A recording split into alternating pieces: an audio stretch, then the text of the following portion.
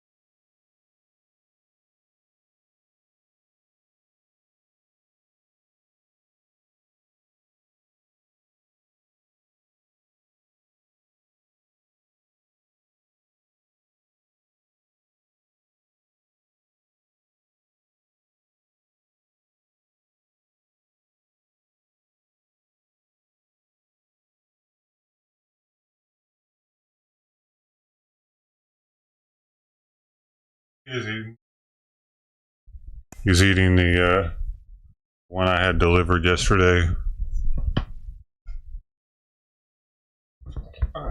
Kitty, what are you doing?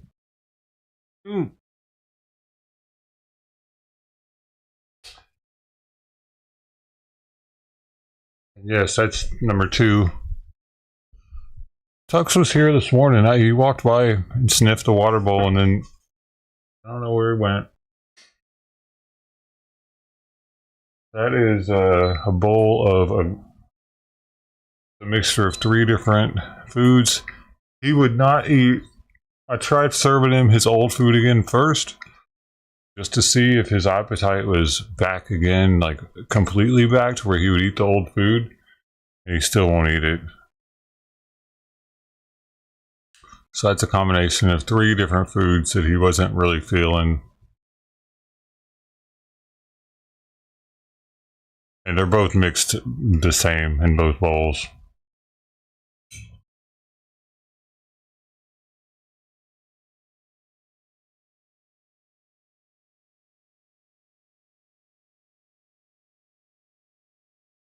But Simon's down to 11.1. I'll have to weigh him again once he's done eating and see if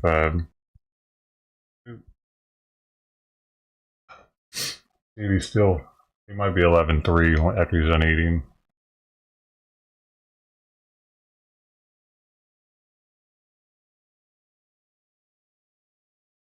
I woke up late today. My alarm wasn't on. And I wonder if this is messing his kidneys up, not having the thyroid medication.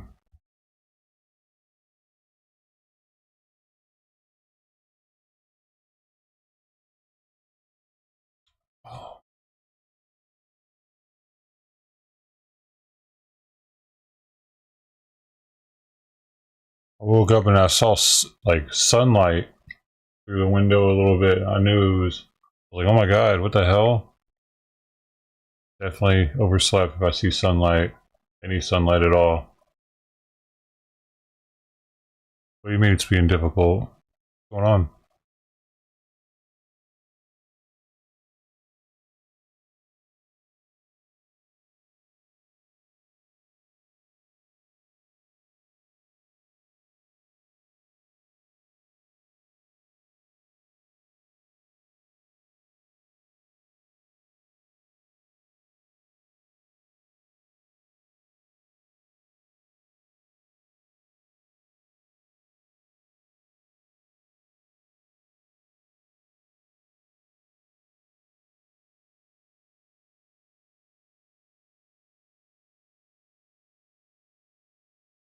Thanks for the 2 likes, everybody.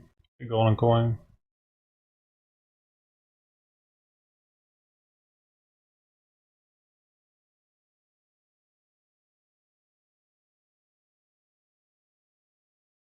Yeah, it freaked me out a little bit. It was just barely up. It was 6:15. Appreciate you, Golden. Jeez, what is this dude's problem? Get off of it. Well, I gotta, what? Really? Really? Wait. Oh, okay. I thought it was gonna.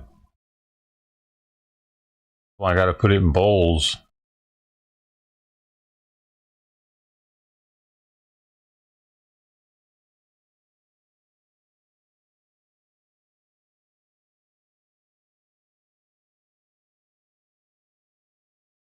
I petted this one on the head a little bit this morning.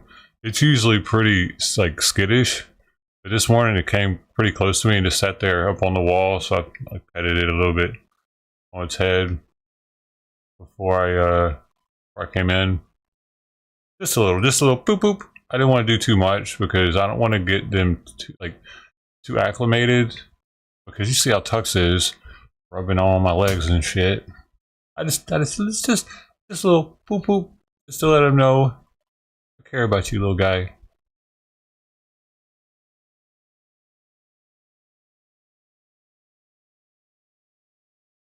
I mean, I've touched him before because I had to take his collar off.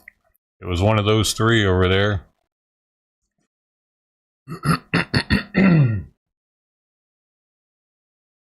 Looks like Simon might have eaten all his food now. Let me go see.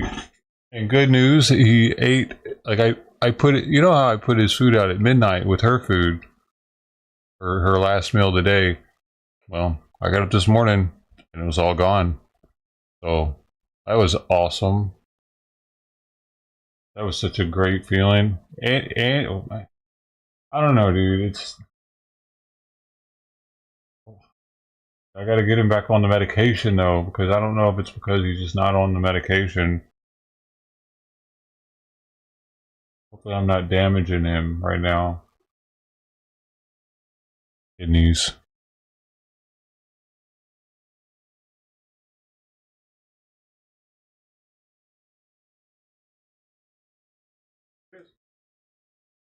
I'm gonna put out a little more food for Simon.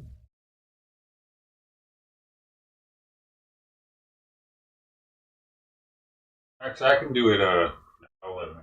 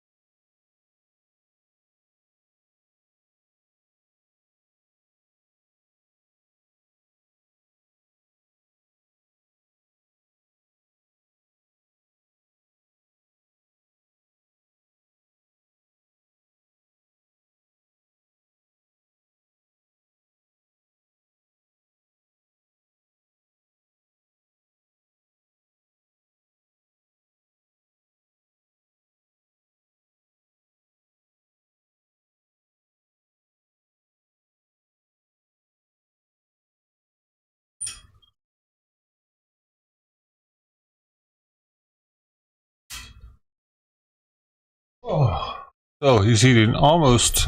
He's like one bite away from a whole can, and according to the thing, he's supposed to get 3.25 to 3.5 cans of it a day. So he's right on track right now.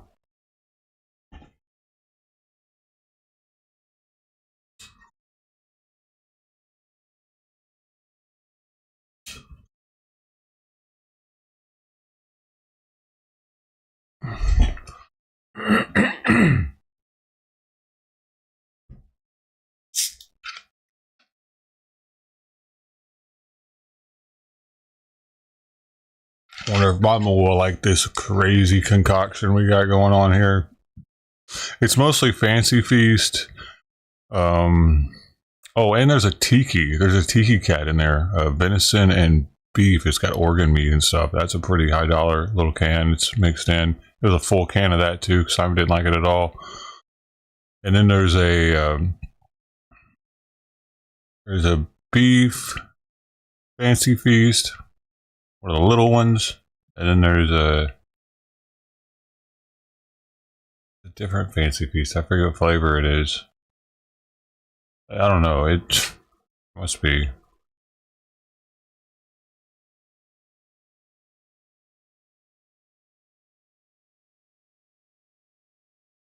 Simon probably wouldn't have eaten it. See him out there.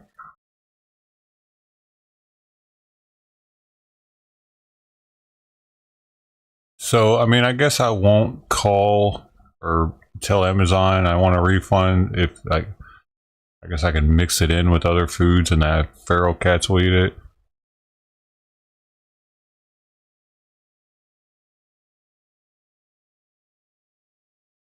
I'm about to go out there and fix that bowl. Get this shit out of the corners, probably. There she goes.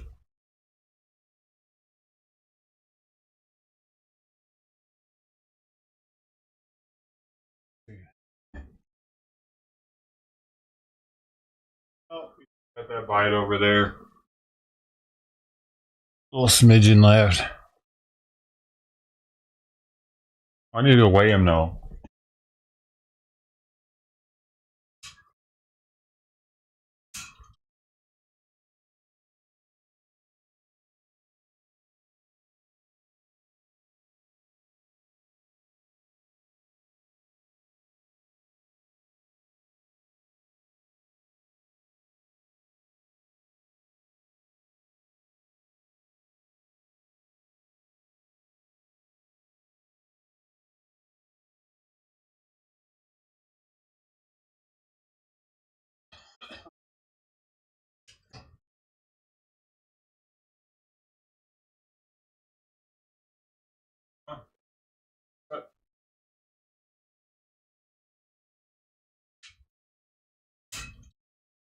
Oh man.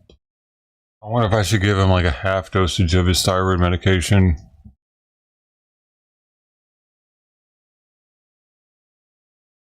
Just to have something in his system.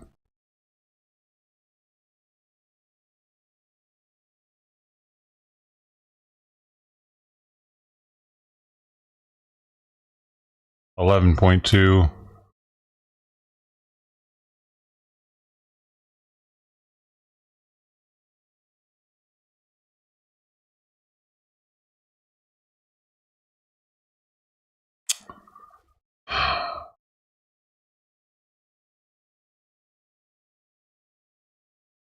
God damn it.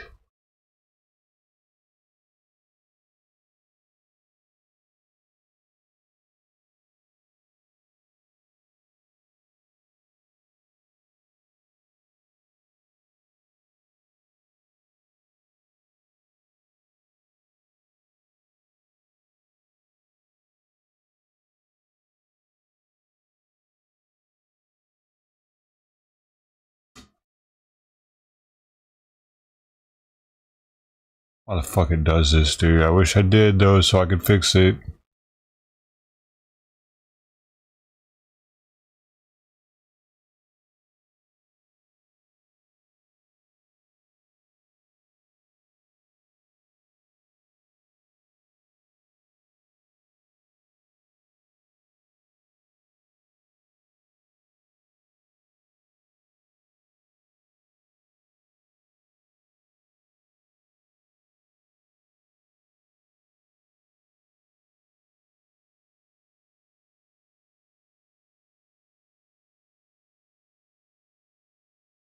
Where's Tux at though? Man, he's not gonna have anything this morning.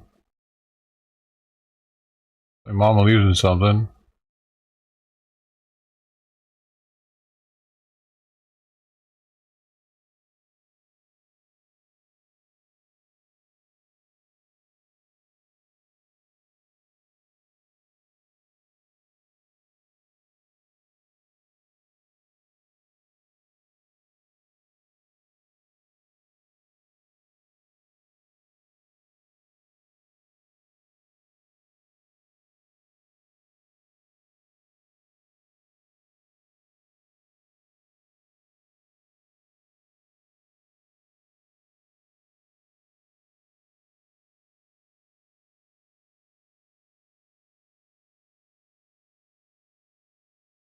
I know mama up for the winter.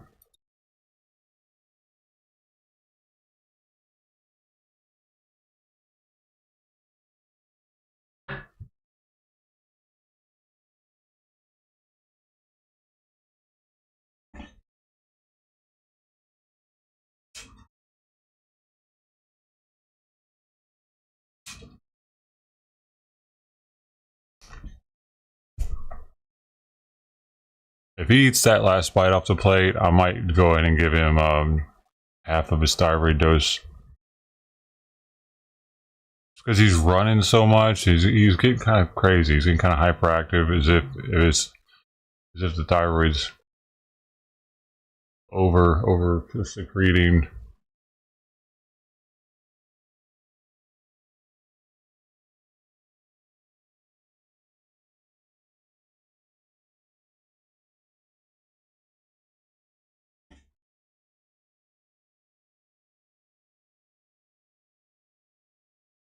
Still didn't eat that last bite.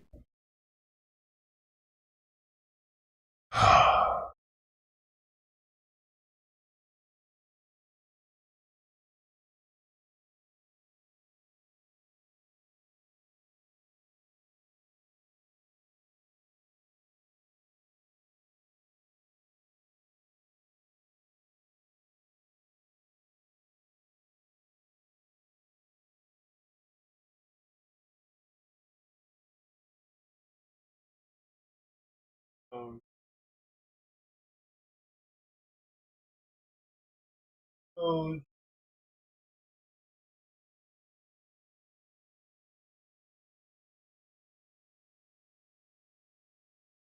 my gosh, mama. Or I had to slow down for her. He walked right in front of a car and then started kind of trotting quicker, but car definitely had to slow down for her. Jeez. Smarter than that. Well, the orange cat, I don't even think the stream saw any of the other cats that I fed. I can't remember. I didn't have the camera in the window like this.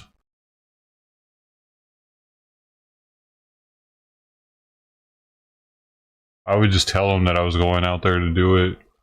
Go feed them. Right?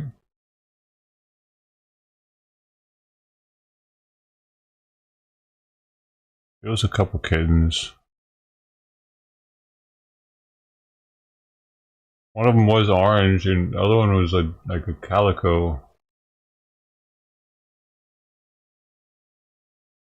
And either the orange cat's dad died by getting hit by a car, or it died by getting hit by a car. So there was an orange cat out here dead one morning.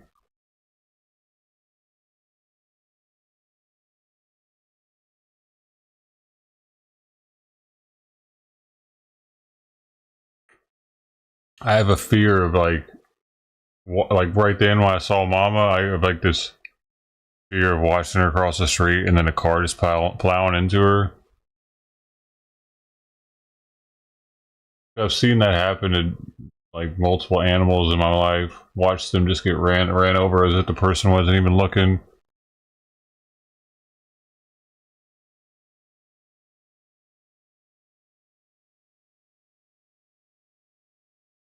Like that freaking possum. Remember the possum like a couple months ago?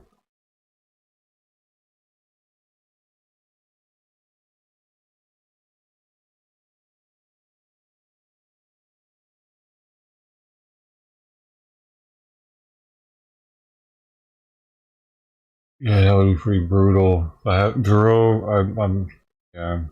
If she crosses right here, they always cross like right here to go across, and I see them walking. And yeah, dude, I don't know how to deal with that shit. Seeing her out there suffering or whatever. Oh man. Well, she lives a long life and just dies from natural causes.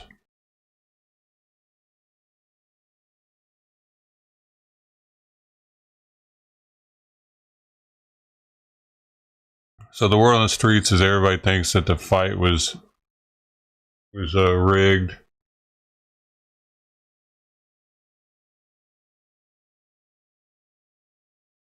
Tyson didn't even try.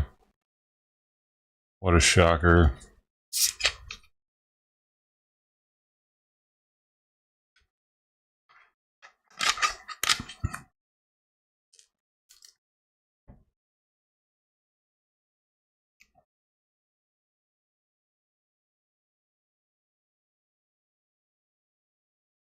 Miss Bungle.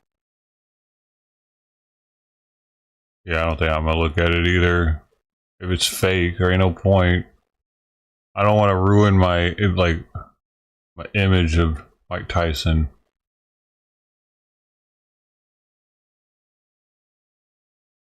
Same reason I didn't go see Dolly Parton front row. I didn't want to see her acting like she was singing. Get down, Sweet Pea. No, I don't want you over here. Why do you do this?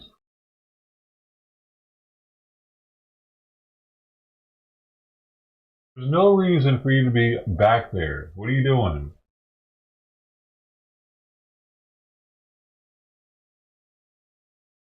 Phone.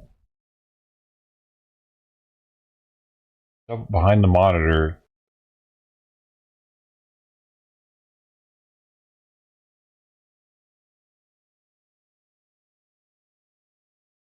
Who still does shows? Dude, why do you think I want you on the desk? Why do you?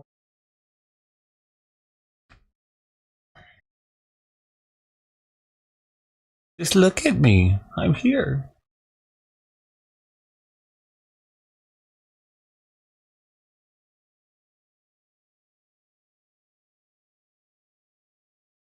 Some his food up. Not that there's any down there, really. But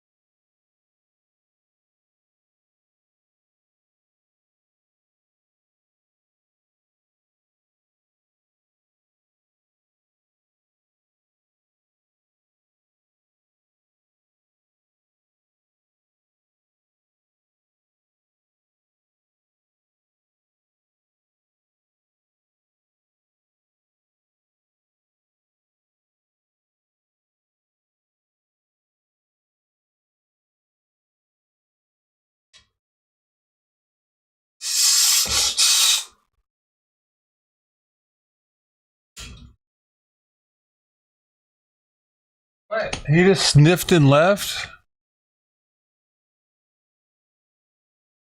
Damn it. Fucking heater stopped working!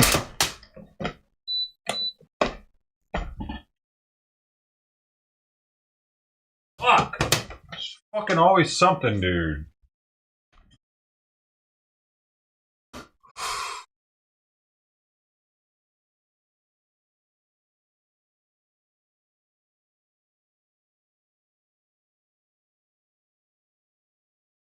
I have no heat. I gotta wait on this thing to fucking do whatever it does so it'll turn back on.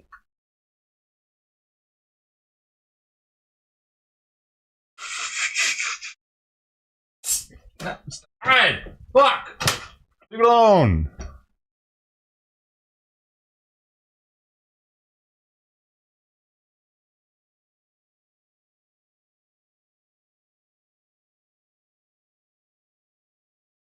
Tux ate somewhere else.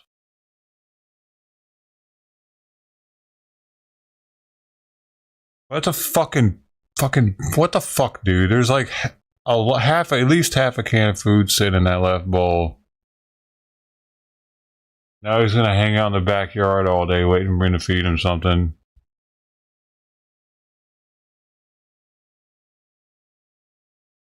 God damn it!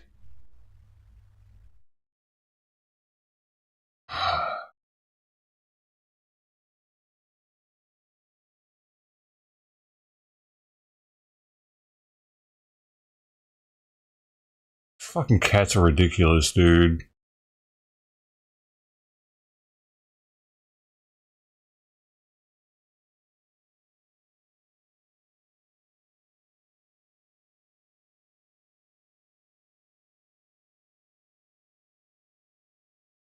Like one day Tux will act like I'm the only one that's feeding him, and then there's this shit.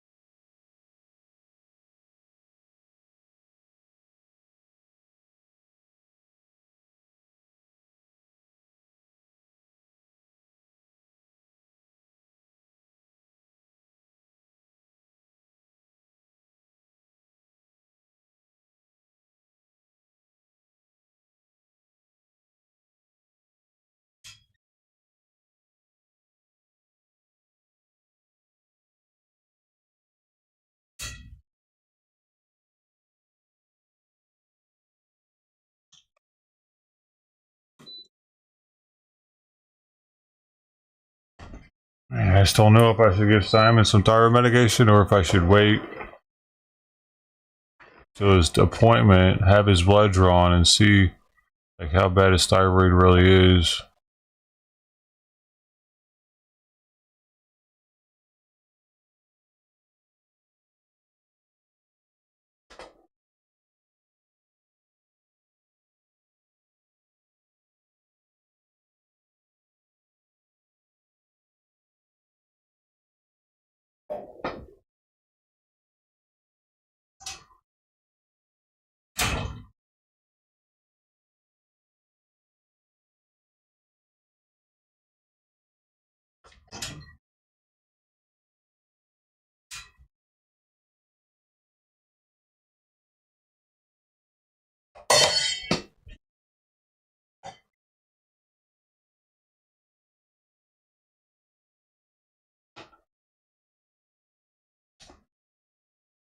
Waiting, that'll be another, man,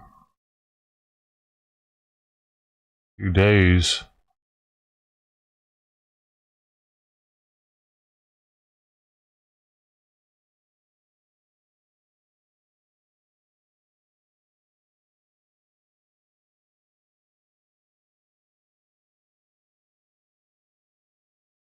All right,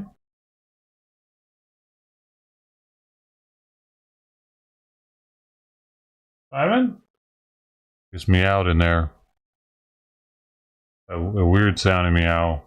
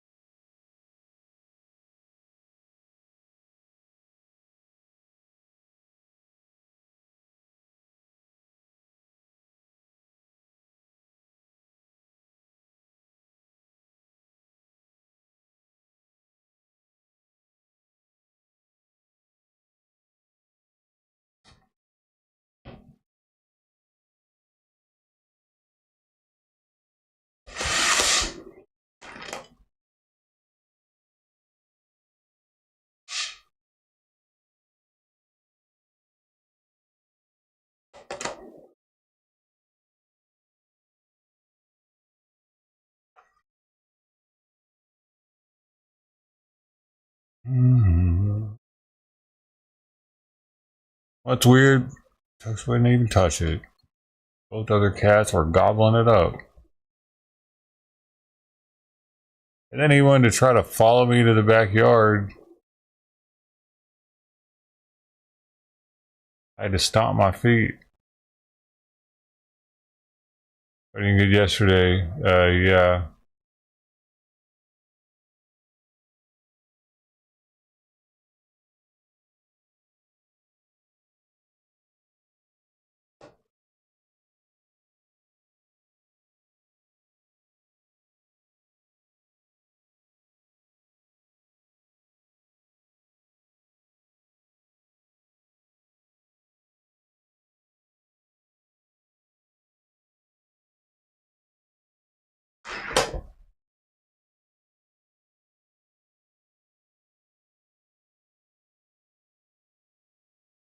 Simon's acting weird though. He's never meowing while he's laying down on his side.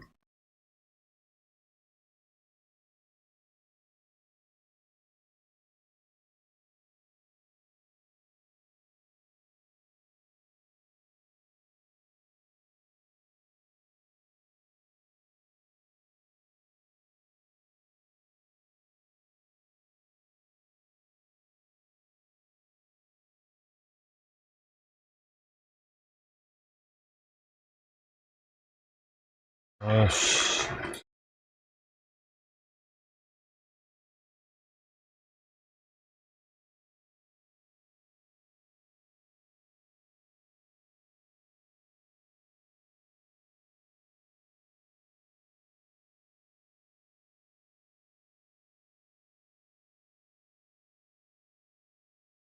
Can't see the kitty cam anymore. It's gone. Do do do do do do do. Can't see the kitty cam anymore. Oh, there it is.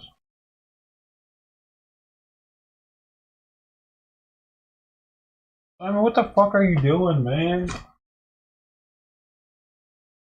Simon, Simon, Simon, Simon.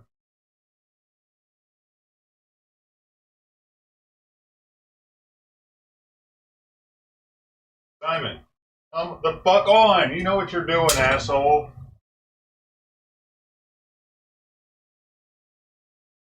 He loves to fucking stand right in front of the gate in hopes that she'll jump out over him and he can watch me have to go get her. That's one of his favorites.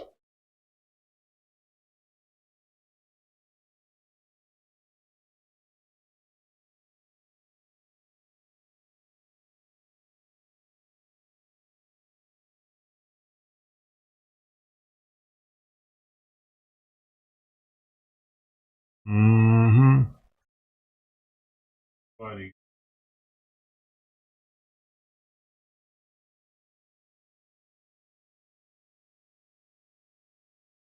I don't even know if he's sick or just being picky.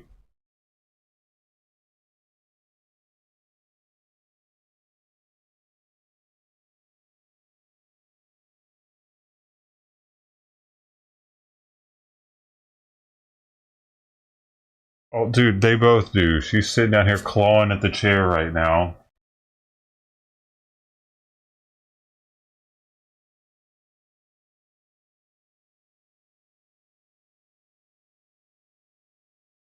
Look at what she did to this mouse, man. She took all the stuff off of it.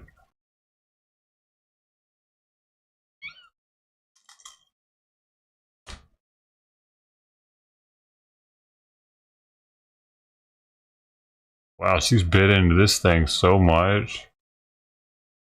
She's probably been eating glue. Great. Yeah, that's trash. Yeah, you don't need that. You're fucking addicted to glue now. Get out of here.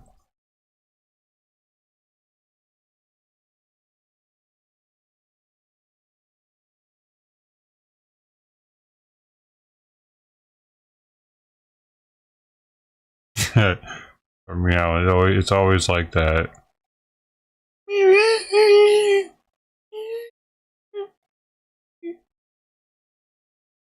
It always sounds like it's super important.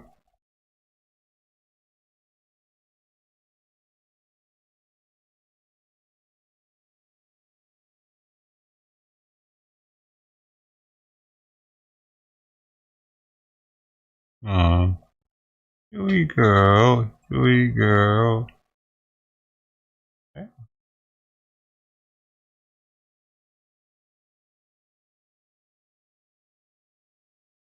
See, did you hear? Before she jumped right there, she goes, as she's jumping. Like, wee.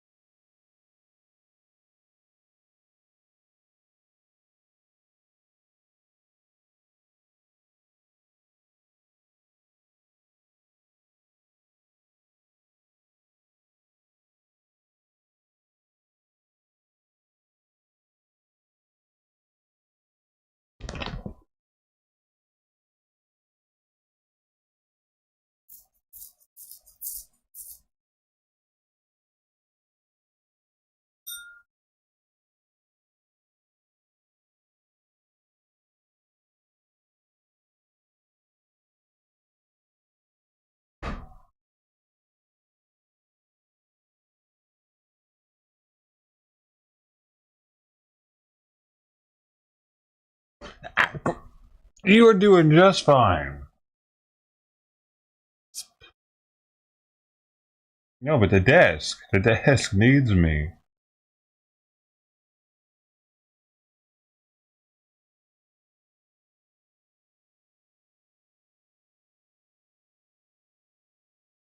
Oh my god, somebody's cat ate a silverfish and threw it up.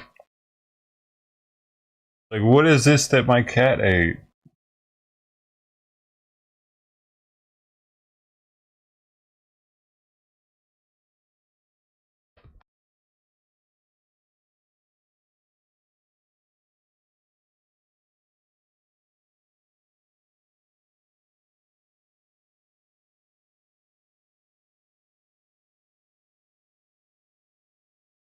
Dude, so you hurry up to get behind the fucking monitor. Because you know I don't like you back there. You know what? You want a little spray? Get out of here.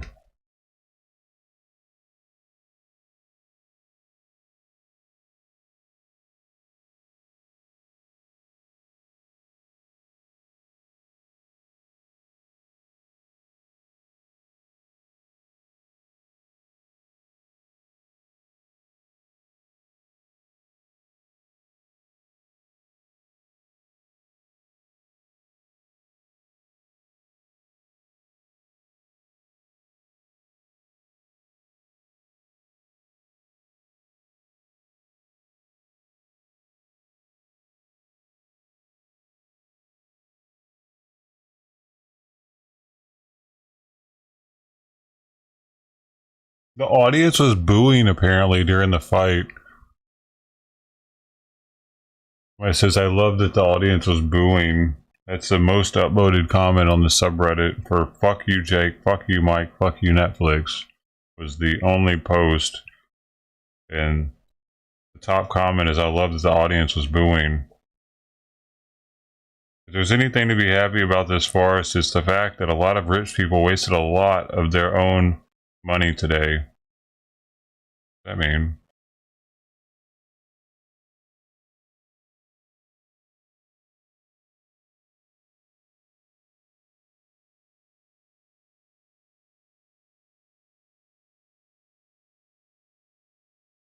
well, people were saying the women fighting before them was a better match.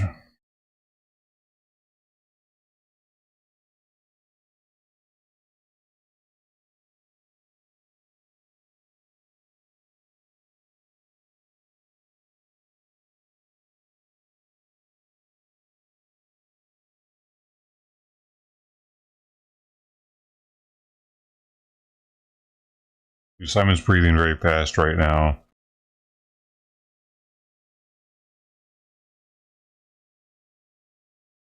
Yeah, I think I might have to get his medicine.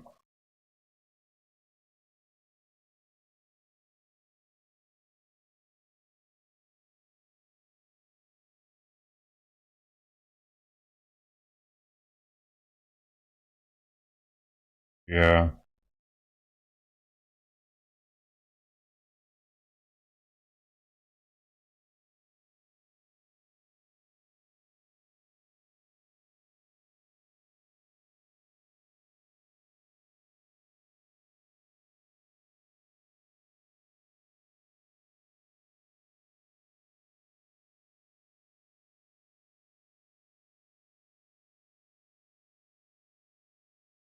Unless he's smelling something right now, it's hard for me to even time it.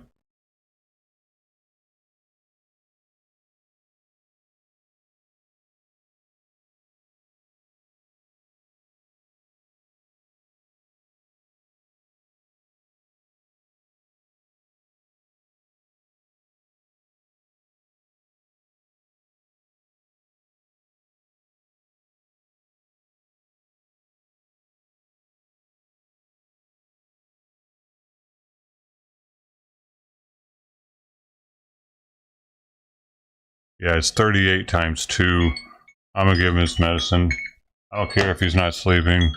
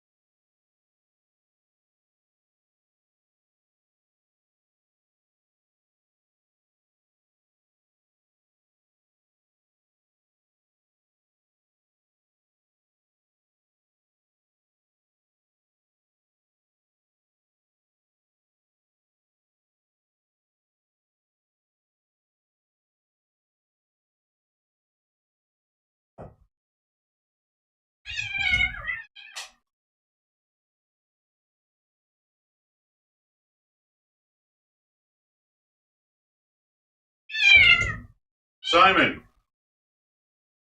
stop. Stop. Stop. Fucking back. Cat, come here.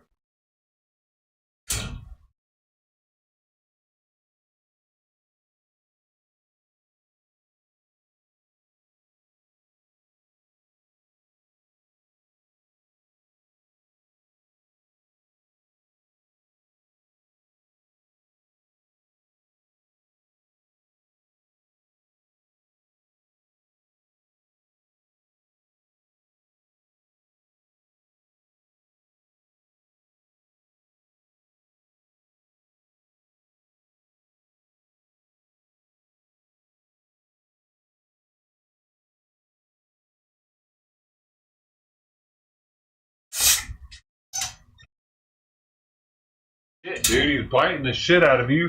That means get the fuck away from him, maybe. Hey, Steve. Morning, man. Like sass, I missed it. I gave him half of his medication.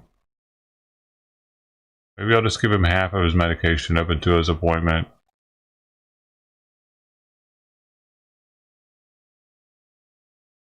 That lowers his respiration rate a little bit. Couple days, give him half, see if he keeps eating. Better than none of it, probably.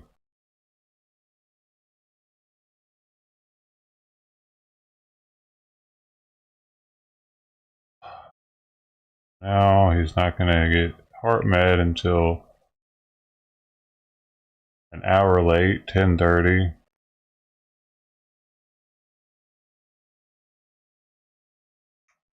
So I just gave him a little food. Well, I just gave him the treat.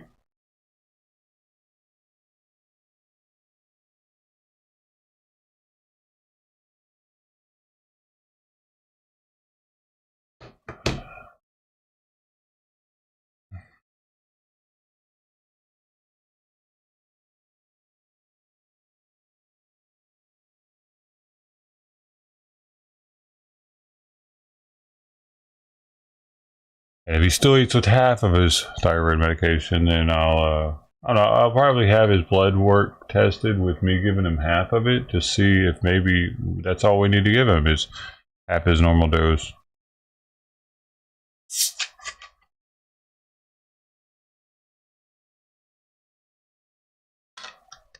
Yo, whatever happened to that trucker dude that would always go live with like talking about Antifa and Patriot shit? He was a logistics guy. Y'all remember that guy? What happened to him?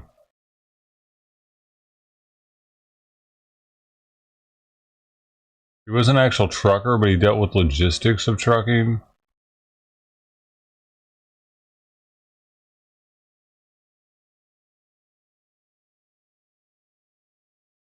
I think his name might have been Steve.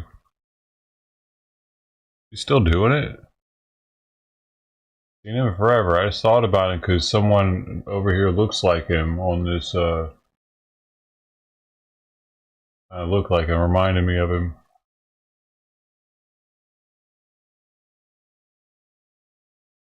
I don't remember the name of his channel, but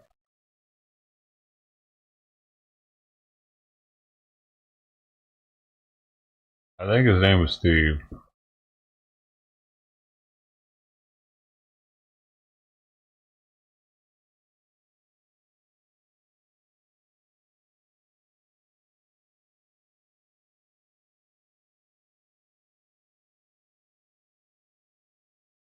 No, not actually.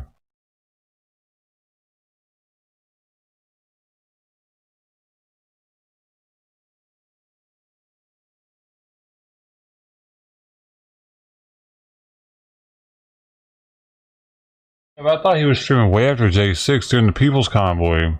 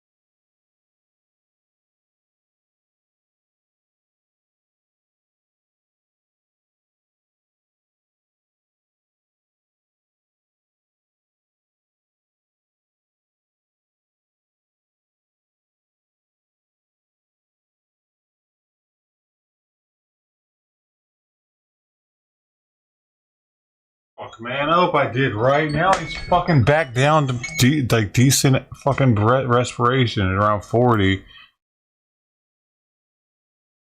I don't know what the fuck I'm doing, man.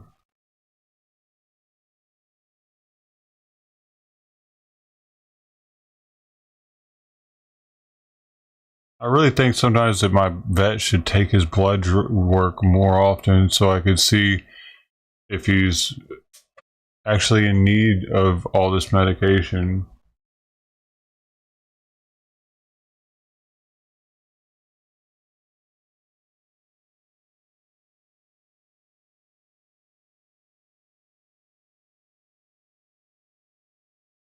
All right, I get it. You fucking. Damn it, I get it. There.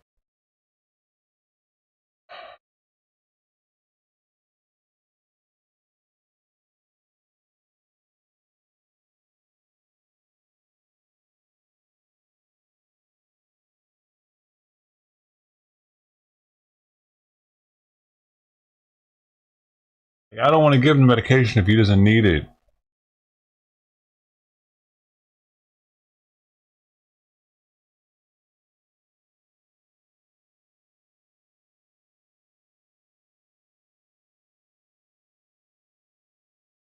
And now I've kind of fucked the experiment up because I just gave him a half a dose.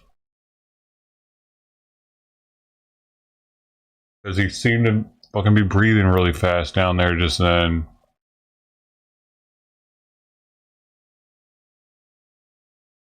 You could have just been smelling something though. God damn it. I should have waited till he was asleep to take his respiration and do it fucking right.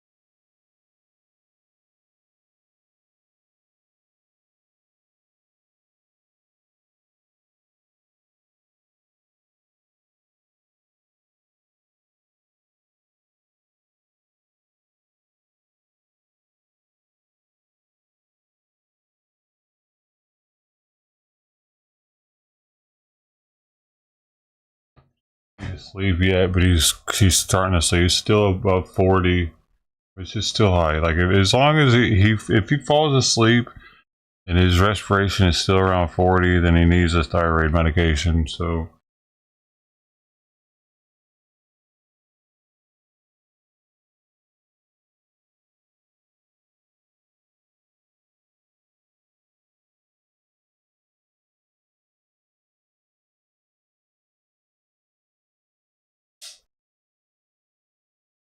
Man, I wish there was a way for us to just prick them, take a little sample of their blood and put it on something and it tell us like something, you know what I mean? It was spend like $100 or something to get blood work done, and you gotta wait, gotta take them up there and everything and bring them back, and just to know what his levels are like.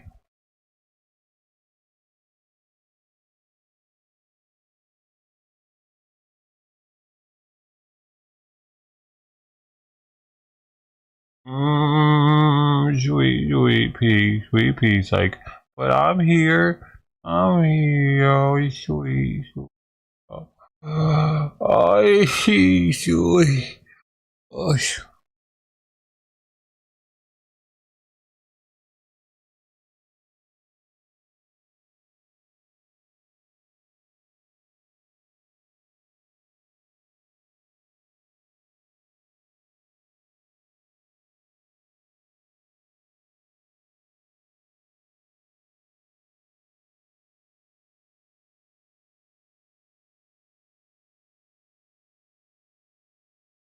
my gosh. Oh, yeah. Nope. Okay. Ah, I'll be careful. I'll get a butthole in the face.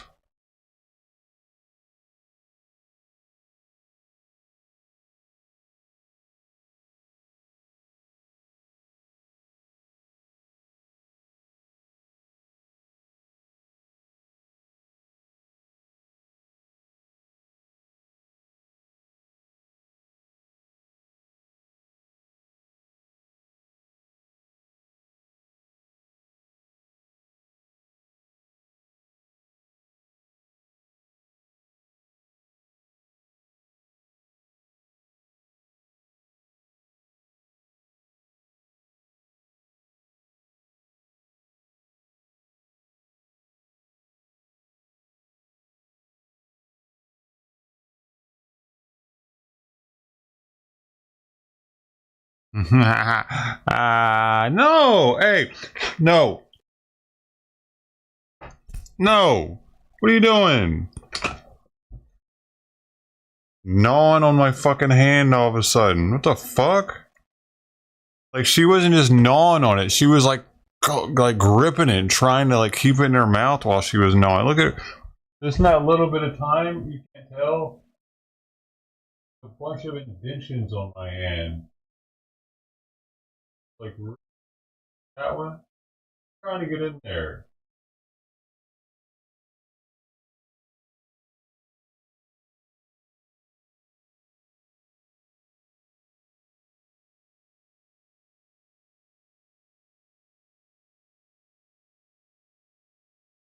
The fuck?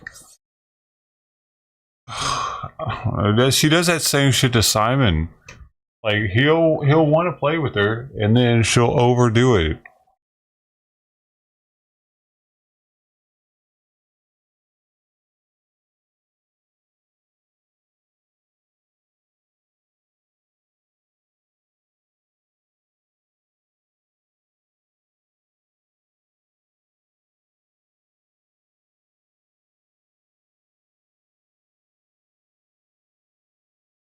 Can't see. You can see him there.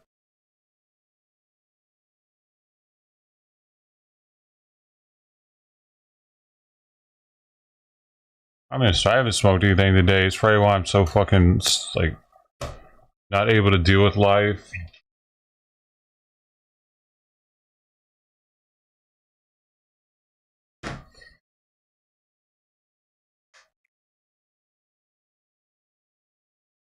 Oh great, this is cached. Apparently.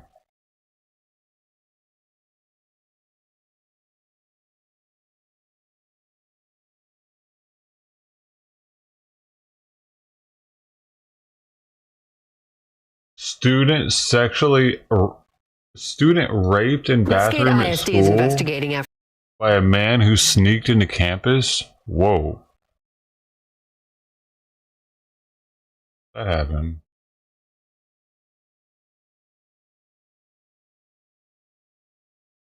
Dallas Fort Worth.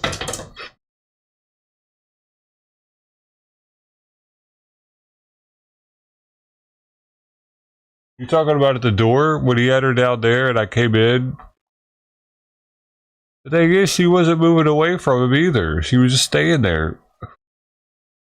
Like, she could have gotten up and run off.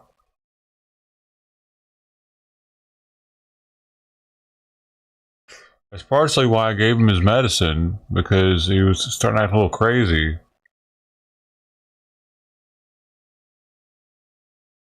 No, no, go on, no, go, stop, go. He's trying to knock my crystals off the desk.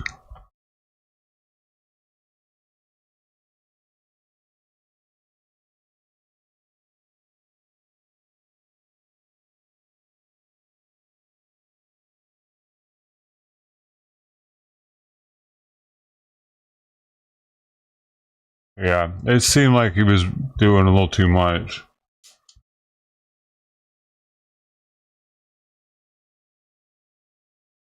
Well, maybe if you didn't jump up there, you wouldn't hurt your foot jumping down. I don't want you up there.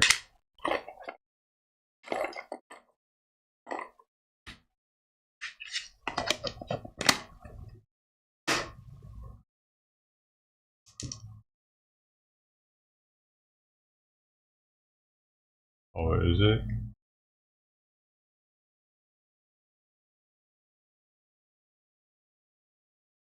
No one's saying it in the comments.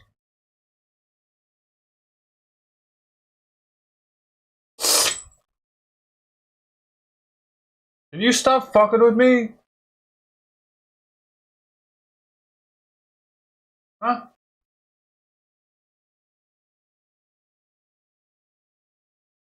Like, you have all night to chew on that Velcro if you want to. You wait till I'm in here to start fucking with shit like that. It's not chewed at all, but I get in here and you chew it. Doesn't make any fucking sense. Unless you're trying to mess with me.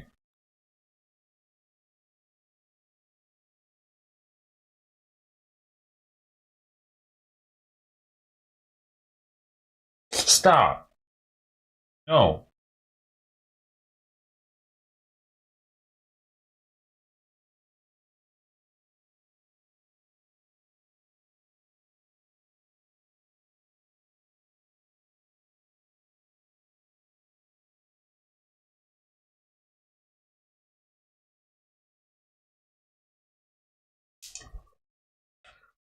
Gotta get off around here before you make me hard. Before you make me hard now.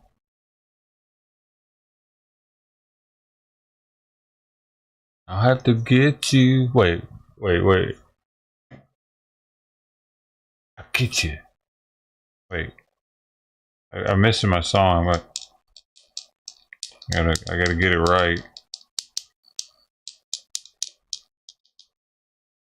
What you doing around my hood now? Better get up from round here, or you make me hard. Or you make me hard now. Boom, boom. I hear the next lyric.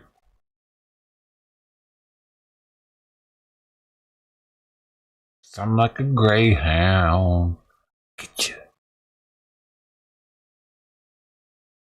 I'm missing a lyric in there though.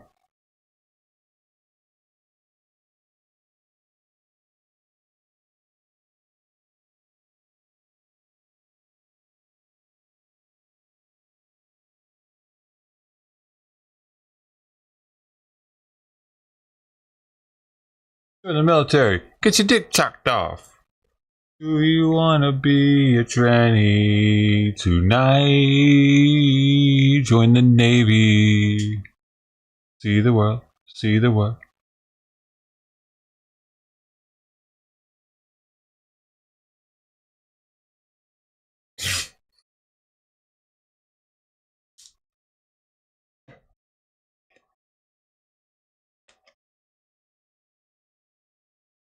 You know, I don't know why the trannies aren't latching onto that and making it theirs.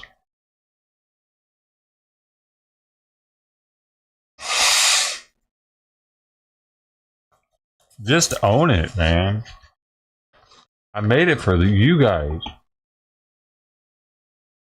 For the trannies of the world, I make music and I love you. Oh, maybe not. Alright, we'll take that last lyric out. Sorry, I'm not a big lover of trannies. I'm not a tranny lover. Dude, I'm out of fucking weed now. Well, this is a problem.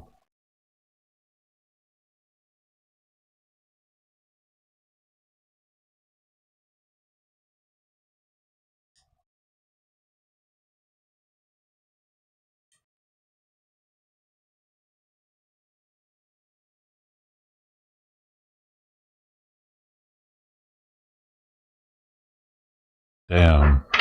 Didn't realize I was doing it like this last night.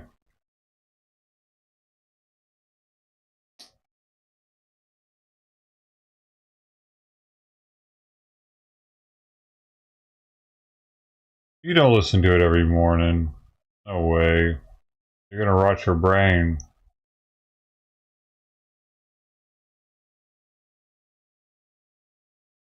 Is it your alarm clock?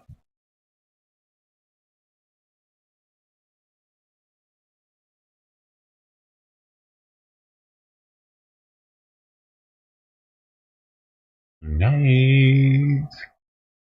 Dude.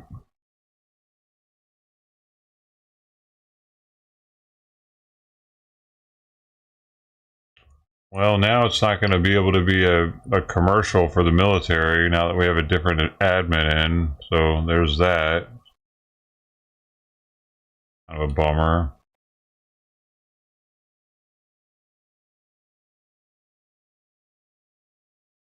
Really went for. Made my parents proud of me. That's like almost like the national anthem when it comes to how important it could be for our culture.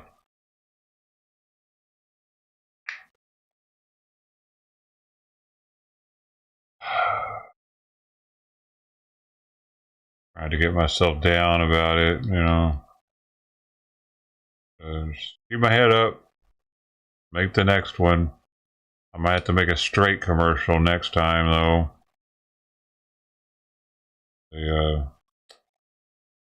Yeah. I don't think they're going to use it now.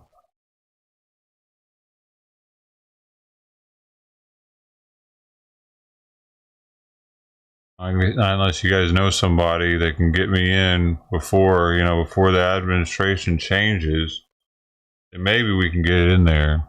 So, I mean, it could probably bring about 10,000 people into the military over the next month that want to be trannies for free.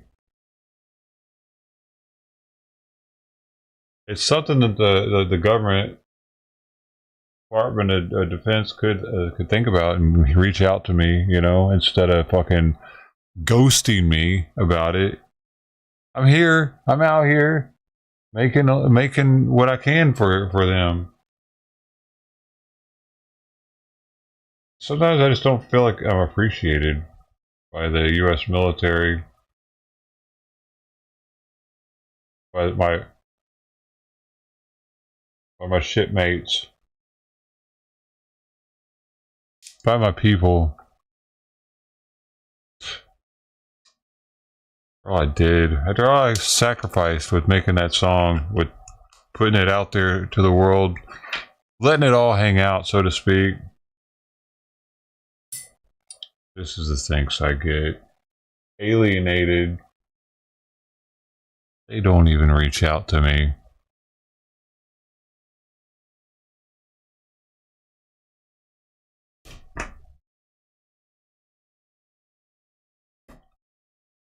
I put everything into it. What else am I supposed to do?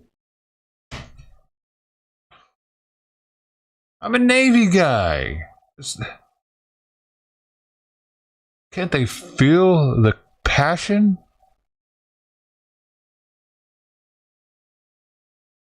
Would definitely get more trannies in the Navy.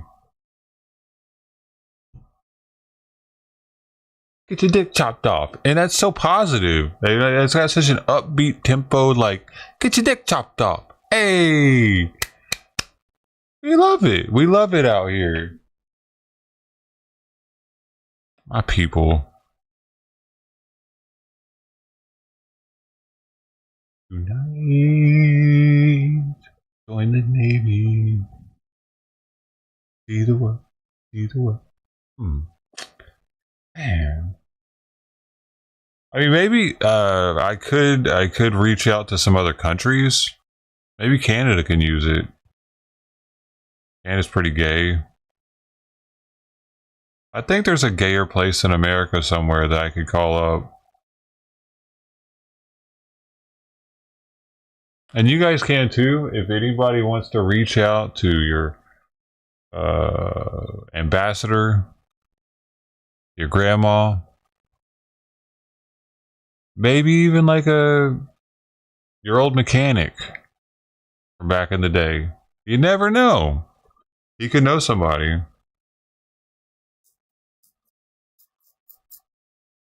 Like from that car you don't have anymore. You used to you could go to him because you had a Ford or something. Never know. He could know somebody in the government. And if he's a cat person, well, there's that.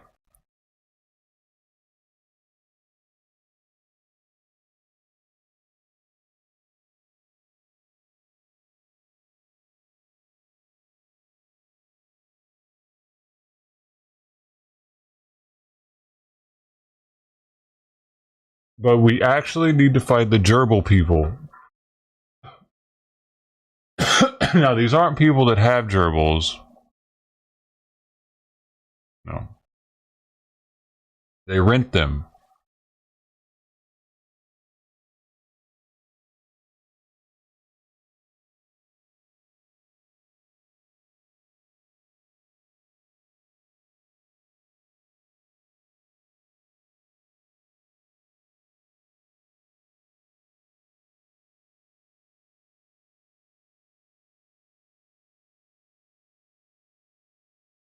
They will start a business with it, you know, a business of renting small animals to people. They say want to put them up their ass or something, you know. I'll have them declawed and deteethed, of course.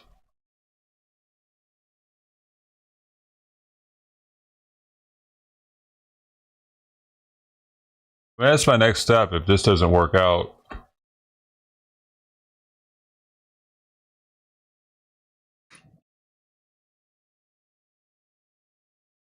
I know it's a pretty open field. There aren't hardly anybody doing it right now, and that's when you want to hit it. That's when you got to get in the beginning. Do you know anybody doing it?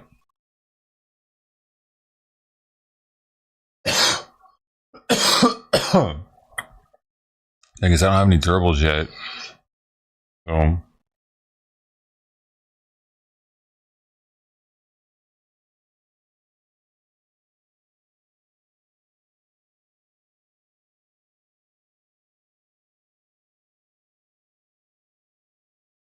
that's cruel. Okay, I won't do that then. I didn't know it was cruel.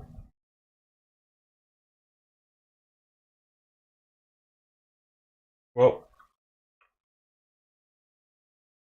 what if I breed the gerbils to like it somehow?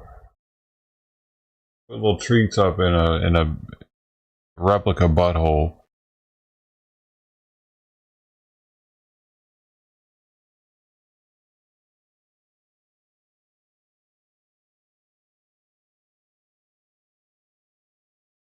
Who was the actor that got caught doing that?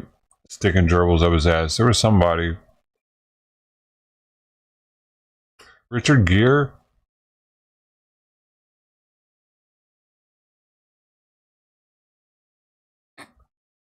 So Hollywood's right around the corner, and I bet a lot of them are still doing it on the low.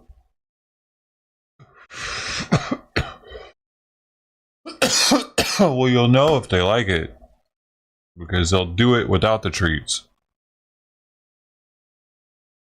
I mean, if eventually they do it without the treats, I'll start with the treats, and then I'll give less and less treats over time. And the ones that stop doing it because they're not getting the treats, I don't know, but they don't like it.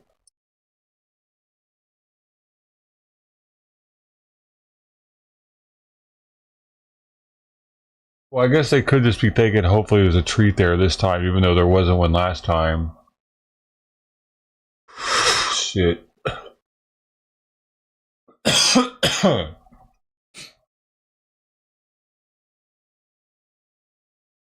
Well, I'm going to have to learn how to speak gerbil. That's the only thing then. Hey, there's Mama. I never see her right there. The neighbor's front yard.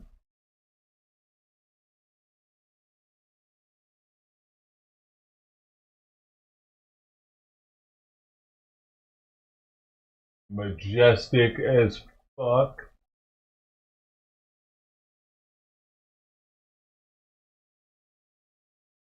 If I can get a picture of her. Probably not, because she's a quick. Oh, no, she's gone. I don't know where she went either.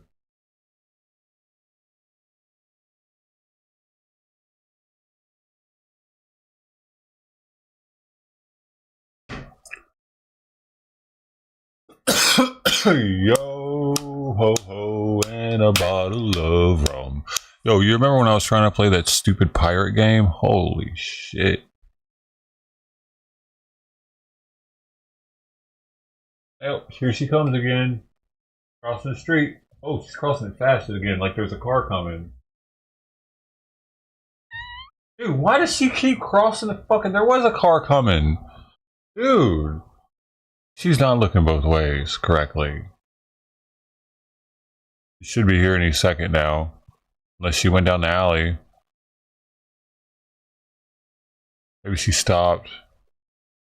Into the sidewalk. Did you hear her meow right now?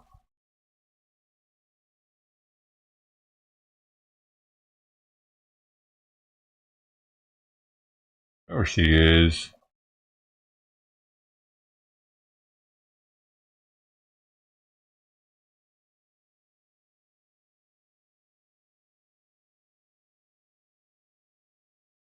Isn't her meow the sweetest meow ever? Now can you see why she made it up to the top floor? Imagine hearing that for 24 hours straight. Underneath the floorboards. And I'd already had her in my hands.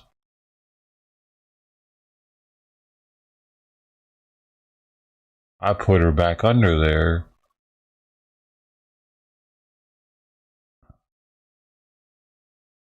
I think that Mama was rejecting her, possibly. For some reason. Maybe Mama knew that she needed help. Or was just tired of her nipples getting bit on. But her meowing the way she was a distress signal.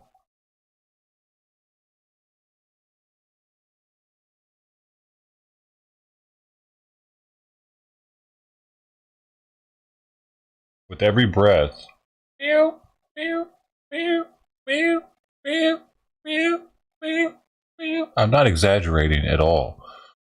And I would go back, and I'll come back up here, and I'm like, yep, she's still meowing. And I remember I'd go back there again, like a couple hours later, and just like listen in the dark. And I'd catch it again. Meow, meow, meow, meow. Sometimes I'd have to listen for it because she'd move around down there.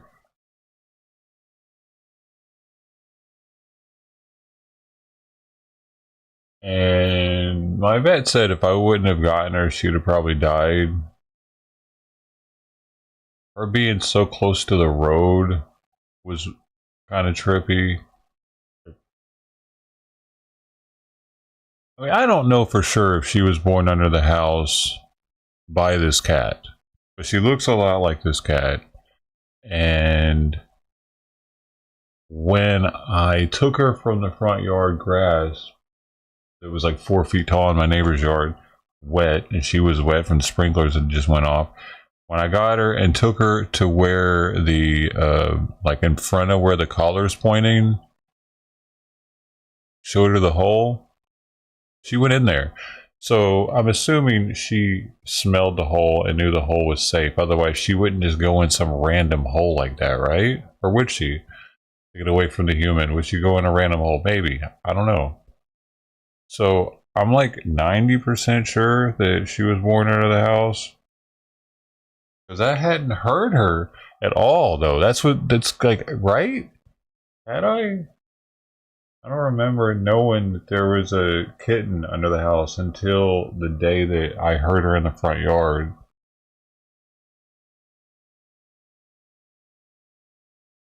I remember there were some kittens at one point where I was like, I only heard one kitten, and now I'm not hearing a kitten anymore, and I think all the kittens are dead now. And that was like, I can't remember if that was this batch or the batch before this. Oh, had I? Maybe. Maybe I had heard meowing like weeks prior and then it just stopped, but I thought that was when it was cold outside. Well, I guess it was kind of cold outside then, wasn't it? In the mornings, was it still cold? Was it still getting in the 40s?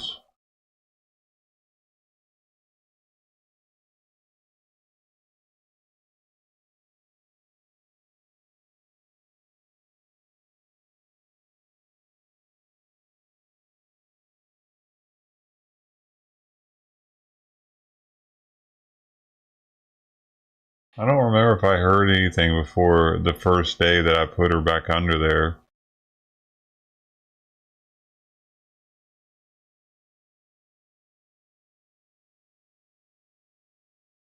It has to be where she came from, though. I don't see any other place where she could have, unless somebody dumped her out there. No, I heard her in the front yard. The first time I remember hearing her I heard something in the front yard. I thought she was across the street actually. And then I don't remember if I don't remember, I actually don't remember hearing her before that morning. Oh, there's Tux. One of the Tuxes is walking in the neighbor's yard now, off the street.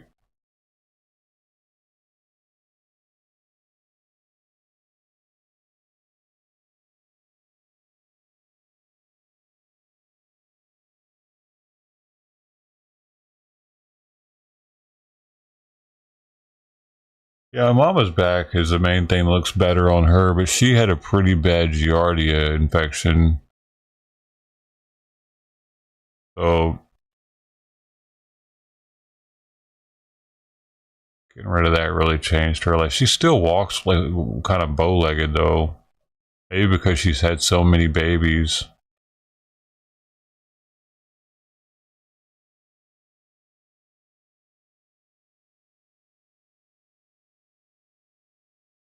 Yeah, she meowed all night, and that's when I had to bring her in because I figured that she hadn't eaten in 24 hours if she was meowing so much, and she would have died very soon if she didn't get some sort of nutrition and fluids.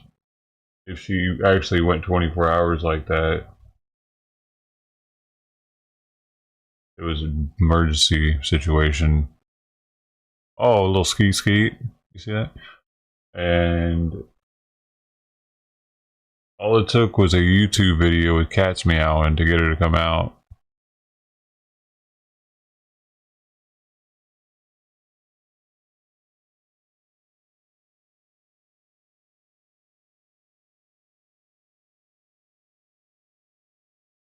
I forget to pop out.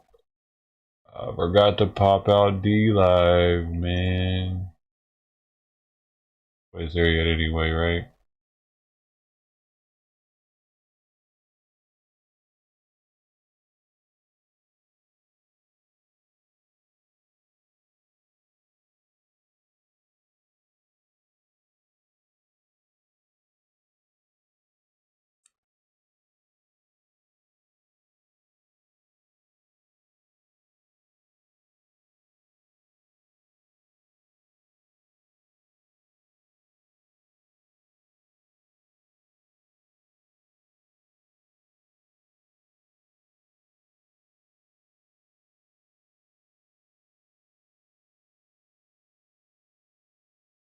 What a stupid fuck. I don't think it's gonna help boxing, dude. I think it's gonna hurt boxing.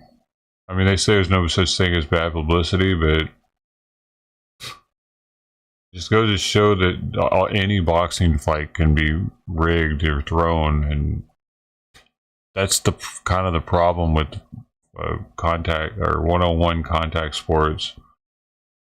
Because since it's one-on-one, it only takes like kind of almost one person to decide. But if it's a team sport, you know, what I mean, that one person might decide he's trying to throw the game, but others might see that. I mean, what's happening, and there could be repercussions. It's harder to see with boxing, but everybody could even tell last night. Everybody could tell. So they weren't even convincing.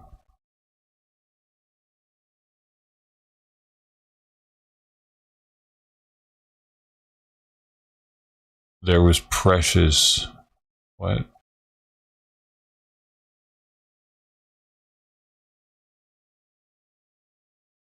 Oh yeah, Precious was pretty young back there. Yeah, she was breathing all crazy. Remember that? Her respiration was all jacked up. And I ran into that dude the other day. He was driving down the alley when I was out there picking up the bowls or something, and we talked for a little while. That was the guy that he said he's feeding the cats sometimes too, and then he saw Crossback. That's how I knew that Crossback had been injured for like a week prior to me seeing him.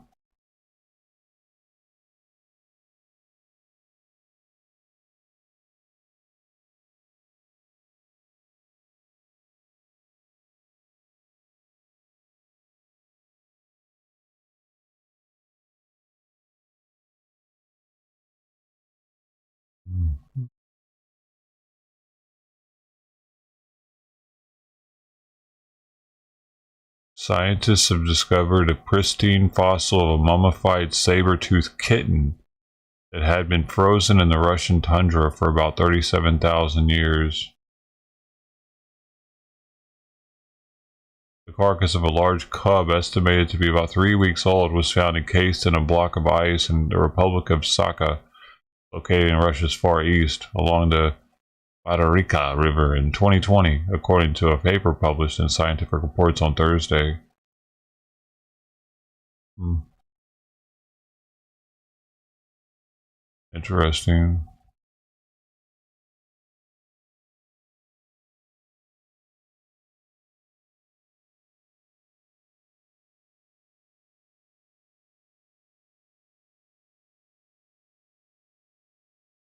Or if they can bring it back. It's been frozen.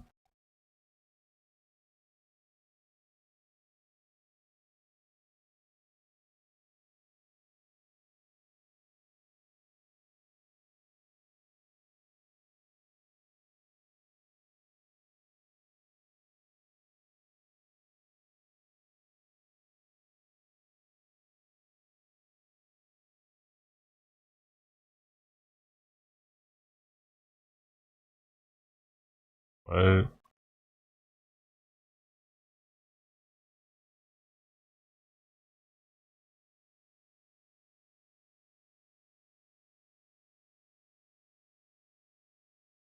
only works for fish.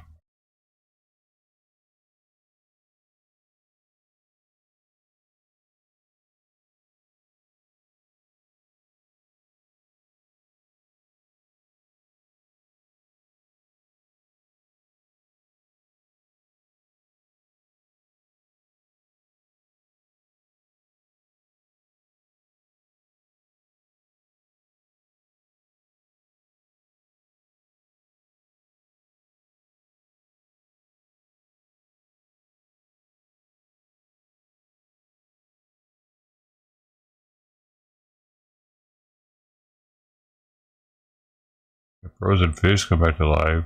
Oh, but they could take their DNA. You take your DNA from something frozen because it hasn't been destroyed. Like, you can't take life from amber because it's been destroyed inside of amber, but frozen, something's frozen, the DNA is still good enough to do something with it and possibly clone it, right? Possibly. The tundra, that's like deep frozen.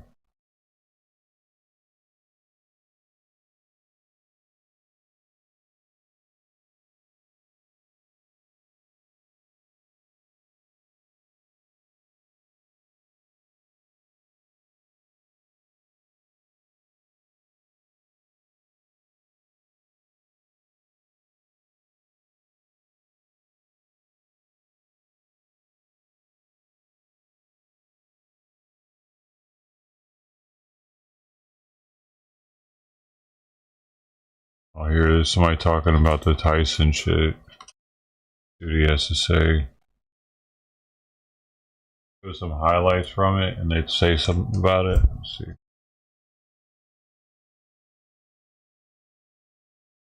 People who did not.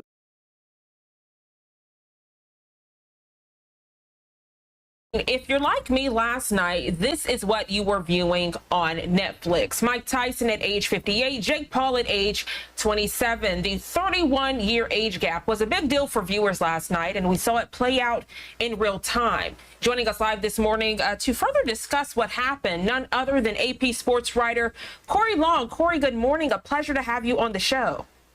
Thank you, Gina. Yeah, some people were trying to watch the fight and were just watching a lot of buffering also. So I want to shout out to those people who did not get a chance to watch the fight in a live time. Look, X kept me very entertained because there were a lot of accusations that maybe the film crew was using an Android to stream it. And then other people were saying, hey, I can watch it. It's you all with the cheap Wi-Fi. But I will say AT&T is not cheap. I did have them for my Wi-Fi. I actually had to take the Ethernet cord from the internet box and plug it into the TV just so I could see it because it kept freezing, buffering. It was just a mess. But Corey, before we get into the very latest with Tyson and Paul, I actually want to talk about the fight that led up to it. The very latest with Taylor and Serrano. I'll let you start because I have a lot of thoughts to share. What? Yeah, it was another great fight. It was a rematch of a fight. Shit about that? What are you talking about? So wait a second. You're telling me you talked about that for that amount of time? Okay, here's his goal. He goes back into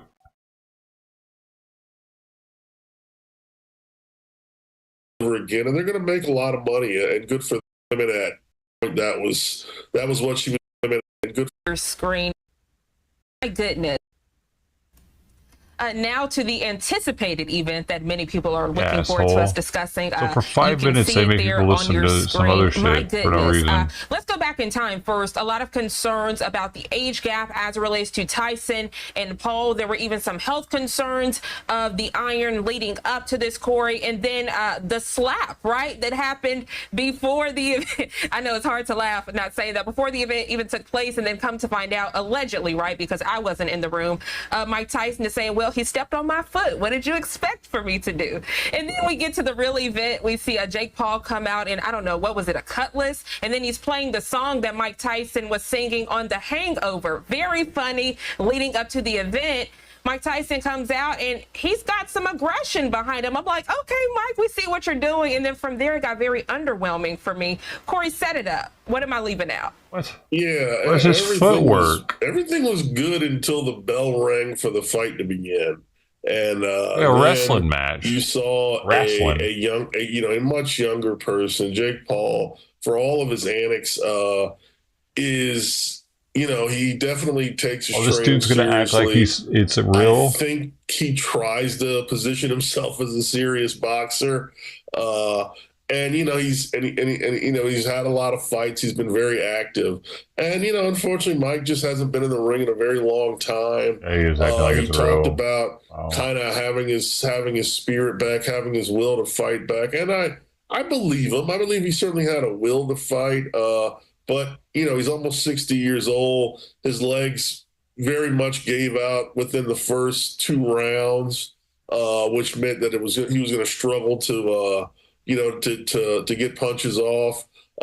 Jake Paul didn't really do a lot to push him. I think he might have hurt him a couple of times on some shots, but for the most part, he kept it safe, kept it on the outside. It was as an exhibition, it's fine. Don't tell me it was a legitimate fight, because that's false. But Right. as an exhibition, I thought it was a former heavyweight champion that still wanted to apparently get in the ring one more time, and a young quote unquote boxer that doesn't want to fight real boxers. But it was a fine event, and I know the fans were getting a little restless because, frankly, Mike couldn't throw a lot, and that came from the fact that he really lost his legs and his timing's not there. He's 58 years old. He's nowhere near what he was even at the back end of his prime. So, I guess I'm happy nobody got hurt. So I guess that's I certainly didn't want to see Mike Tyson's 58, almost 60 years old. I certainly didn't want to see him get hurt, and he did not. I don't think he got hurt, so that's a plus. But I'd rather talk about the other fight, to be honest with you, because it was a lot better. Yeah, I share that sentiment with you. And listening to the commentators, there was even some controversy about the lack of knowledge for it. My goodness. I mean, I love Cedric the Entertainer. He was funny on Johnson's Family Vacation, but there was a lot of confusion as to why he was one of the main faces there. But hey, there were a lot of people in the audience. We saw Shaquille O'Neal, we saw Grunk. We even saw some of the people from Cobra Kai in the audience. So definitely that. I want to say, though, speaking of what the commentators were saying, Corey, they were saying for Jake Paul, it was a lose-lose situation. If you knock out someone of Mike Tyson's age, you're seen as not a good person. But at the same time, you don't want to see him not fully go in. It did seem like he was holding back a little bit in the fight, but I was just happy to see that Mike Tyson made it through all of the rounds, because there was concern of him, his breathing, him losing breath. And then I don't know if you noticed this, Corey, but he kept shifting his mouthpiece. I noticed him grabbing his mouthpiece a few times. There was even a back and forth with the commentators about that. Yeah, he was biting his gloves, which he's done. He's actually bitten his gloves a lot. I do think he was having an issue with the mouthpiece. It was they changed some rules. It was 2-minute rounds. They used much larger gloves. They used, I believe, 14-ounce gloves. So the impact of the punches wasn't going to be as severe as if they would have used the 8 or 10-ounce gloves that are mostly that most boxers use. So they did enough to kind of keep it an exhibition. 14-ounce gloves. That's why it was stupid. It's pretty easy to question the legitimacy. But I kind of agree that Jake Paul, just at a certain point, he knew that Mike really was going to struggle to hit him, wasn't going to really hurt him. So he just kept it simple, stayed on the outside, did the work. He won. I don't know what it gets them. I don't, again, they both made a lot of money, so that's nice. They filled up I think there were 72,000 people there last night at AT&T Stadium, so they got a big crowd. It was an event. There were a lot of people on. Rosie Perez, I will say, is very boxing knowledgeable. So, I'm happy that she got on it, because she does love the sport and follows the sport very closely. But otherwise, it was, you watched it, then you kind of wondered what you just saw. That was the way I looked at it. Well, a lot to look forward to in the boxing world. And one thing that also stood out to me, they were saying, yes, Jake Paul has pretty much won most of his fights, but someone mentioned that, yes, because he's very strategic when he picks who he will fight in the ring. What are your thoughts on that? Like, do you view Jake Paul as a serious boxer when you think of the Gervonta Davises of the world? Obviously, they're in two different classes, but I mean, I'm going to be honest, I don't even think he could beat Gervonta Davis. I'm just saying, everyone has an opinion. Do you think he's a serious boxer, or do you still look at him as a social media star? No, he's not a serious boxer. If he were to fight real boxers, skilled boxers, people who do this for a living, he'd probably be on the very lower end of a preliminary boxer, to be honest with you. the closest thing he's fought to a real boxer who actually did it for a while was Tommy Fury, who was Tyson Fury's brother, and he lost to him. And Tommy Fury is more interested in being on the Love Island or whatever reality show that calls him up from week to week. So, no, he's not serious. I heard him call out Canelo Alvarez after the fight, and that's kind of funny to me because, Canelo is still a reigning, defending world champion, even though I think he himself is avoiding most of the tough fights that he could take these days. So maybe that's a match. I'm pretty sure Canelo would absolutely destroy him by just hitting him in the body repeatedly. So I mean, unless it's a big payday. So I'm sure Jake would take the money.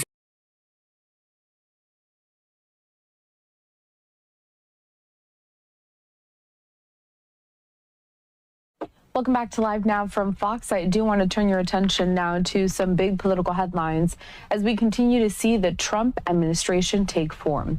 Look here at a tweet that we have from Fox News correspondent Aisha Hasni. It says this: Trump announces Caroline Leavitt will be his White House press secretary. I do think that we have a couple of more tweets that encompass some more from this top news headline, but this is just the latest announcement that we're tracking for you here. As I mentioned, the Trump administration is taking form. So here we do have a letter from the president-elect issued from Mar-a-Lago, and it says this: Today, the 45th and 47th President of the United States, Donald J. Trump, announced that Caroline Leavitt will serve as White House press secretary. Caroline was the Trump campaign national press secretary and previously served in the Trump White House as assistant press secretary. And in the bottom, a quote here saying, Caroline Leavitt did a phenomenal job as the national press secretary on my historic campaign, and I'm pleased to announce she will serve as White House press secretary. Caroline is smart, tough, and has proven to be a highly effective communicator. I have the utmost confidence she will excel at the podium and help deliver our message to the American people as we make America great again. We have been following so many of these different picks for the Trump administration throughout the last several days as we're gearing up for what this will look like come 2025. For a full recap on what we know so far, let's head to this report from Fox News correspondent Connor Hansen. During a flurry of new additions, several cabinet picks joined President-elect Trump at a gala in Mar-a-Lago. We're going to reduce regulation, waste, fraud, and inefficiency. After his own run for the White House, North Dakota Governor Doug Burgum was named Trump's pick for Secretary of the Interior. And Trump announced Stephen Chung as his communications director after holding a similar role with the campaign. But some other high-profile picks still causing a stir on Capitol Hill. They're going to shake things up. That's exactly what he campaigned on. Some of the most vocal concern surrounds Robert F. Kennedy Jr., Trump's pick to head the Department of Health and Human Services. Are these the best individuals available to the incoming Trump administration? And That's even cool. some Republicans have questioned whether former Florida Congressman Matt Gaetz could be confirmed by the Senate as Attorney General. Incoming Senate Majority Leader John Thune says Trump is entitled to have the people he wants in his cabinet. But obviously there is a process whereby we get down and scrub all these nominees and figure out whether or not, one, they're qualified and are they people who are fit to hold these offices. Trump has asked for recess appointments, meaning picks could go through without a Senate vote. Thune says that's not off the table, but he would prefer to hold traditional hearings. In New York, Connor Hansen, Fox News. Thank you to Connor Hansen for that report. A live look at the White House over in Washington, D.C.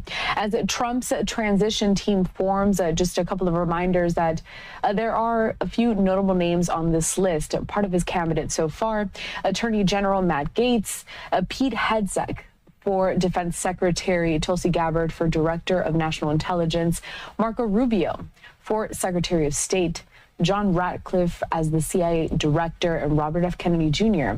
as the Director for Health and Human Services. Also, Kristi Noem to lead Homeland Security, Doug Collins to lead Veteran Affairs, Doug Burgum to lead as Interior Secretary and Lee Zeldin to lead in the Environmental Protection Agency.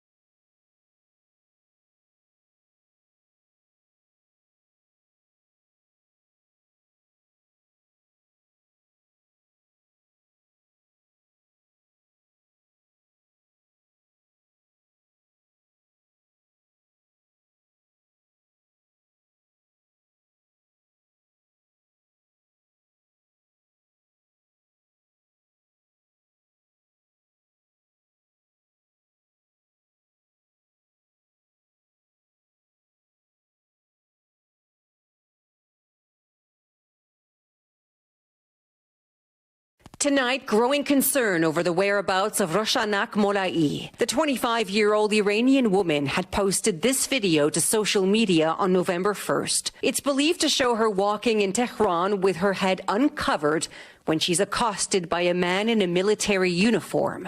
She fights back in this heated exchange, drawing in several bystanders.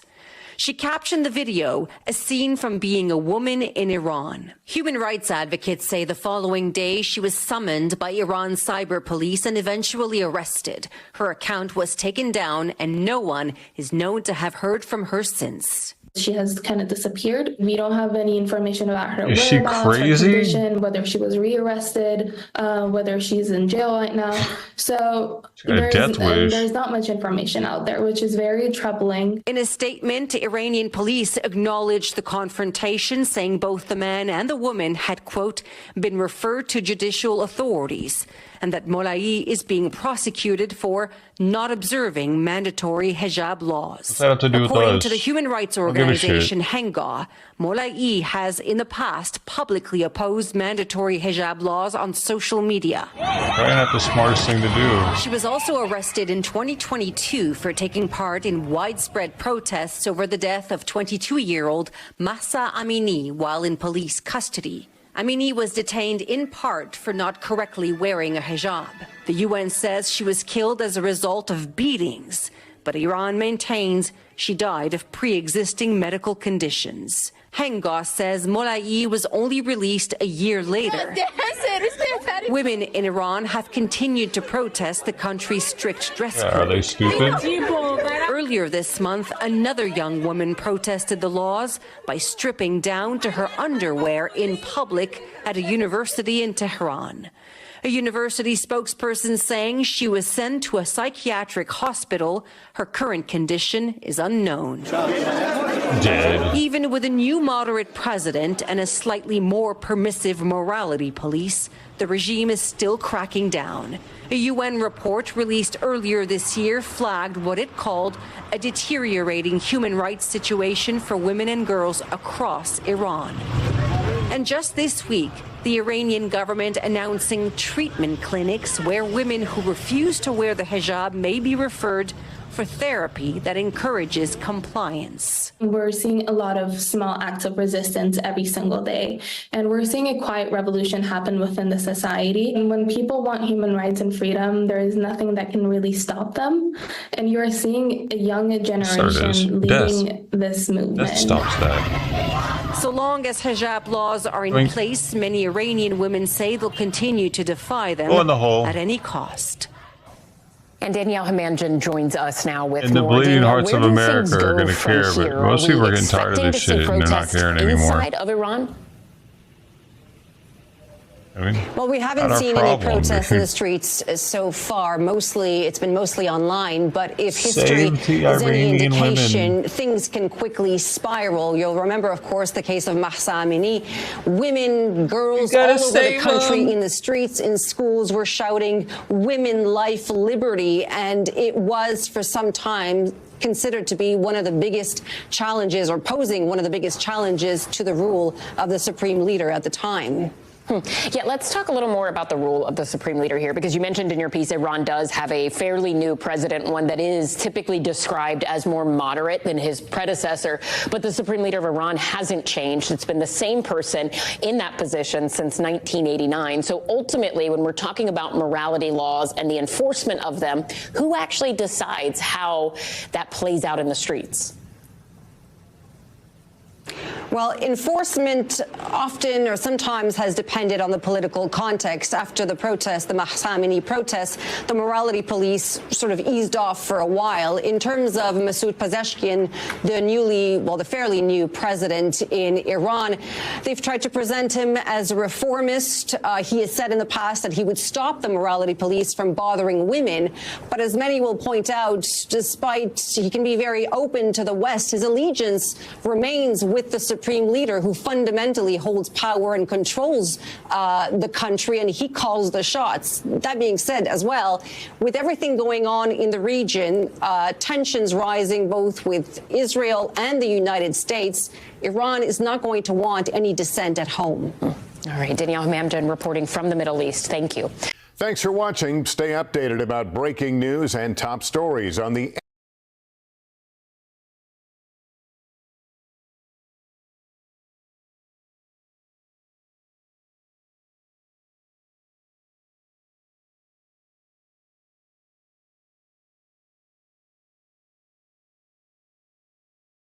(911), what's the location of your emergency? The whole line of clinic, there's a shooting. Somebody just walked out and started shooting people. I would send a lot of ambulances. We have some critical spine injuries. On the mail saying that he has 4 homemade explosive devices. They all went off. A bomb or two is going to go off. You say there's a bomb? When a disgruntled former patient invades the Alina Health Clinic in Buffalo, Minnesota, he comes armed with something far more terrifying than a grudge. As patients and staff hide for their lives amid a hailstorm of bullets and explosions, investigators rush to the scene to soon follow a disturbing trail of evidence, marking a twisted path of anger and revenge. But before they can begin, they must rescue the victims, as an unexploded pipe bomb lingers dangerously nearby. 911, what's the location of your emergency? Crossroads Clinic? Yes, tell me anything that you can about the party that's shooting. I am. The following footage has never been seen before. Ever. Do you get it? Yes. On the cold morning of February 9th, 2021, a public transport van stops at Motel A to pick up a frequent passenger, 67-year-old Gregory Paul Ulrich. He takes a seat, setting a simple black briefcase beside him. The driver is unaware of the horrors the briefcase contains or the sinister plan he will soon carry out. Please be advised that the following footage is highly intense. However, it does not show anyone being physically harmed or injured. It's just before 11 a.m. when Gregory exits the van and is seen entering the Alina Health Clinic, where staff members Tammy, Terry, and Tracy are hard at work. Tammy greets Gregory, who passes the front desk, setting his briefcase on the floor nearby. He approaches Tammy at the front desk just as Nurse Antonia enters the reception area. Though the surveillance footage has no audio, a mother with her baby sitting near the back of the waiting room later explains what Gregory said as he approached the counter, seconds away from committing an unthinkable act of violence. He walked in right behind me to the front counter to Tammy Schaffler and said, "I'm afraid you're in trouble. Get on the ground." From the pocket of his coat, Gregory pulls out a firearm and without another word of warning fires through the plexiglass partition. As Tammy and Antonia duck for cover, the others quickly flee down the hallway while an elderly patient hides behind a nearby wall. His twisted motives for the brutal attack would soon come to light as chilling details of his past with the clinic begin to emerge.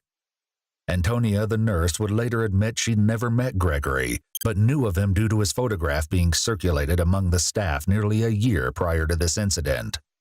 2 years ago, in 2018, Dr. Robert Mullaney at the Buffalo Hospital, just 2 miles from the Alina Clinic, claimed to have received a threatening manifesto from Gregory.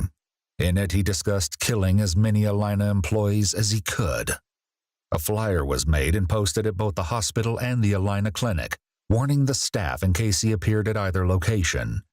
His violent vendetta against the clinic will be revealed later. For now, with at least 2 injured and more at risk, the relentless attack continues. As Gregory stalks the reception area, the mother waits for her chance to escape unnoticed. With his back turned, she begins to make her move, but his sudden shift in direction forces her to the ground, out of his sight. Gregory can be seen returning to the hallway, where witnesses would later claim to hear cries of "help me" in a high-pitched voice. One witness would note the unnerving feeling that these cries were meant to lure potential victims out of hiding. A female employee seizes her chance for freedom and bolts for the front door. A male employee and the mother follow closely behind as Antonio reaches for the emergency button, attempting to place the building on lockdown. As they run towards the safety of their vehicles, 911 begins receiving calls reporting the active shooter. Little do they know, Gregory is moments away from taking his actions to an explosive new level. We have an active shooter in our Buffalo Alina clinic. And where is the person? In the clinic shooting. And what kind of weapon do they have? A gun. They're shooting. A handgun? They're shooting. I don't know. I'm hearing a lot of gunshots. Yep. The mother, who escaped just moments ago, also contacts the police with her own harrowing account. There's a shooting. Somebody just left us and started shooting people. Do you know where they are in the clinic? No, I had my baby. I left. Can you tell me if there's any injuries? I don't know. I ran. Okay, so you didn't see anybody injured? I didn't, but I saw him shoot 4 times. And did he shoot like pop like quickly, or was it one by one? No, it was, he said, get down. So everyone got down. I know Tammy Schaffler was at the front desk, and she checked me, and I hope to God she didn't get shot. Investigators would later discover a home address for Gregory, which would lead them to a mobile home which was currently being rented. However, the renter mentioned the outside shed was still used by Gregory. After obtaining a search warrant, investigators located a handmade protest sign, a crate containing items that could be used for shrapnel, as well as a powder seized by the ATF. At the crime scene, as panicked 911 calls continue to flood in, another caller reaches dispatchers, but it's the last person they ever expected to hear on the other end of the line. 911, what's the location of your emergency? Crossroads Clinic? Yes. Tell me anything that you can about the party that's shooting. I am. You're shooting. Can you tell me what's going on? I would send a lot of ambulances. We have some critical spine injuries. Spine injuries? Sir, can you tell me, are you the one that's doing the shooting? Sir. A bomb or two is going to go off. A bomb or two is going to go off. Sir, are you the one that's doing this? It just works pretty good. Sir, are you the one that's doing this? This is in the old office. Though shocked by his call and confession, it's his next statement that truly leaves the dispatcher in disbelief.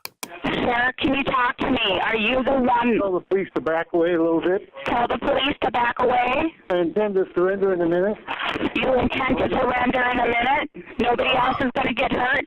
Sir, you said that you're going to surrender? Not responding to her questions, Gregory slips the phone into his pocket without ending the call. He'll soon continue speaking with the dispatcher, but not before executing the next step in his twisted plan. After retrieving a homemade bomb from his briefcase, he stops briefly to light the fuse before throwing it just outside the front doors. Seconds later, the device explodes, shattering the windows in a hail of shrapnel. Later on in the investigation, the Motel 8 hotel where Gregory had been recently staying would be evacuated and searched due to the fear there may be bombs in his hotel room. No additional explosives were located, but a search of his room uncovered 6 oxycodone pills and an empty can of Pringles, several empty boxes of ammunition, glue, hand tools, and a firearm manual matching the one used in the shooting. An interview with the motel owner revealed a conversation he had with Gregory the day prior to the incident. After offering to save him money by converting the nightly charges to a week, Gregory declined, citing ominously, "After tomorrow, my work will be done." Back at the scene, officers with the Buffalo Police Department have arrived and are keeping a safe distance from the clinic. Due to the threat Gregory poses, the officers must approach carefully or risk becoming victims themselves. Hey, we could use a vehicle as a shield. Rolling shield? A rolling shield with a vehicle. Nobody. We can use the vehicle as a rolling shield. I'll drive the car. You guys are on arms. So okay. Jump passenger side? Yep, that's fine. Unlock the door. Elana's been notified they are. Unlock the door. Fuck, dude. If it were me, I'd come in through the snow at an angle where that building is blocking the view from all the windows. Not go up. This is fucking stupid how they're doing it. Check this out.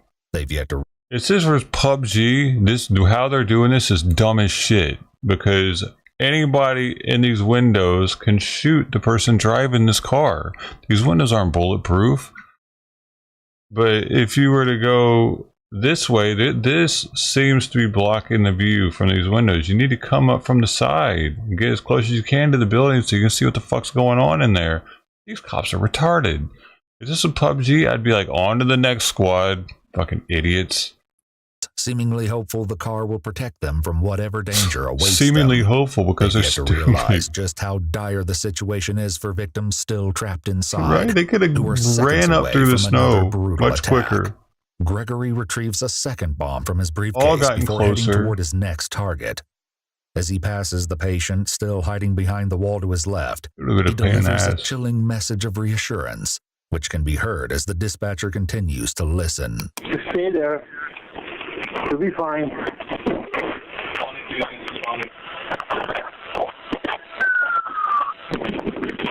Okay. Sir, talk to me. Lady out. You're letting a lady out. A male party is letting a lady out. That was just another one of my last bombs. Okay, so how many bombs did you have, sir? Now I'm ready to surrender. Okay. The front vestibule. Male party is in the front vestibule? As many ambulances as you Yes, ma'am. Sir, I need a description of you so they know it's you that want to surrender. Yes, the blue shirt wants to surrender. Blue shirt wants to surrender. Give me instructions. So I want you to lay down on your... I want you to lay on your stomach. Lay on your stomach. Front of the vestibule. Yep. You want me to go outside? I want you to lay on your stomach directly where you're at. Oh, directly where I'm at. I'm on my stomach. I have a hard time. I'm crippled. Hold on. Okay. Investigators would later review Gregory's medical history with the Alina Clinic and Buffalo Hospital. One chilling record, labeled homicidal risk, stated that Gregory had no plans to hurt anyone, but made a veiled threat, stating, "If I don't get results soon, I will have a target." As an arrest nears, the dispatcher urgently seeks confirmation that the approaching officers and victims are no longer at risk of further attacks. What she learns next will fill them all with bone-chilling dread. How many bombs did you have altogether? 4. You had 4 bombs? Did they all go off? Yes. 4 bombs and they all went off? No, 3 went off. 1 is in the briefcase. Gregory insists 3 bombs detonated, but so far only 2 explosions have been witnessed. With 1 bomb lying ominously near the briefcase, a chilling question hangs in the air. Where is the 4th explosive? For now, statements provided by Dr. Andrew Bergdorf, the lead physician of the Alina Clinic, continue to shed light on Gregory's hostile past behavior. According to his statement on October 13, 2018, he contacted the police to inform them of a series of calls he received from Gregory, who spoke of shooting, blowing things up, and practicing different scenarios of revenge. He stated Gregory wanted to make it big and sensational so that it makes an impact. Dr. Bergdorf feared Gregory was a hazard to himself and others, and as a result, he filed a restraining order and trespassed him from the Alina Clinic facility. The shocking reasons behind his threats will later be revealed by Gregory himself. In the meantime, as the dangers of an unexploded device hang over them, officers breach the building.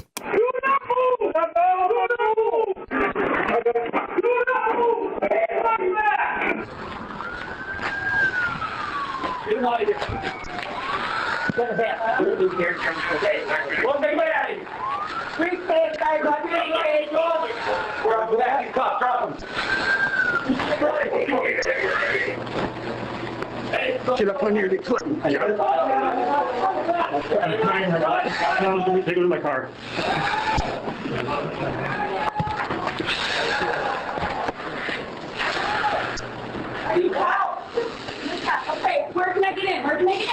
Gun.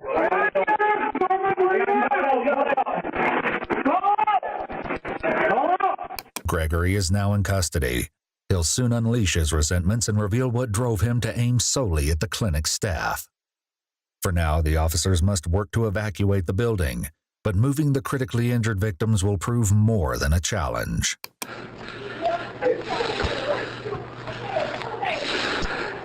I got your back, Andrew. It's just you and I. It's just you and I. Anybody back here? Survivors. Buffalo Police! Buffalo Police, survivors! Buffalo Police! I got a voice. Buffalo Police! Okay, Buffalo Police, you guys are okay. Okay, we got the suspect. He's handcuffed. I'm gonna bring you out. Come with me. The other officers continue clearing the rooms, urgently guiding patients and staff to the exit, all the while unaware of the missing fourth explosive. 431, all units. I'm coming out with 2 survivors, non-injury. Come with me. Evacuation continues to take priority. 59-year-old Tammy, with a gunshot wound to her stomach, is guided toward an ambulance. A wheelchair is used to bring 35-year-old medical assistant Jennifer to safety, and will also be used to aid 32-year-old Antonia, who suffered a gunshot wound to the back. The fifth and final gunshot victim, 37-year-old Lindsay Overbay, remained inside while first responders attempted CPR. Though surveillance footage was unable to capture it, an audio recording of the incident reveals the life-saving efforts of first responders. Stay with me, Lindsay. Come on, Lindsay. We're ready on the back for you guys are, guys. Come on, Lindsay. Stay with me. Fight through this, Lindsay. Do you need us to carry her out? We can carry her out. We can carry her out. We have enough here. All right. Carry her out. We got backboard here. Let's not even worry about backboard. Okay, so we gotta just go, guys. Let's go. Can you hear me? I got the head. 1, 2, 3, go. Life flight helicopters soon arrive, each transporting Sherry and Lindsay, while the others are transported by ambulance to local area hospitals. With the building now clear, police call the Minneapolis bomb squad, who successfully recover the device and take it away to be dismantled.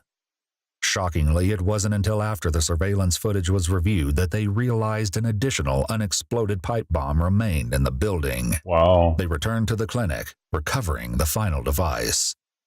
With the lives of many Alina staff hanging in the balance, investigators demand answers from Gregory, who finally unveils his motive for the vicious assault. Gregory's grievances with the Alina Clinic and Buffalo Hospital began on December 8, 2016, 5 years before the attack. Gregory claims he had back surgery and was released from the hospital with pain medication. At one point, he admits to taking as many as 64 pain pills in 2 days. On December 29th, he claims he was tortured after his medication ran out. Paramedics then advised him to go see his doctor, Dr. Bergdorf, who Gregory blamed for all of this. He says he was then locked up and tortured. The evidence, he adds, is in his briefcase.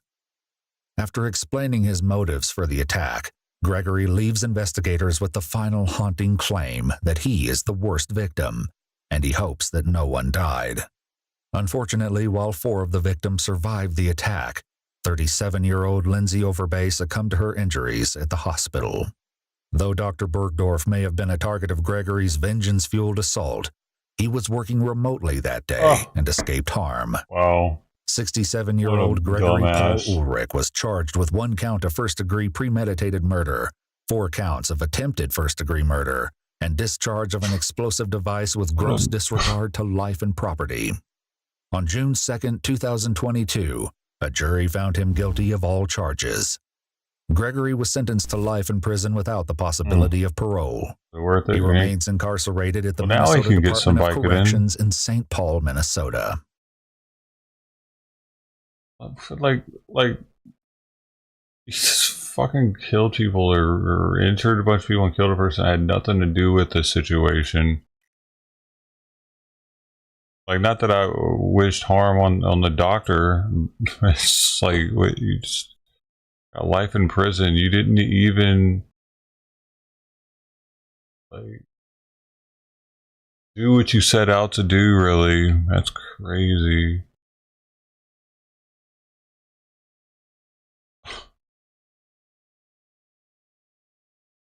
He's gonna die in jail, prison. Hey, Brody.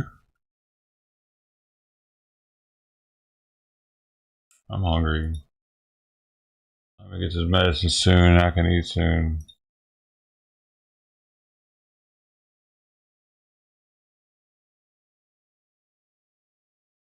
Oh, this is neat. It says it's tracking Trump's, Vance's, and Elon Musk's plans before the elections. This is 9/4/2024. It starts.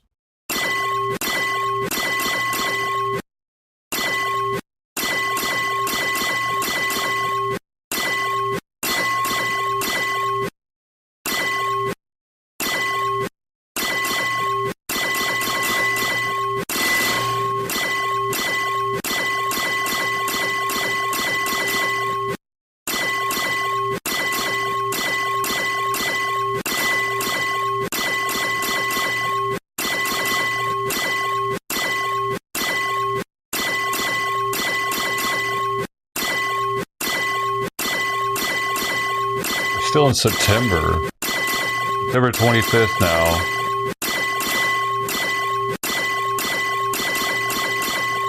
It's gonna get crazy in October.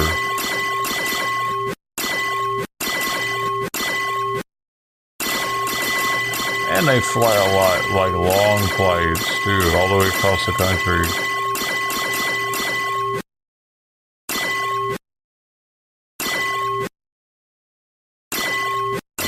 We're October 8th.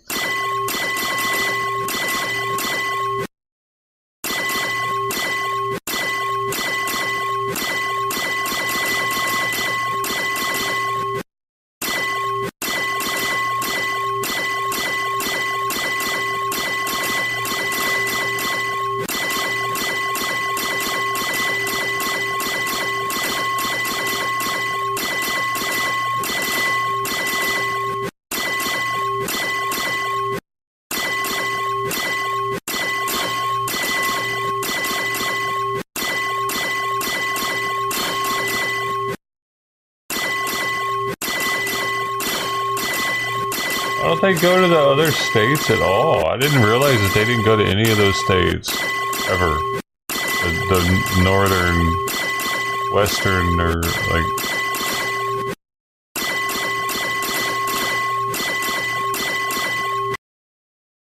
Damn, did you realize they didn't go to any of those states ever up there?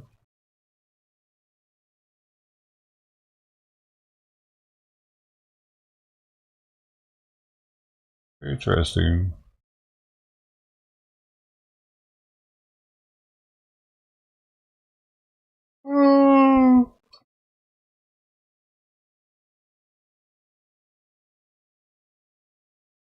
Water.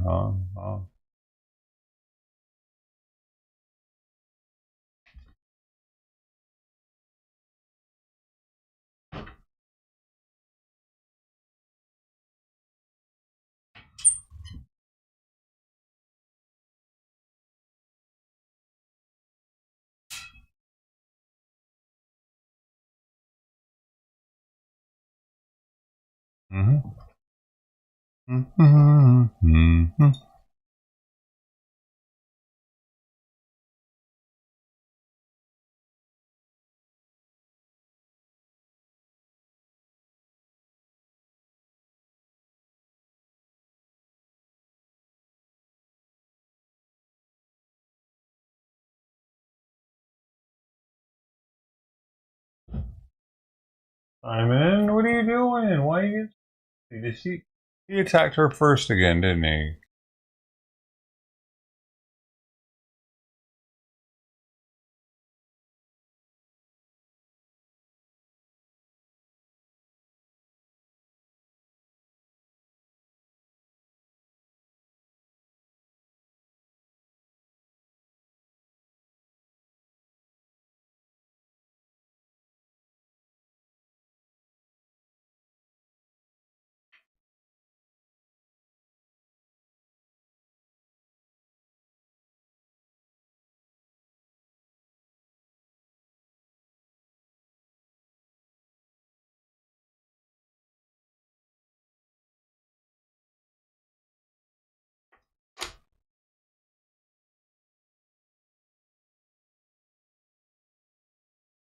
We should have known this event was going to be a shambles from when they started showing Mike Tyson's backside literally live on Netflix. Do you want you to get you more violent result? I don't pay any attention to it. We're fighting now. Nothing matters anymore.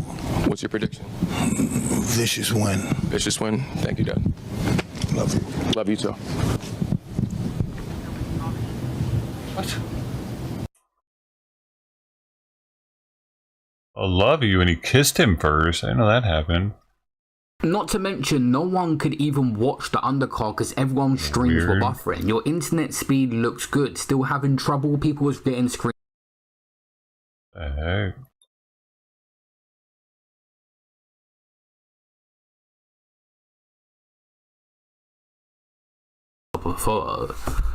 And meanwhile, come on, I'm your brother building a business. Oh yeah, you're my brother building a business. You love to play both sides, bro. What's the other side? You play both sides. Everything you've ever done, Jake. Tonight is the moment. Destroy Mike Tyson. Because people couldn't even. I mean, come on, you just fucking got in here, man. What the hell? Come here. Simon, come here. Come here. You. Alright. Go.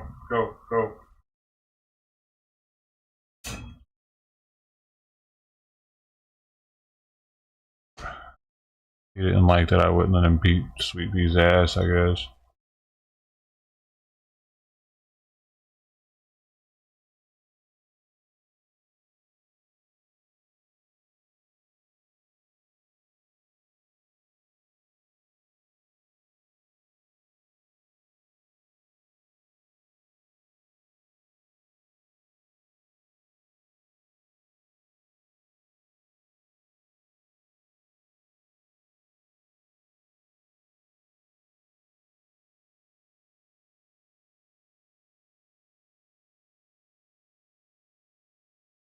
A dairy processing plant in Lemoore is closing after operating for more than a century. Hundreds of people will be laid off, but the company gave them more than a year's notice before they close in the hopes they can find other jobs. CBS 47's Brianna Bias joins us live in studio to tell us why they're shutting down. Brianna.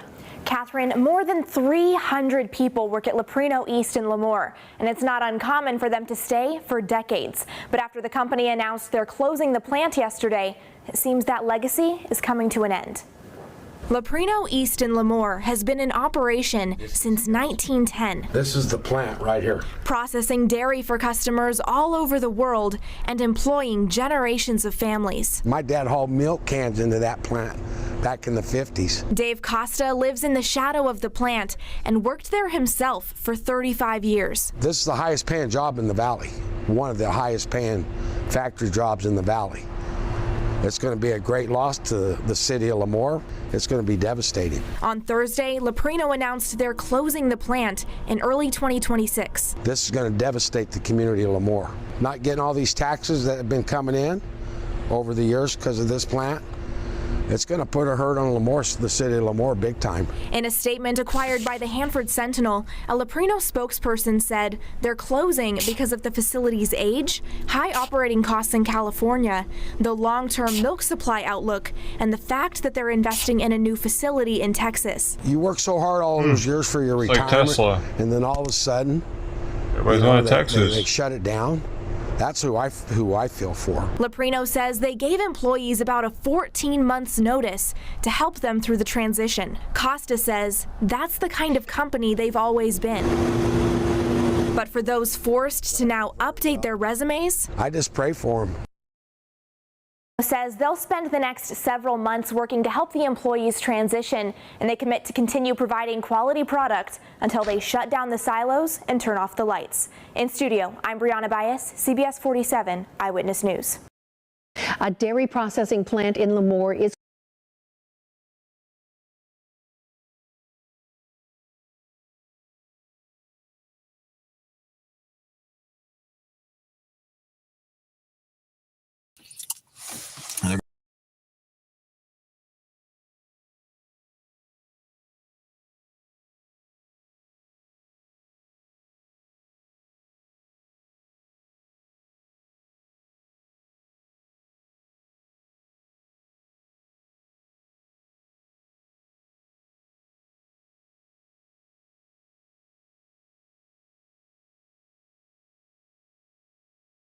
What the fuck is this? There's some new dumbass TikTok challenge. Just out there apparently. ruining people's lives because sadly in 2024, people don't think before they do a TikTok challenge. So what are they doing this time? Well, it's called the TikTok door kick challenge. It's pretty self-explanatory. It's kind of like ding dong ditching, as many of us grew up doing, unfortunately, except they got creative and they added some property damage into the mix because why not? So it is what it is, I guess. After it gets dark, you run full speed from the street at someone's door and jump kick it. So not only are you damaging the door and the frame, but also waking and scaring the crap out of the people inside. Then on top of that, this is also happening in the US, and because of our Second Amendment, this can quickly become quite the extreme sport for the person doing this challenge. And you don't only have to worry about a potentially armed homeowner, but also the police, because obviously this is illegal. But that's not stopping this trend from being so big and viral that these pranks are now happening all over the US. And depending on what state you're based in, the range of your penalties can really vary here, because some people are getting hit with like a basic criminal mischief charge and others with breaking and entering, because surprise, surprise, if you kick in someone's door at night, that's a charge. So let's play some of these clips because it's ridiculous.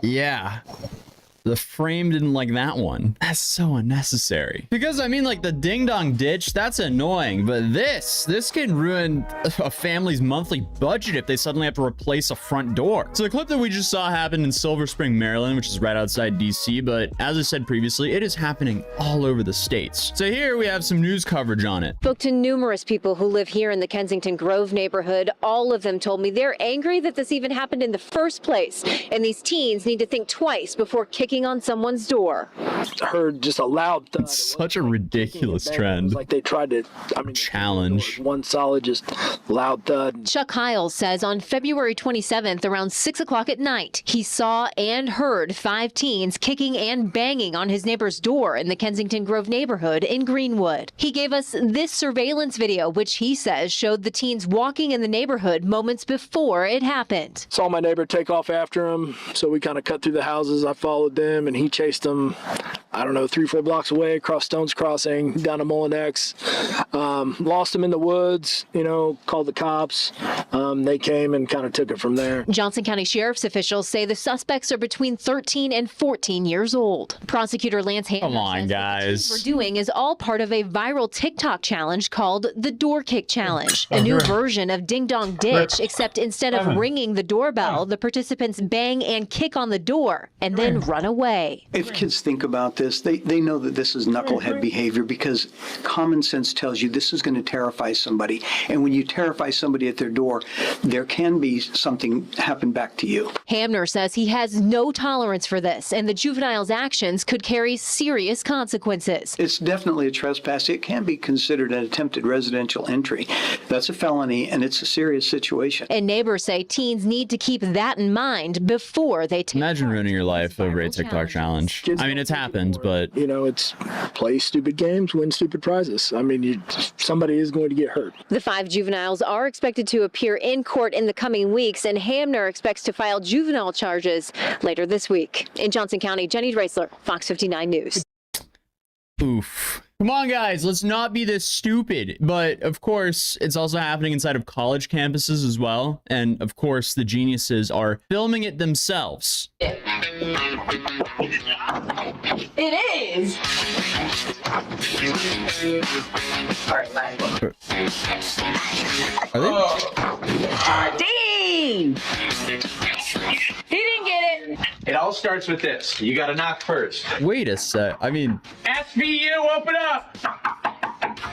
their faces are clearly visible. Why are they destroying school property for a TikTok challenge? Why? I swear to God, you're gonna want to get this. I'm totally gonna get this one. Watch this one. Ready? SVU, open up! Fuck. There's nothing like spending tens of thousands of dollars a semester for an education to then get expelled for property damage. All for a TikTok challenge. Come on. Like, what? Like, it's more understandable seeing that behavior from like 13 to 15-year-olds, but from like college students, really? I'm also very aware of that there's been plenty of college students arrested for the dumbest things possible. But in a separate situation, you had 2 teenagers arrested due to this ring camera footage, and when they were found, they admitted to doing this because of a TikTok challenge. So they were then arrested with 4 counts of burglary of a dwelling. So this TikTok challenge straight up ruined their lives, or at least made it way harder for them. Like, this is just so frustrating to watch because it's like, it's so easy to understand, hey, this is a really bad idea. This can have some very serious consequences, not only for yourself, but also others. Like, who wants to be scared in the middle of the night and then wake up to find a broken front door, which then needs to be replaced, which, you know, can range anywhere from like $400 to $2,000 and upwards. Like, it's just so ridiculous. But that last incident we just talked about happened in Florida, hence the very strict charges. You don't mess around in Florida. That's anything that I've learned from just sitting here watching people doing stupid stuff for a living. The people who F around in Florida, they really find out. But this also happened in Idaho, where they warned if they were caught, because apparently they didn't find them, they would face years of probation and dozens of hours of community service. And the list just keeps going on because apparently this is a very viral trend happening all across the US. You also had 3 teens in Texas who were also caught doing this, and they were charged with criminal mischief and evading the police. So, wow, unexpected that Texas would be one of the lighter charges. I guess evading the police isn't really that light of a charge, but criminal mischief is pretty light compared to breaking and entering. Or burglary, that's what it was. It was a burglary charge. Come on, guys, you should know better. And it is just like it sounds. People run up to doors, kick them as hard as they can, and then they the shocking thing is just how many incidents there is of this. Like, there's hundreds of these. New Jersey reporter Anthony Johnson spoke to a woman in East Orange who has been a victim of the social media challenge.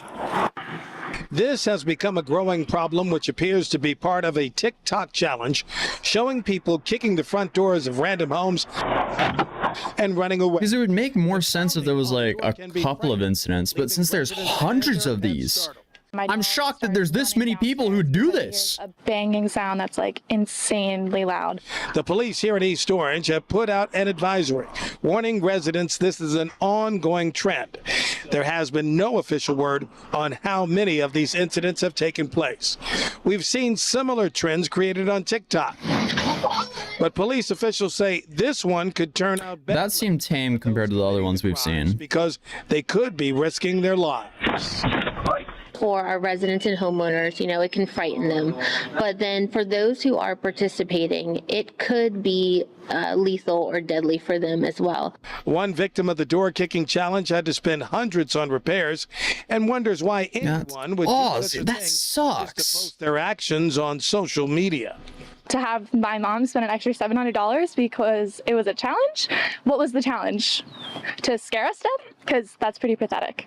One witness says the suspects are usually teenagers, and in most cases they take off running right after kicking the door. Yes, this is going on in New Jersey as well. Oh man, guys, come on, let's do a little better. Come on, TikTok, what are y'all doing? I mean, if it's not obvious enough, the attention that you get from doing this TikTok challenge is not worth any of the downsides. I get that most people that are doing this are kids, and some kids are just gonna do some stupid stuff, but maybe parents need to start sitting down and having the TikTok talk with your kids. Hey son, hey daughter, if you see a stupid challenge or trend on TikTok, think before you do it. Actually, just don't do any TikTok trends or challenges at all. You'll be better off. Please don't be a moron. I've sacrificed so much to get you up to this point. Don't screw it up. Don't ruin our family legacy over a TikTok challenge, please. Imagine their parents go to work and then you have the water cooler gossip. Her son is in jail for a TikTok challenge. Nightmare fuel. But this should also be a given. Like, there's never been any point in my life where I thought running and kicking in someone's door would be a good idea or even something I would ever want to do. So maybe this new generation is just cooked, but who knows? I guess time will tell, because eventually they'll all be taking care of us. I say that like I'm a boomer. No, I'm the first year of Gen Z. So I guess we need better role models maybe. Shit. I don't know. I don't even think there's a solution for it. I guess we just gotta ride it out and see what happens. But hey, if you guys are new here, feel free to subscribe or I might not see you again. YouTube thinks you'll enjoy this video, and hopefully I'll see you guys in the next one. Peace. Oh! Ow! Ah! I just winded myself. Hopefully she hasn't been too much flies on that. I haven't seen any, but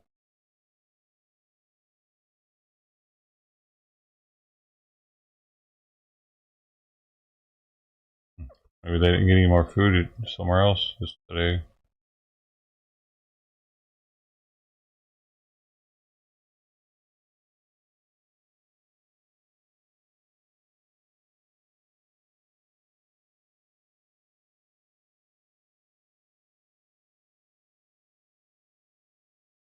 Alright, I'll go to Simon's heart med. Maybe put something on though, it's gonna last a little while.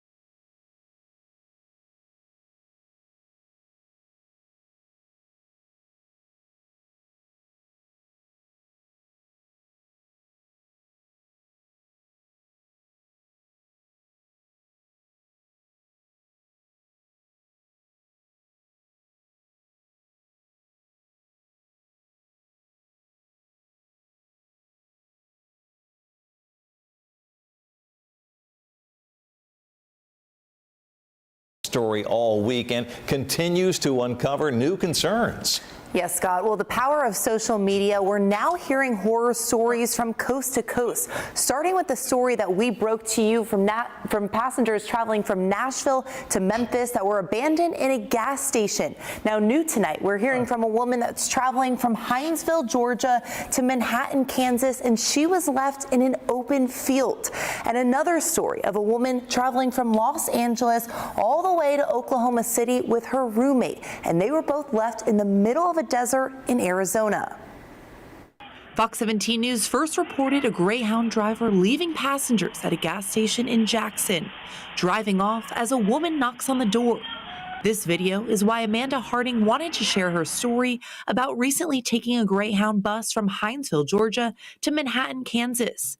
Harding says they were supposed to stop in Lawrence, Kansas to switch buses, but explains the bus driver dropped her and another guy off in a field. He said, "You guys are going to get off here." I said, "This is not right. There's nothing here. It's just an open field." Harding says the stop turned out to be 20 minutes from the actual bus stop. Got our luggage off and told us, "Have a good day," and drove off. Harding and the other passenger flagged down a driver and paid a woman to drive them to the actual bus station. Harding asked Greyhound for help. They told me that they could not give me a refund for my ticket because services were rendered. Because the email says the trip was completed. We heard from another Greyhound passenger, Laura Bush in Los Angeles, who was taking the bus with her roommate to Oklahoma City. He made everyone get off the bus because he said he had to clean it. Bush says they took a random bathroom break in a small town in Arizona. She and her roommate grabbed a sandwich and went to the restroom and came out and the bus was gone. Bush says seeing the video that Fox 17 News first shared online from what happened in Jackson fired her up. I relived the trauma. It was like we were living a scary movie. You're dropped in the middle of the desert in the heat, 2-lane highway, no cars. And again, no refund from Greyhound. I reached out to Greyhound on Monday, Tuesday, and again tonight. I also reached out to the Federal Motor Carrier Safety Administration that oversees issues with Greyhound to see if they can help step in to help with these issues. Now, we want to know if drivers are being held accountable for these actions and why these passengers are not getting reimbursed. I will continue to stay on top of this so passengers can get the answers that they deserve. Reporting live from in studio, I'm Caitlin Miller, Fox 17 News, your Code Red station. Caitlin, thank you. And toward that end, if you have had an issue with a Greyhound bus on a trip like the ones we've described, we'd like to hear about it. Just scan the QR code there on the left-hand side of your screen to get in touch with us. Or you can go to our website, fox17.com. Again, tell us your story. Just scan that QR code there on the screen, and it will take you directly to a contact page where you can share your information.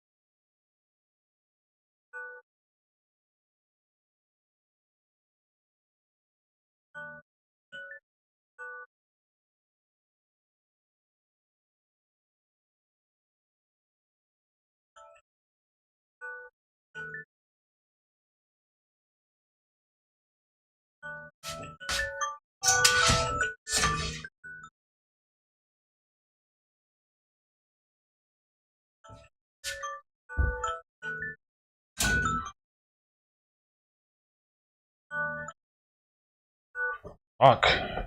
So I dropped a pill and I had to find it, so it took forever. I didn't actually find it either, and it's flavored. So hopefully Simon doesn't find it. It disappeared.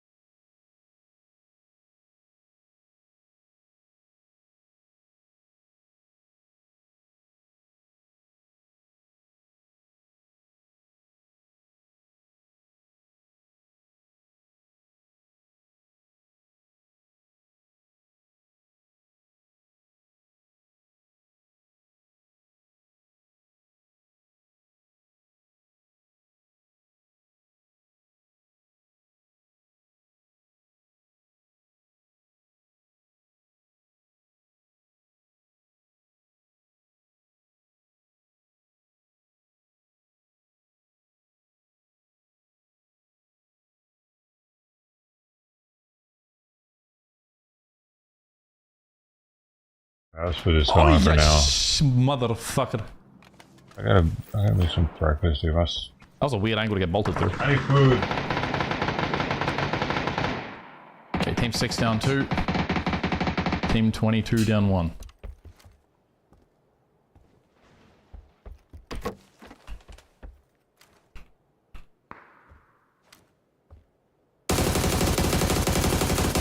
Fuck. Fucking car saved him. Ooh! Ooh! You like that, puppy?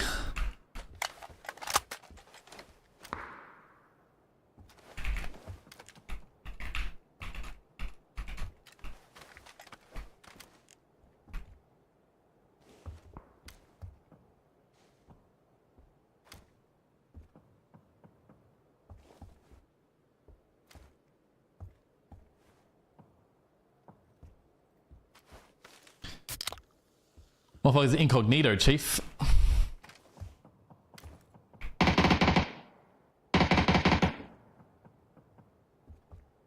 I just got fucking... I can't fucking move. This fucking bed is just clipping my ankles, McChief. How is one guy running into the bottom of the house and dying while his teammate is holding me with the bolt action, not peeking on a shack for 5 minutes? Like, how you letting your boy run in solo to die while you hold me with the bolt action? Fuck GG, I'm trash.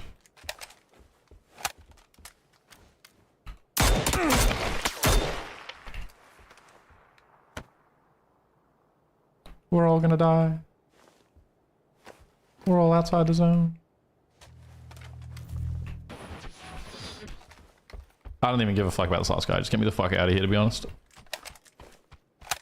I'm gonna loot a new vest and then just run for the whipski.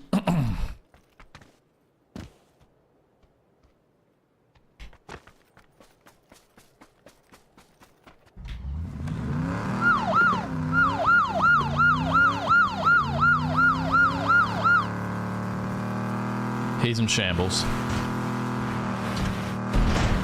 You can actually drown the car, chat, if you drive in this like water here for too long. So you want to drive over the islands like this and then through the water.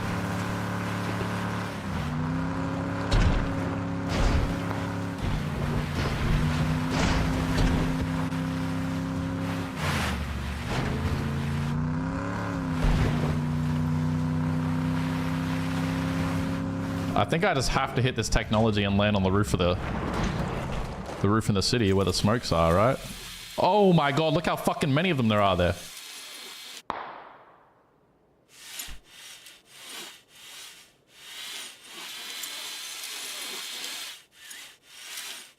It doesn't look like they're looking in my direction, but I don't think I'm gonna be able to...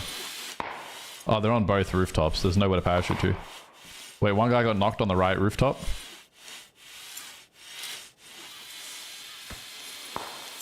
I have to do it, chat. I fucking have to do it. I have no option but doing what I'm about to do.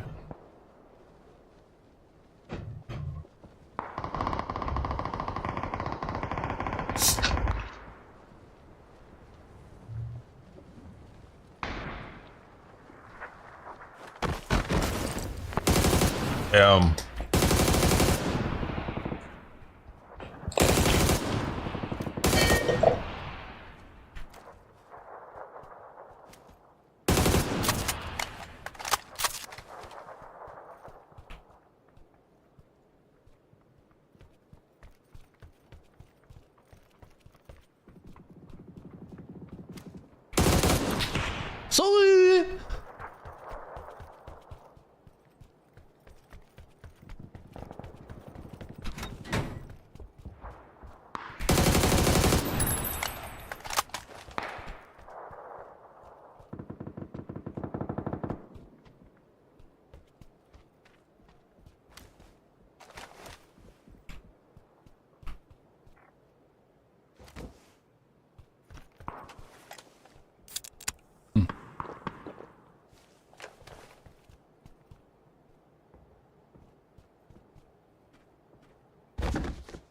Rise the bus, huh?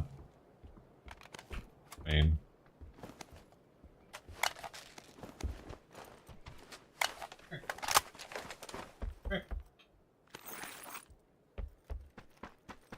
I'm handing out straight dick smokings for free, you know what I'm saying? Chief.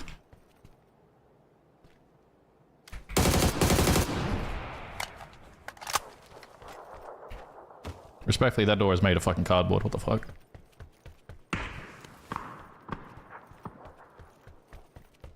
Pardon me.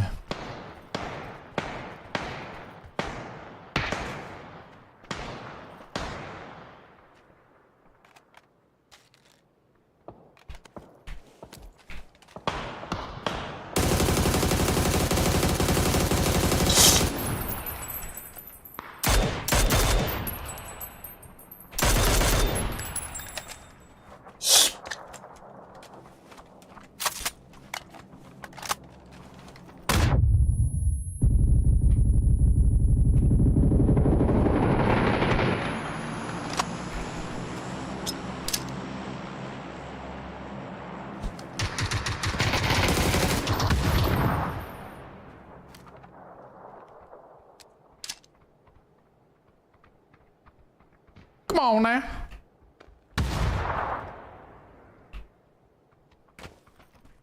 Fuck, I could have sold the kill.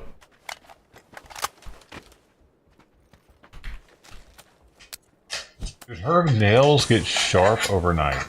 Chat, this is a hard situation to get out on. I hate to say it. I got 30 seconds. I'm just gonna have to start killing.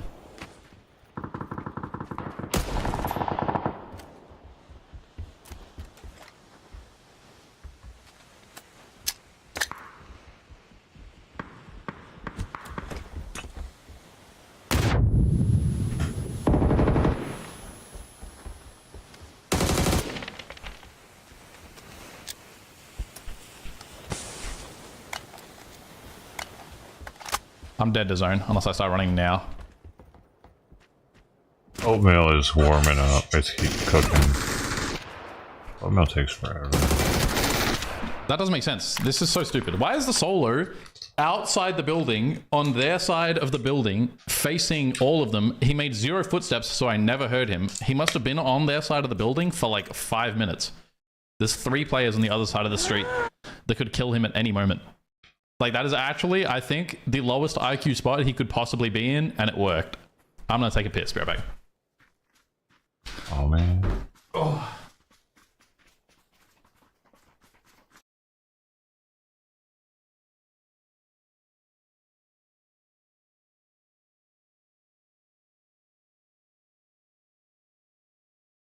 Wow. Fox 5 watching your wallet tonight, and a big player in the auto parts game about to close more than 500 stores and, of course, cut jobs along with it. So we're talking about Advanced Auto Parts. Fox 5's Kendall Green takes a look under the hood to find out why and if this could spell bigger trouble for the auto parts industry.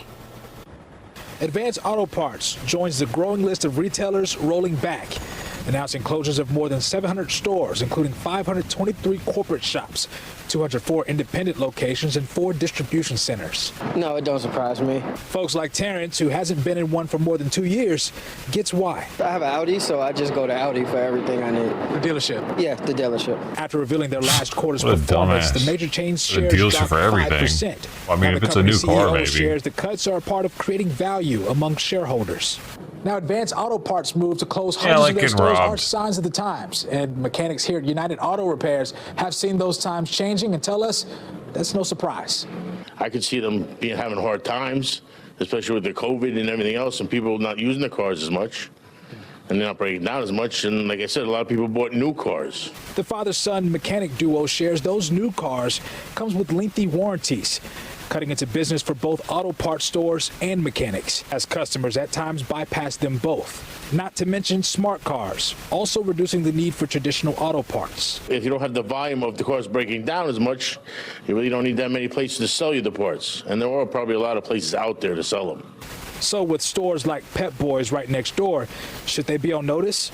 Business expert and attorney Parag Amin says now is the time to shift their focus. If I'm one of these CEOs for one of these auto parts stores, I'm nervous. I realize that the internet is a very difficult thing to compete with in terms of price, in terms of convenience. So ultimately, what I'm looking at is how do I make my people better? Kendall Green, Fox 5 News.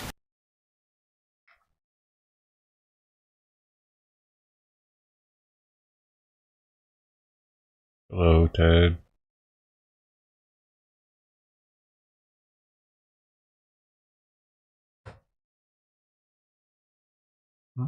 Trying to get in the closet. Hey, hey, no.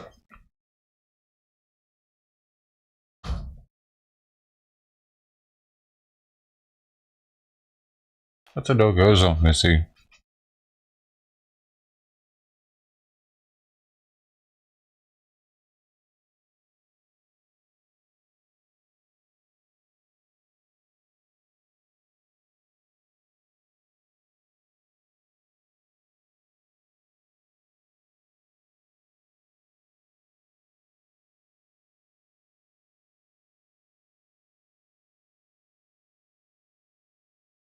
The Mountain West Conference is responding to a new lawsuit filed by multiple volleyball players, including one from Utah State University. That lawsuit seeks to prevent a San Jose State player who's reported to be transgender from participating in the upcoming tournament. News specialist Daniel Woodruff joins us live with details with the lawsuit. Well, the Mountain West Conference says that it can't comment on the lawsuit itself, but that it takes very seriously all concerns about student welfare and fairness. Now, this comes as a new federal lawsuit asks a judge to declare San Jose State volleyball player Blair Fleming ineligible to play because the plaintiffs argue Fleming is transgender and was born a male. Utah State University volleyball player Kaylee Ray is part of the lawsuit. Her team chose not to play San San Jose State last month, which earned the support of many Republican state lawmakers in Utah. In the lawsuit, Ray argues the Mountain West Conference's policies do not provide equal opportunities for women.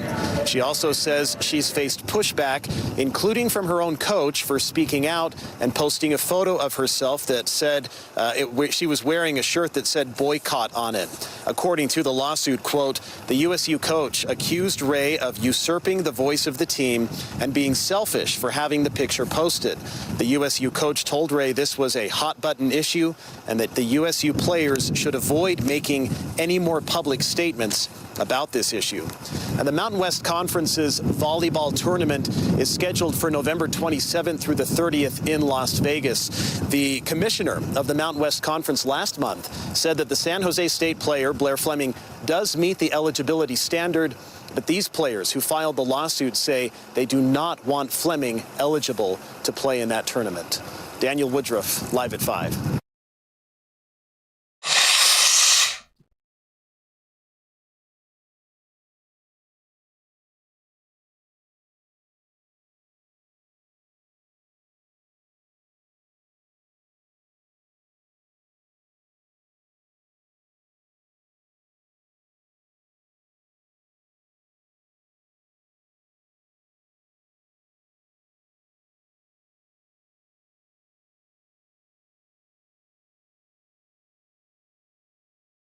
That's a new news source that I hadn't followed previously. I just subbed to them just now, so another one in the bucket.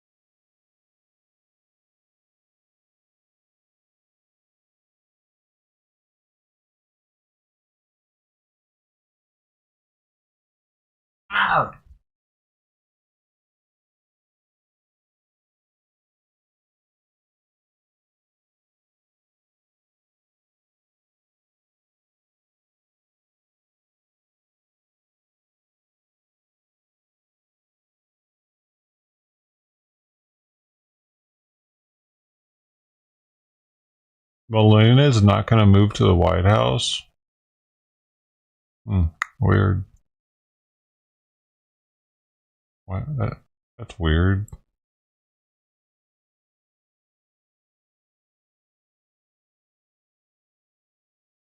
Trump's wife.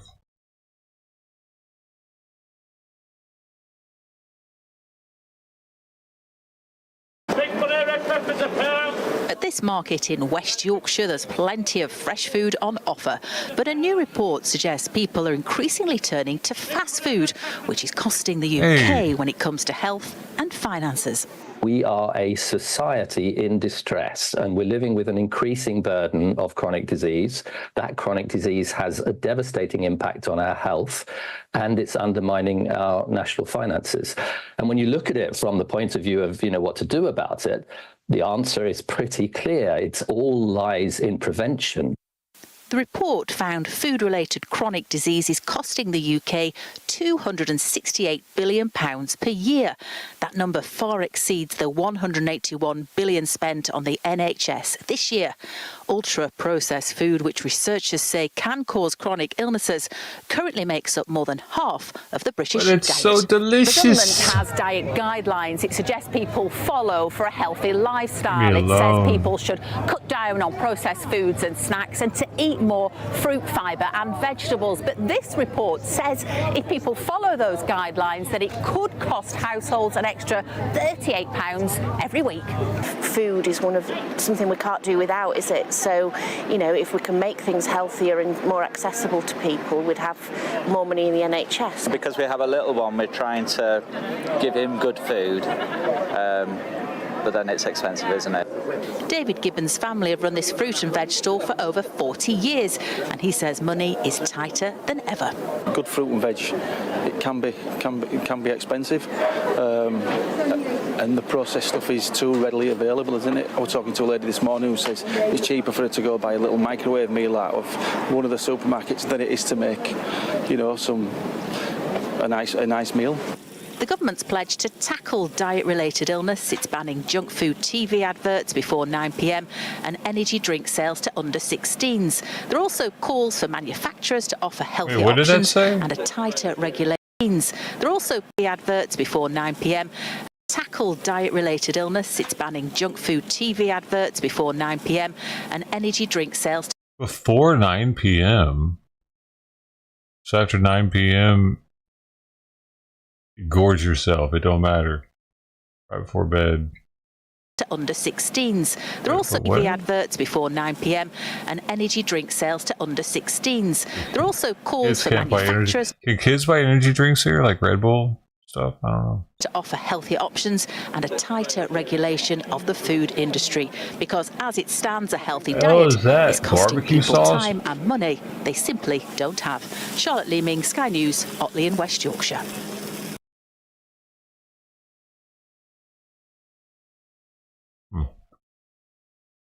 Yeah, it just takes more time to cook. Kind of. I mean, maybe it does cost a little more. Because, like, you don't have to have vegetables with your eggs and bacon. You know, like, when I'm making my breakfast in the morning, I could easily just have eggs and some bacon instead. And it might be processed, but that's not probably healthy to eat eggs and bacon every morning. And it's like, instead of subsidizing the meal with a bunch of vegetables and oatmeal, which like fills me up much more, I would have to eat a lot more eggs and bacon to get just as full. So, but bacon's expensive though, so that's not a good example. If I just ate a bunch of eggs,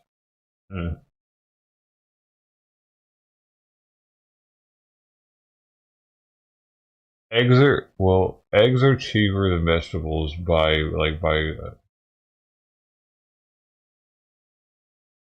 for what they do for us. Like, vegetables can be viewed by some as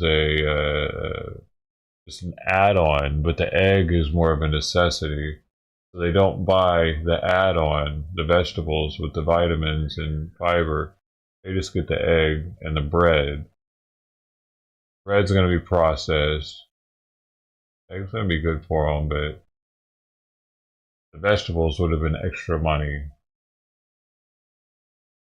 People opt out of buying the vegetables because it's the extra money.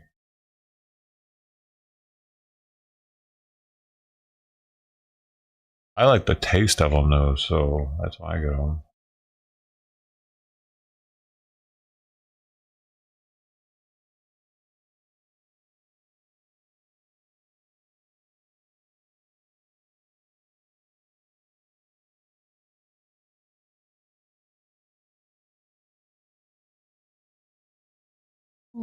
Hundreds of millions of dollars of unspent money that was set aside to combat homelessness. Yeah, so the city's chief accountant says they're he out of wants this more one, details so I as to gotta find why. a different concentrate. It doesn't have limonene in it now. It's at the clinic. Just weeks after voters approved another sales tax increase aimed at increasing spending on homelessness services and programs, the LA City Controller says about a third of the $1.3 billion budgeted last year was never spent.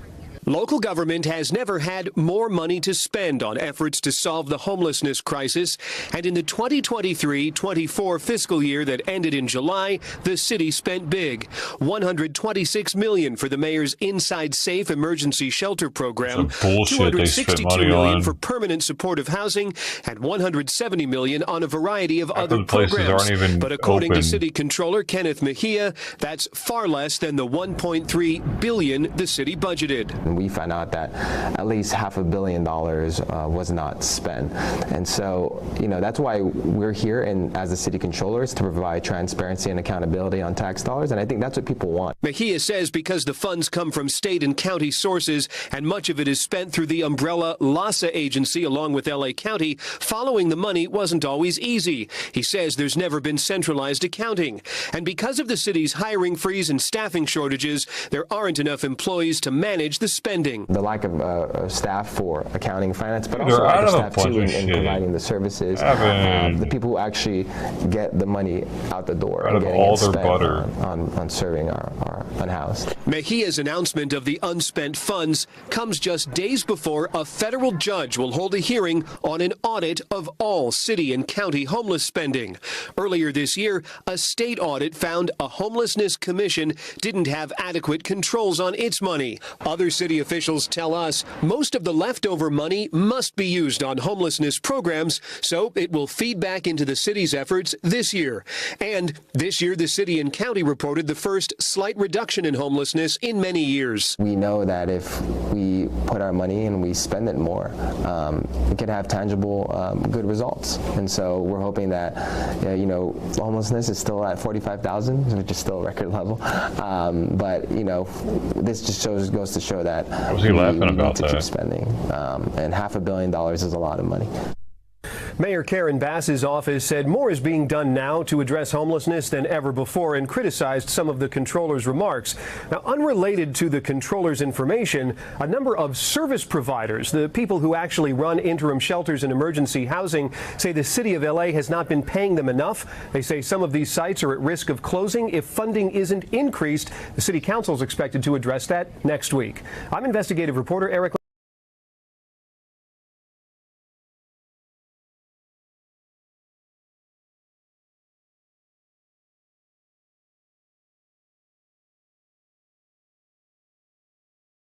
A homeless man accused of being a serial rapist by the LAPD is now back on the streets. He was arrested, but then later released as the DA did not file charges. And now police are looking for more victims. NBC4's Karma Dickerson is live in Little Tokyo with details for the first time. Karma. Yes, now this area over my shoulder actually used to be filled with tents and people sleeping outside, but neighbors say it has actually been clear for weeks. They said there was a cleanup done shortly after police started investigating a serial rapist attacking women in tents here. We are going to show you that man's photo because police believe he may have raped other women. These pictures provided by a neighbor give an idea of how the intersection at First and Judge John Aiso streets looked in early October, around the time police say a serial rapist was attacking women here in What was going on there? On October 3rd, a victim came forward. She made a report Yeah. that she had been raped in the tent inside in the area of Judge You and Aiso find on this First man Street. sexy. About a week later, detectives were conducting a follow-up investigation when they observed a suspect or a person matching the description of the suspect. That suspect was taken into custody and positively identified as the suspect of that rape. Police say 2 other women came forward, saying a man with the same description raped them. The accused is Kenneth Allen Woolfolk, Yep, a he looks like a 37-year-old raper. police say is experiencing homelessness. A homeless crisis response worker told our Look at him colleagues eyes. at You got tweaker Telemundo eyes. 52, Woolfolk has been living on the streets with his mother. Based on the evidence that we've collected, it is believed that this suspect Dude, is preying on vulnerable give him a individuals chance. that are experiencing homelessness. Sexual violence against people living outdoors is not uncommon. Naturally, when you're outside and just exposed, there is a significantly high rate of violence, and women disproportionately are a part of that. Veronica Lewis is the director of the homeless services organization HOPIX. A 2022 LA County Women's Needs Assessment found 20% of women surveyed said they were forced or pressured into unwanted sexual activity while homeless. Lewis says women resort to various tactics to stay safe, including wearing multiple layers or baggy clothes, carrying knives, or even Women in particular talk about beginning to use stimulants or other drugs that will keep them up at night, right? Because they're even more at risk when the lights go off. Woolfolk was booked into jail October 18th, but released 4 days later. According to the sheriff's website, the district attorney did not charge him. The DA's office says the case is under investigation.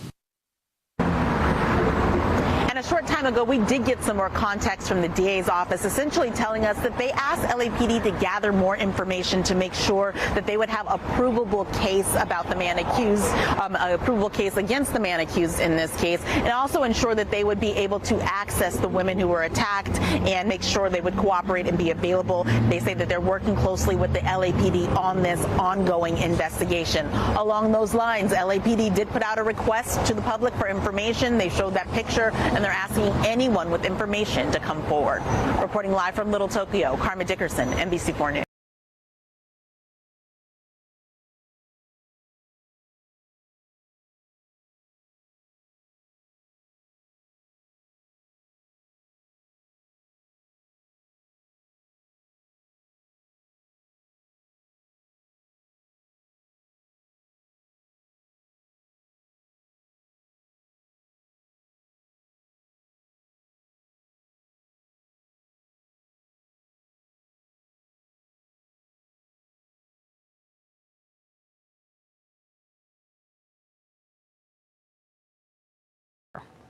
We are following developing news out of Mexico, where at least 2 people were killed and others were injured at the Baja 1000 off-road race yesterday. CBS 8's Brian White has the details and video from the scene.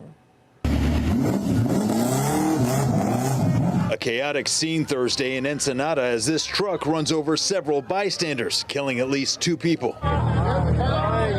One of the victims could be heard screaming as he lay on the ground. Another victim giving this interview just moments before. It happened in the mechanical inspection area as the driver of this orange trophy truck began hot rodding allegedly by revving the engine, then losing control. A total of 4 people run over, all of them taken to Velmar Hospital nearby. Hours later, 2 of the men died, identified as Fred Goff James and Esteban Velasquez. Damn, man. He says the incident was due to the imprudence of a member of a competing team, which is why the vehicle was confiscated and the person responsible was arrested. We're working to ensure that the injured receive all the necessary medical attention. Juan Tintos with Score International, the organization that puts on the race, told reporters Thursday that they'll be facing penalties from both local and state authorities.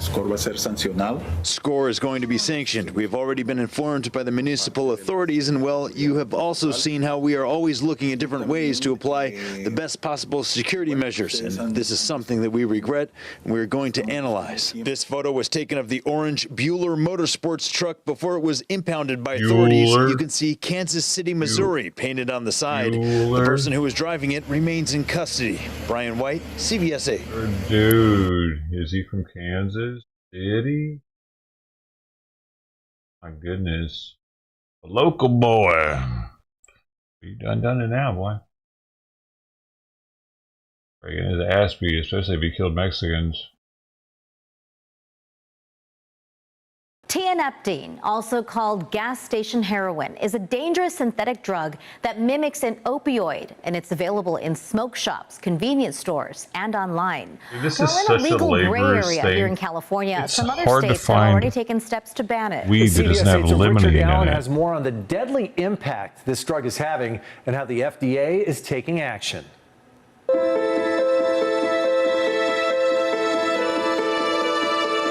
He was a good person. He really was. Carrie Womack never imagined that at age 31, she would become a widow. And he had a good heart. The world lost somebody with a really amazing heart. Just days after their 9-year anniversary, her husband Emery, who had battled addiction throughout his life, overdosed on a drug he was able to buy at his local smoke shop. I was in shock. That drug, tianeptine, retails for about $30 a bottle and is sometimes called gas station heroin. Available at service stations, convenience stores, smoke shops, and online. I don't think they understand what they are selling people. Sold under names like Zaza Red, Pegasus, and Tiana, this synthetic drug, which can mimic the effects of an opioid, is not approved or regulated by the FDA. Tianeptine is often illegally marketed as a dietary supplement, claiming to improve brain function. Sometimes it's labeled as not for human use, and that's how they get around a lot of the regulations. Dr. Daniel Lassoff is an emergency medicine physician at UC San Diego who has studied tianeptine. He says it's often used and abused for pain relief or a quick euphoric high, similar to heroin or oxycodone. One of the other things we've seen it used for is people use it to self-medicate to try and get off of other opioids like fentanyl. Because it's not regulated by the FDA, Dr. Lassoff says it's impossible to know how much tianeptine you're actually taking or whether other drugs may be mixed with it. We don't know if fentanyl makes it into tianeptine. We don't know if methamphetamine makes it in there because these aren't regulated FDA-approved labs. In 2013, only 4 cases of tianeptine. He's trying to say that there's actual drugs in these things. I don't believe that, dude. Not unless they got some reports of testing and showing that who's gonna be. It would be so risky to do that for one of these companies, for one, and then like, I don't know. Why not just sell that as what it is? Because it would just be too risky for it to be in here. Exposure were reported nationwide. Like, what are they going to do if it gets found out? Oh, how'd that get there? Oh, we didn't put it there. What do you mean? It came out of your factory, sir. It's got a seal on it.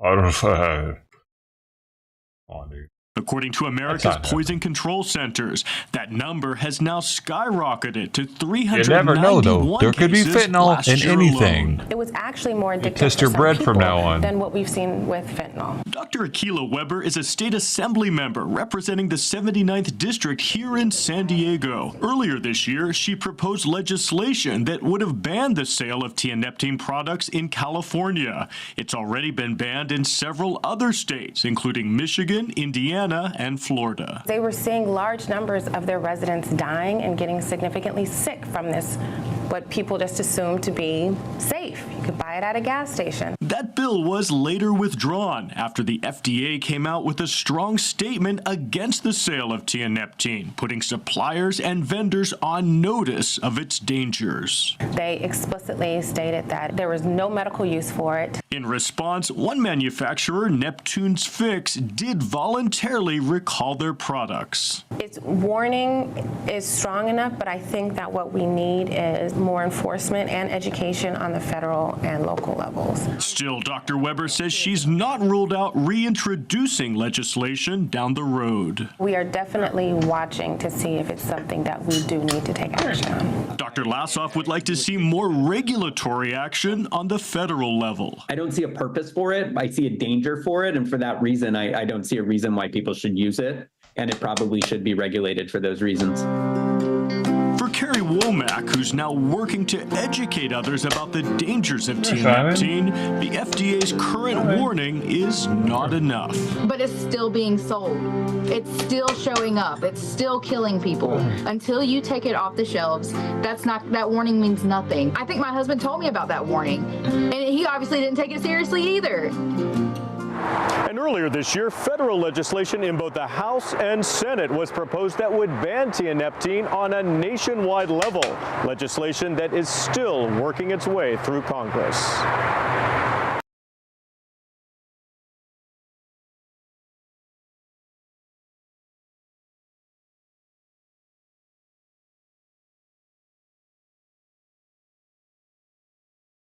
An apartment building is engulfed in flames and residents are trapped inside. She gonna have to jump. Smoke billows as bystanders frantically try to figure out how to rescue a mother and her son. Tell her to jump! Flames are just a few feet away. That's when something truly heroic unfolds. A U.S. Navy sailor scales the building, boosted up by bystanders.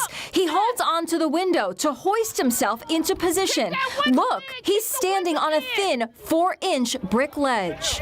As he holds onto the window with one hand, he guides the trapped woman out and lowers her to neighbors. And he's not just done. wanted to feel her titty. And the sailor makes sure he's also lowered to safety. Yes! Put something over your mouth! With smoke billowing overhead, the sailor climbs the ladder to make sure no one else is It's hilarious. The lady's fucking screaming at him like the heck, dude. Meet Petty Officer. The thing is, dude, all Navy personnel, all in boot camp, everyone's trained to be a firefighter. Actually, you have to go through multiple trainings for it, and I even had to go through extra training in Hawaii once I got there to fight this fucking indoor fire, and we all took turns on the nozzle, and we had OBS on our chest for the oxygen breathing apparatus, full fire retardant gear. It was fucking 450 degrees right in front of us. It was blazing.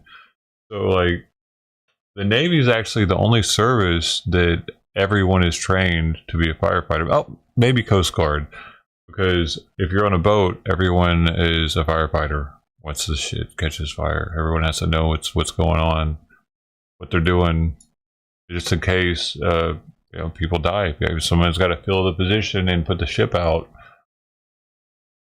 First Class Gabriel Journey, assigned to the nuclear-powered fast attack submarine, the USS Albany, based Ever in since the Norfolk. forestall How accident, did your training as a U.S. Navy sailor believe it prepare you was. for that moment? We train very in-depthly on combating what we call casualties, which may be in the sense of a fire or flooding. Today, he reunited with the woman he saved, Cynthia Booker. He asked me to trust him, and I did, and he got us both out.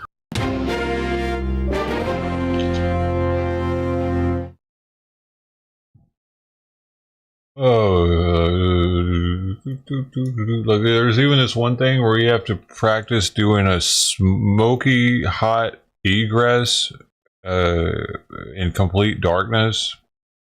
That was one of the last things you have to do before you're able to get a Navy ball cap. You're in battle stations.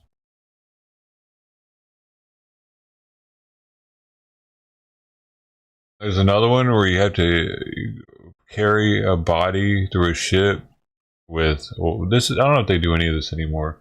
We had to carry it was a mannequin dummy that weighed like, 200 pounds or some shit. We all had to get it through an upside down ship. The ship was actually upside down. It was like a model that we had to walk through and figure our way through it with this injured person. It was an obstacle course just to get us prepared for maybe if the ship ends up being upside down, because that can happen. Still got to get out of it. Hey, buddy. A little different being in the Navy, being out in the middle of the ocean. All y'all got is each other and what you know. Ain't nobody gonna come help. If they are, it's gonna take them a long ass time to get there. I mean, when you're in a battle group, sure, another ship can come over, but even then, like, it's not like they can help put the fire out.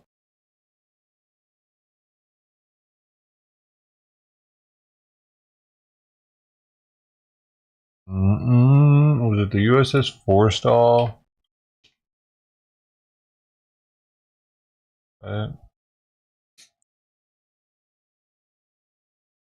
Is this the one? But what are these? It's this one. Yeah, they play this. It's like a 45-minute long thing. They play this in boot camp. I think this is the same one. Let me see. The music's copyrightable though. No, this must not be. It's in color. It's got to be a government. Like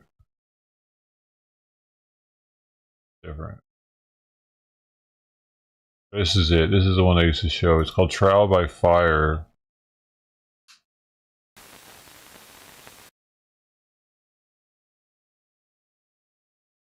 It's a lot shorter.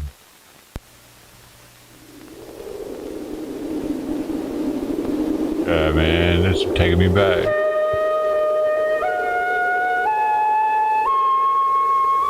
At sea, in action, have y'all seen the this? modern aircraft carrier is certainly one of the most awesome weapon systems ever devised by man. In the past 30 years, her performance, her presence on the oceans of the world has undoubtedly altered the course of history. As seen from the air, even when she's not launching aircraft, her clean, flat deck, rimmed with waiting planes, is a picture of power. Yet for all this vast strength, as real as it is apparent, a carrier at sea is extremely vulnerable. Since her striking arm requires the use of exotic fuels and powerful weapons, she's forced to carry with her the potential for her own destruction. It's all around her, on and below decks, waiting for a miscue, a careless error, or a tragic accident. On Saturday, July 29, 1967, the USS Forrestal was at Yankee Station off the coast of Vietnam. She was safely out of range of any hostile fire. For the men working topside, the break-in period passed quickly. Beginning with her initial combat strikes on July 24th, the Forrestal completed 700 sorties in 4 days.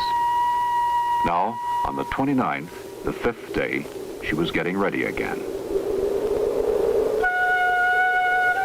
In light of what eventually happened on deck that afternoon, it's only natural that some have looked back and questioned, wondered, specifically about the lack of safety procedures. The fueling that went on while some of the ordnance was still being armed or undergoing last-minute inspection. Crewmen strong-backing bombs into position instead of using the available hoist to do the job. The seemingly casual or relaxed attitude, with many of the men out of place or in areas where they didn't belong. More than a handful of them out of uniform or without protective gear of any kind. How important were these factors? Were they part of an overall pattern that could end only in tragedy? Or weren't they important at all?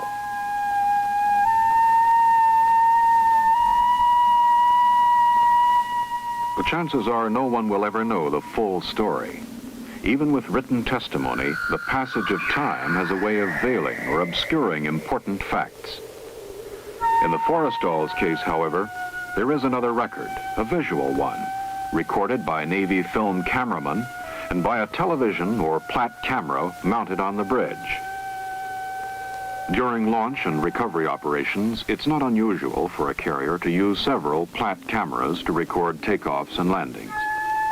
Their electronic readout, which is fed to various parts of the ship, including the command plot, the bridge, and the communication center, is also recorded on magnetic tape for delayed playback at debriefings and critiques.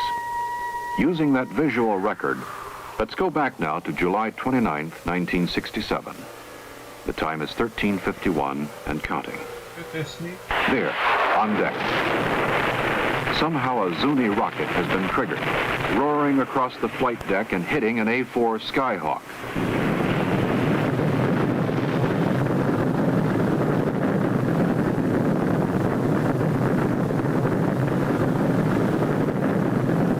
A sheet of flame from the A-4's ruptured fuel tank has enveloped the Skyhawk and her immediate neighbors. Behind that curtain of smoke, 2 1,000-pound bombs have already dropped from her wings onto the burning deck. Here, almost at mid-screen, we see a crash crew chief moving toward the flames with a Purple K fire extinguisher. His only thought, the trapped pilots in those planes.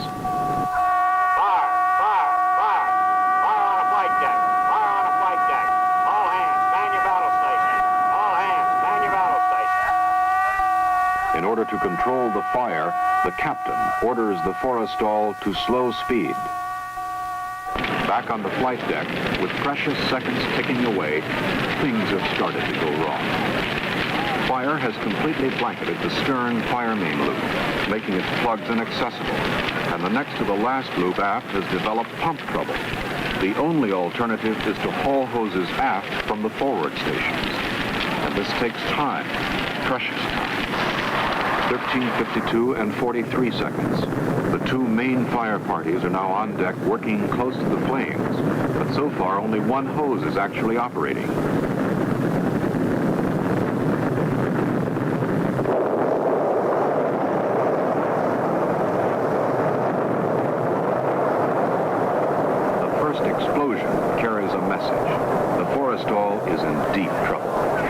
on end here. The chain has started. And yet those who have survived it turn around and head back. There are buddies back there, and the chief with the purple K is dead.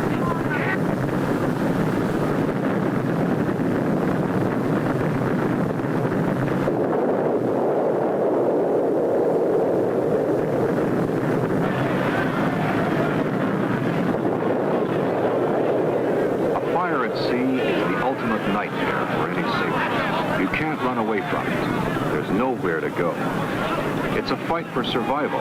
Your instincts have to be right. Your courage penned on like a badge.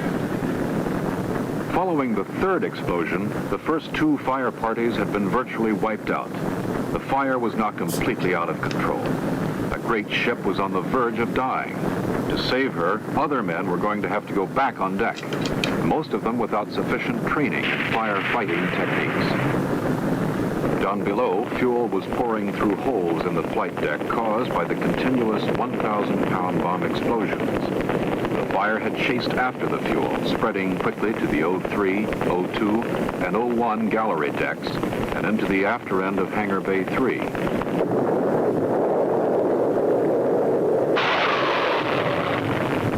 Topside, the only hope was that the explosions would somehow subside. Until they did, no firefighting team could possibly survive on deck. In all, during the fire's first 5 minutes, 9 major explosions would take place on the flight deck.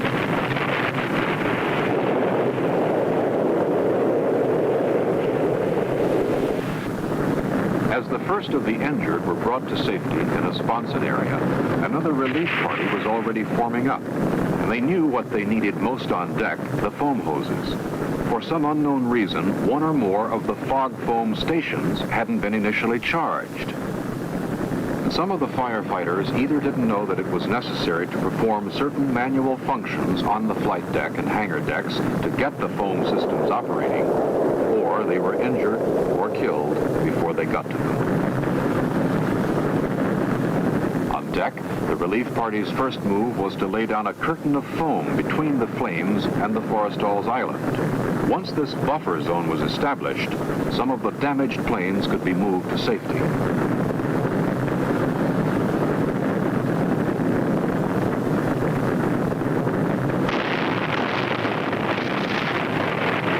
Along the port side, where most of the armed aircraft were parked, things were still out of control.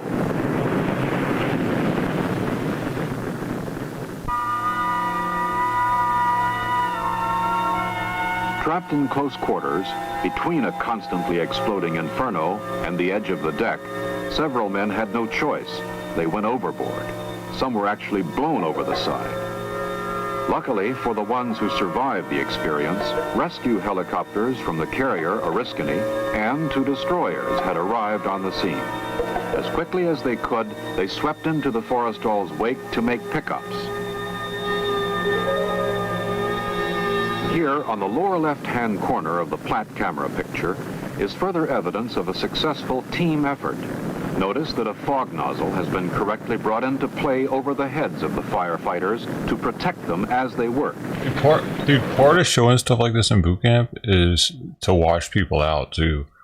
You know what I mean? Because this is still like, just because we're more trained on firefighting, we have better rules and regulations probably for how to handle all this shit and the PPE that you should be wearing while you're working. Like, shit still have, like, if you're at war, this could be what the ship ends up looking like, you know, and it's kind of like a wake-up call. Like, you could be in this situation right here, you could die. You're in the Navy, but you could still die just like someone in the Army and the Marines. Leadership and on-deck communications were early casualties of the Forrestal fire.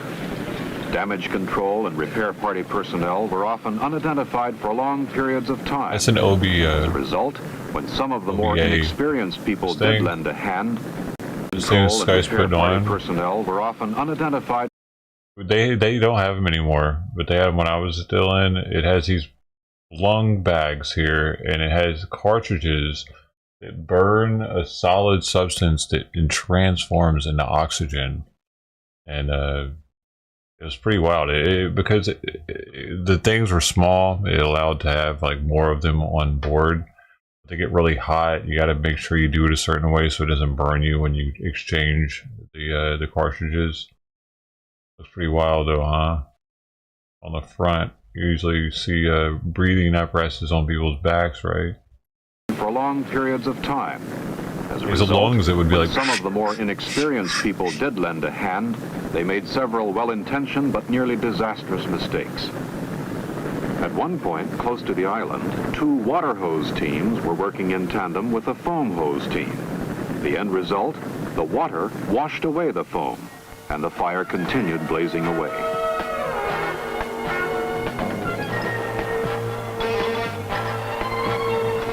But whatever their faults, whatever mistakes they made, it's impossible to fault their courage. Before this day was over, 134 of them would pay with their lives or be listed as missing.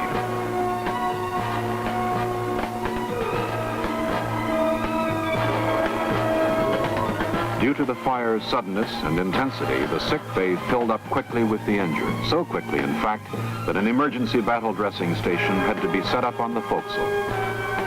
Less than an hour after the fire broke out, word came from Da Nang that the hospital ship Repose was on its way and would be there the following morning. Meanwhile, the 2 destroyers in the immediate vicinity took turns moving in to supply what they could and continued picking up firefighters who had gone overboard.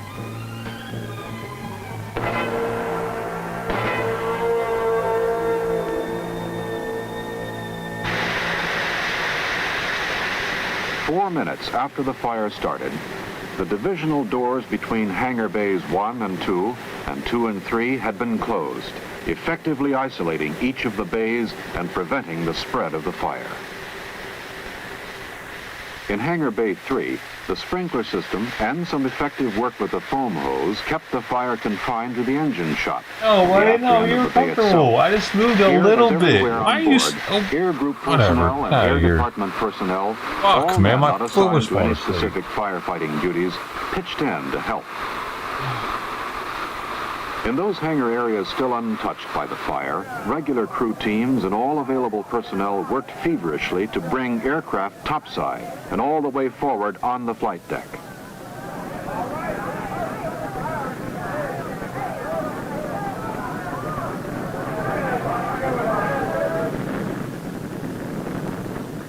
In one of the sponson areas, the firefighters had decided to stay with it.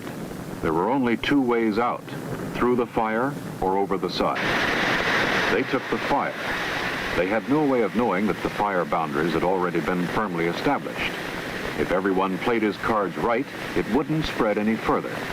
The flames could now be fought aft progressively, compartment by compartment, textbook fashion, until the fire was out.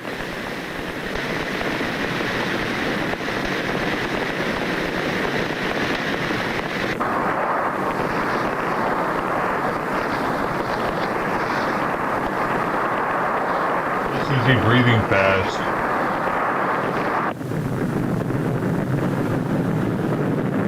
On deck, the first sign that the battle was being won was the presence of white smoke.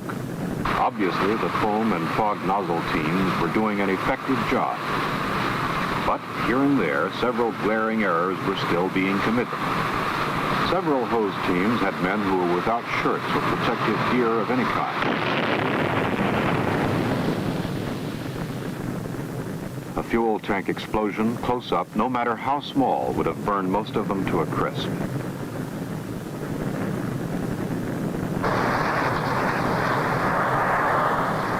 And almost unbelievably, some of the water hose teams were still hard at work washing away the protective blanket the foam teams had laid down. Here and there, black smoke had actually started rising again.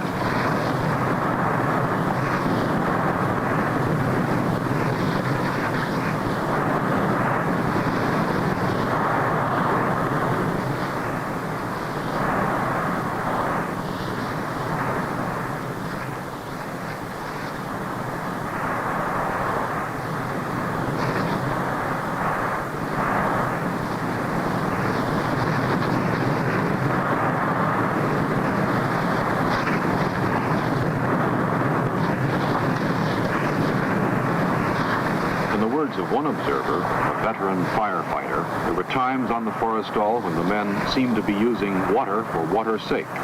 If they found an open hole caused by one of the bomb explosions, they just kept pouring water in it. As a result, the Forrestal suffered thousands of dollars worth of damage to its onboard computers and several other pieces of intricate gear which hadn't been directly threatened by the fire.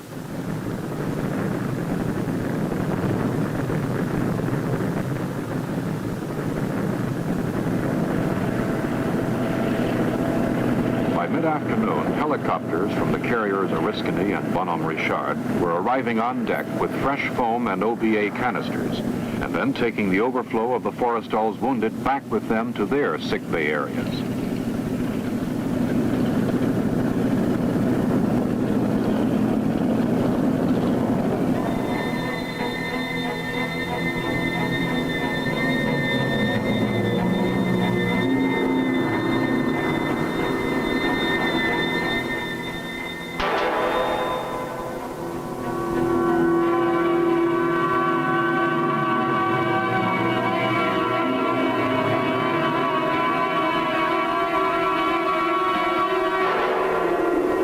Yeah, we're just gonna dump that there. It's gonna be okay. That'll be alright, guys. They're gonna leak out of that.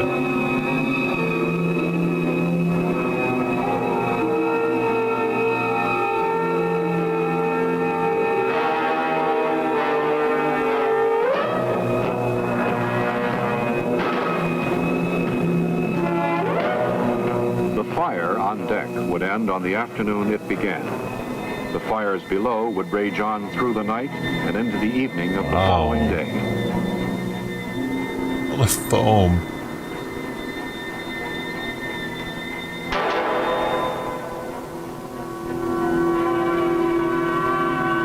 The obvious lessons to be learned from the Forrestal tragedy are these. Original, in-depth training in firefighting is vastly important, but so is constant retraining. Every man on board should have been familiar with the ship's firefighting gear and its use. Some men never reached their general quarters stations. Others, unsure of alternate exits or ways out, were trapped below and died. Many of the firefighters lacked leadership. The chain of command had to be rebuilt on the spot after the first two firefighting teams were decimated.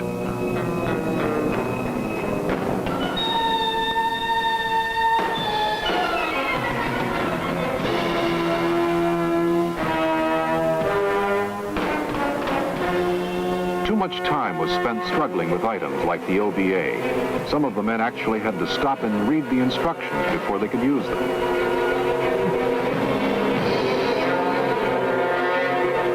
Only untrained men would spray water across a foam blanket that was doing its job. Only untrained men would hot handle unexploded ordnance or kick it across the deck with their feet. These are things that can't be learned on the spot or after a fire starts. The fact that the men of the Forrestal pulled it off is a tribute to their coolness and courage. But we'll never know how many men were lost because some things were done the wrong way.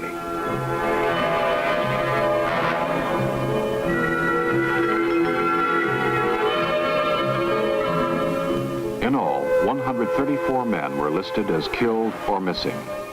Damage to the ship, exclusive of aircraft and other air equipment, was estimated in excess of $72 million. The Forrestal fire is a story of extraordinary heroism, trial and error under unbelievable pressures, and tragic death. It's a story that the Navy clearly would rather not live over again. So learn your firefighting techniques. Then relearn them. But learn them. Learn or burn, baby. Learn or burn. And they showed this right before they taught us firefighting information. You know, this is like, oh, we're going to shoot it first. It made everybody want to learn because they're like, okay, we need to learn. I don't want to burn.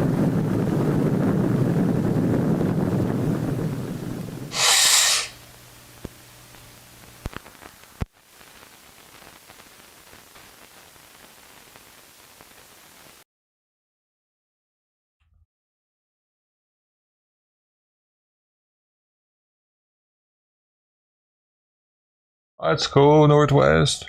Thank you for your service. I know it's not a military job, but you're still doing something for the military.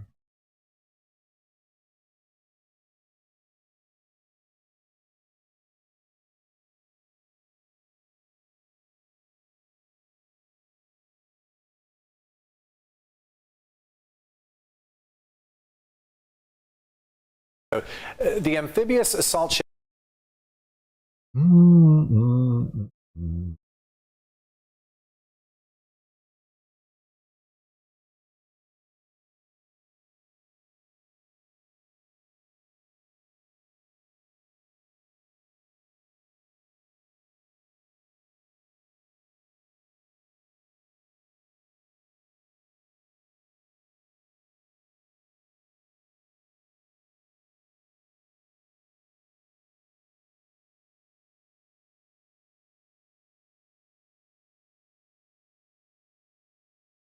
Extreme. Extreme.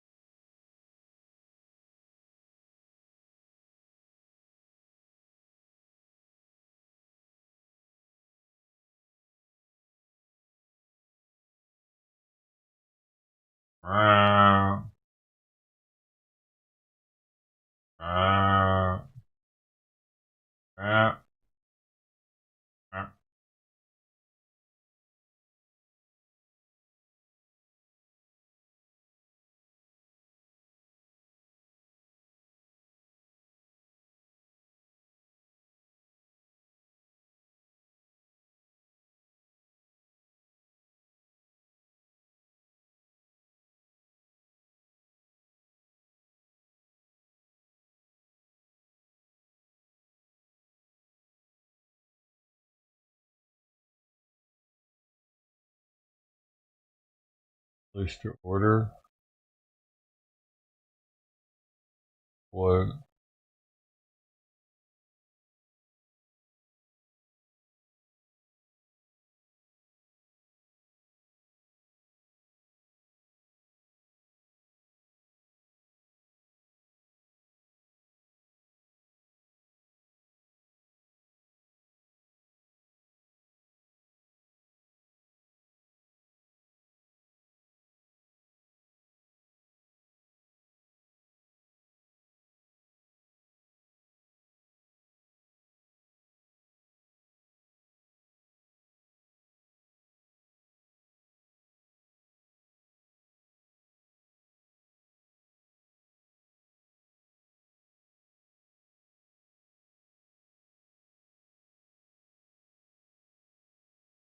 $300 milligram gummies.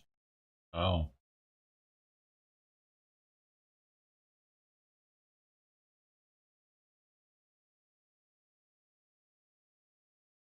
Pretty strong.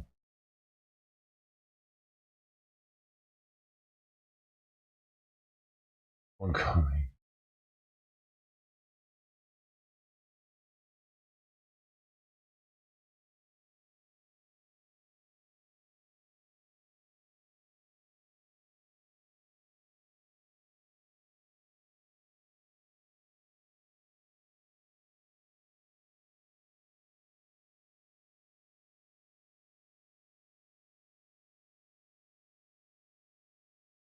President-elect Trump is rolling out his cabinet and top staff positions at a rapid pace, but there's still a spot open for Treasury Secretary. Right. Our next guest is emerging as a possible pick. leading the list of those up for the job. He wrote a recent op-ed echoing Trump's love of tariffs. He points out that it was a favorite tool of America's first Treasury Secretary, Alexander Hamilton. Scott Bessent is CEO and founder of Key Square Capital Management, and he joins us now. Scott, welcome. So Donald Trump, obviously. Rachel, great to see you. Great to see you, too. So obviously Donald Trump, a fan of tariffs. You are, too. Why? Explain that to us. Well, Rachel, I've been in the investment business 35 years, and Donald Trump is the most sophisticated leader on economics that I've met. And he's also the most open-minded. So the idea of bringing back tariffs, Alexander Hamilton was the original tariff man. And why did he like tariffs? Two reasons. One, to fund the Treasury. Two, to protect nascent U.S. industries. And Donald Trump has added a third leg to the stool, and it's for negotiating leverage. Right. So why did we put away this great policy tool for so many years? President Trump has such an open mind. Imagine he's endorsing crypto, that he's pushing this agenda. The Iranians, we're putting maximum pressure on the Iranians. I say, let's make America great again. Let's make Iran broke again. Yeah, absolutely. Well, also, it appears that tariffs is a tool to get eventually to free trade, which is what we really want. But really, honestly, free trade. Rachel, what we really want is fair trade. Fair trade, exactly. Xi Jinping yesterday gave a speech talking about the international trading system and talking about how great it is, and free trade is great. Well, it's worked great for the Chinese, so of course he's done that. China is the most imbalanced economy in the world, so he's extolling the values of it. So we've got to save the system, we have got to get back to fair trade. We'll have our producers put up what Donald Trump's tariff plan looks like right now on the screen. But I want to get to this race for or this competition for the Treasury Secretary. You have been, several Wall Street legends have called on your behalf. Heavy hitters in Silicon Valley, Coach Tommy Tuberville, Larry Kudlow, Art Laffer, Steve Moore. So some really serious financial people and who understand our economy and know that we need someone at the helm when things go bad, who really knows what they're doing. Why are they supporting you? Well, it's not about supporting me. It's about the cabinet that President Trump's going to create. And Donald Trump has been so correct on his policies. And the past few months, I have had the chance to travel with President Trump. We were at a barbershop in the Bronx, and then I was recently sat in a meeting with he and Elon Musk on this new efficiency commission. Mm-hmm. Yeah, who else could do that? And both sides love him. The people love him, the richest man in the world. It's very exciting that we are going to bring the Silicon Valley solutions into government. Yes or no, really quick, and make things work. Yes or no, really quick. The main competition for this job between you and this other person. Did they give $1 million to Hillary Clinton? I'm taking the high road, and I've been a big supporter of President Trump. I've known the Trump family for 30 years. All right. And we'll go from there. All right, you got it. Scott Bessent up for Treasury Secretary. Best of luck to him.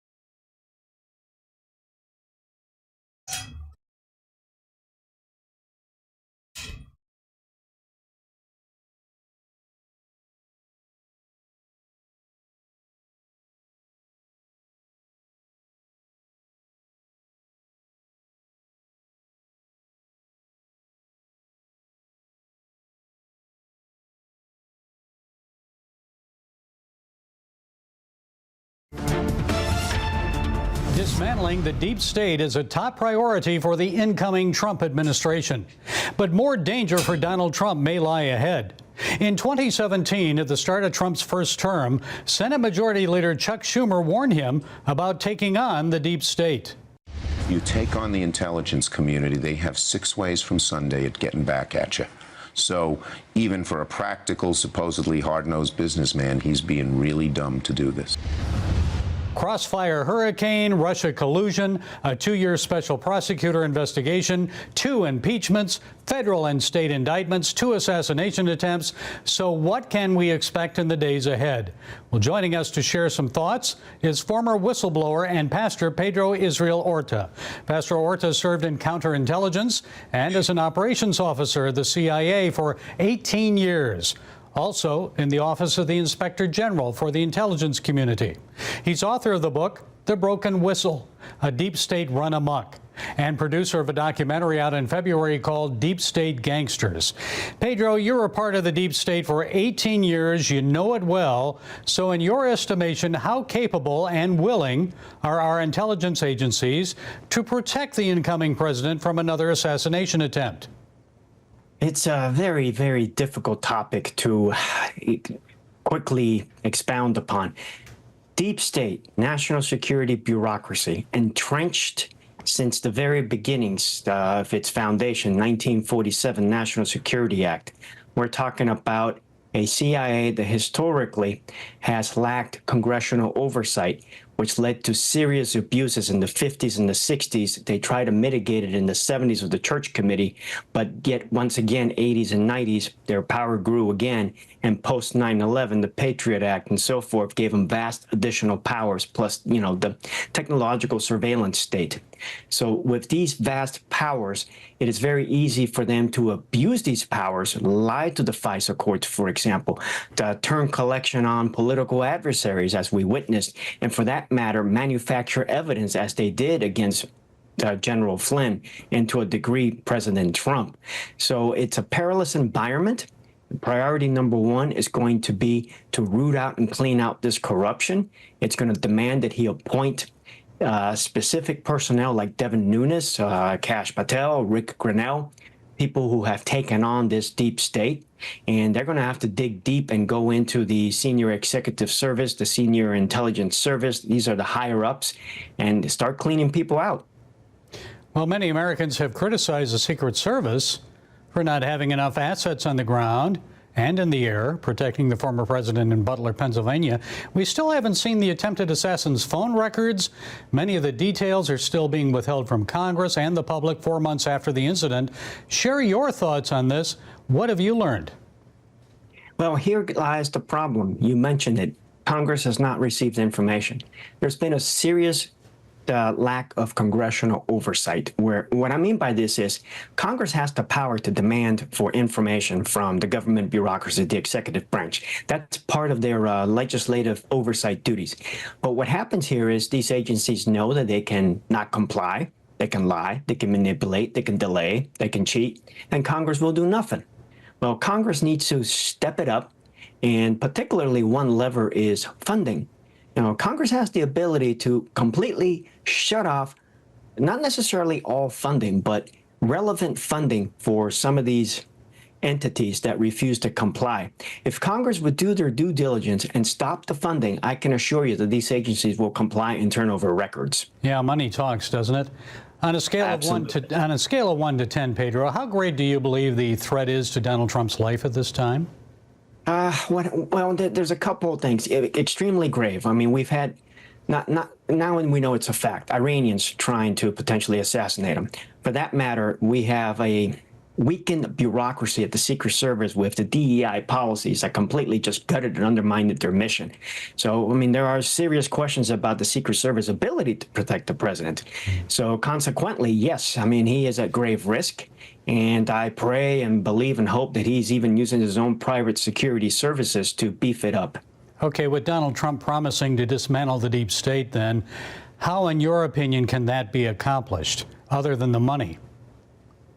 Well, again, first and foremost, quality appointments. He cannot make the mistake he made in his first administration. For example, Mike Pompeo I like Mike Pompeo. I like his Christian beliefs. But honestly, I was there when Mike Pompeo was there. It was not Pompeo's agencies. It was Brennan's agencies still being run by Brennan's personnel. And he had handpicked Gina Haspel to be his deputy. So first and foremost, President Trump is going to have to select some individuals who have proven themselves to have either fought or combat the deep state. So who do you think he needs as National Intelligence Director and maybe even FBI Director? I would recommend for the National Intelligence Director, Rick Grinnell. Reason being is he proved himself as the acting DNI.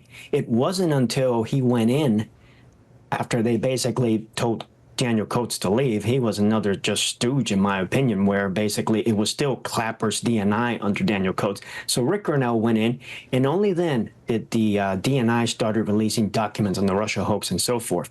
For FBI, I believe that we need a strong law enforcement type officer. Some possible names: Sheriff Lamb in Arizona, Bernard Carrick, a former New York City Police Commissioner, Dan Bongino. If not one of these three, maybe somebody of that kind of caliber who has the law enforcement background, but more importantly, is not just talk, but action. And Pedro, you've written Broken Whistle. Tell us about your forthcoming documentary, Deep State Gangsters. I know it's set for release in February, and as a pastor, I'm assuming you view many of the actions of the deep state as evil. So what role is God playing here in protecting the country and the incoming president? Well, it comes down to a poem by a German theologian, Niemöller. Who will speak for you when they come looking for you? He was in Germany prior to the formation of the Nazi government, during the Nazi regime and post-Nazi regime. And the bottom line was, if we fail to act, fail to speak up, fail to take action, we're complicit with evil. There is a need for light to be light, not for us to hide our light. So we as Christians, as believers, have to arise. And what I mean by this is, take, for example, Congress. We have many congressmen who wear their Christianity like if it was a suit, a code of honor. But yet when it comes time to take action against this evil, they do nothing. So the point of this documentary, at the end, it's basically, we need light to be light. And what happens here is, if people don't rise up and start taking action, it emboldens and empowers these rogue elements of our government to become even bolder and more wicked and take more action, as we witnessed basically when Biden took over in 2021 with all the mayhem unleashed against President Trump. Okay, we're looking forward to that. The book is The Broken Whistle, A Deep State Run Amok. Pedro Orta, thank you for sharing your insights. We appreciate it. Thank you, Gary. God bless you.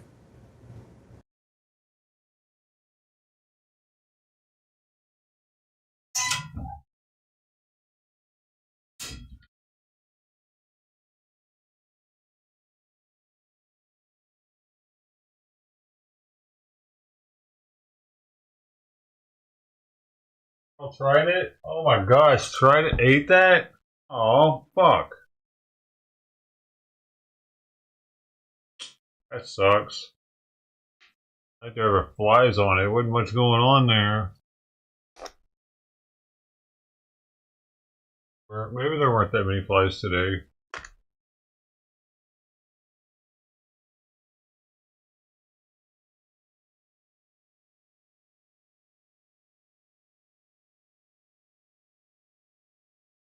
What about crossback?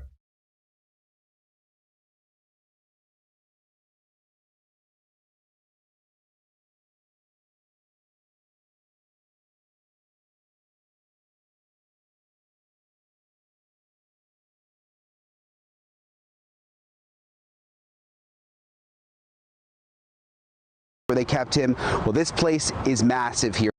This is the Ada County Jail in Boise, Idaho. It's a massive complex, takes up a couple of blocks out here.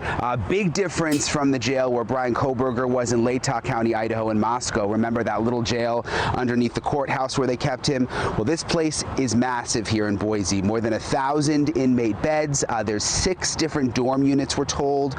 4 for men, 2 for women, and they've even got 88 specialized beds for maximum security prisoners.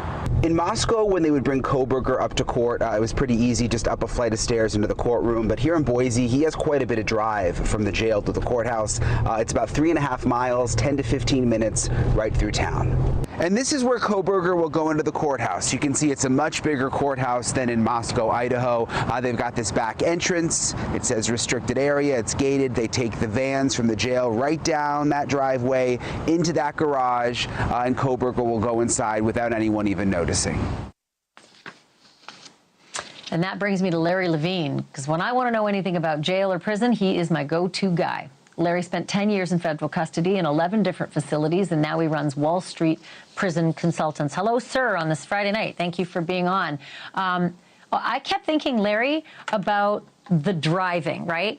Because for almost 2 years, I don't think Brian Kohberger ever got out of that building. He may have not seen any sky that couldn't be seen from inside the prison yard at Latah.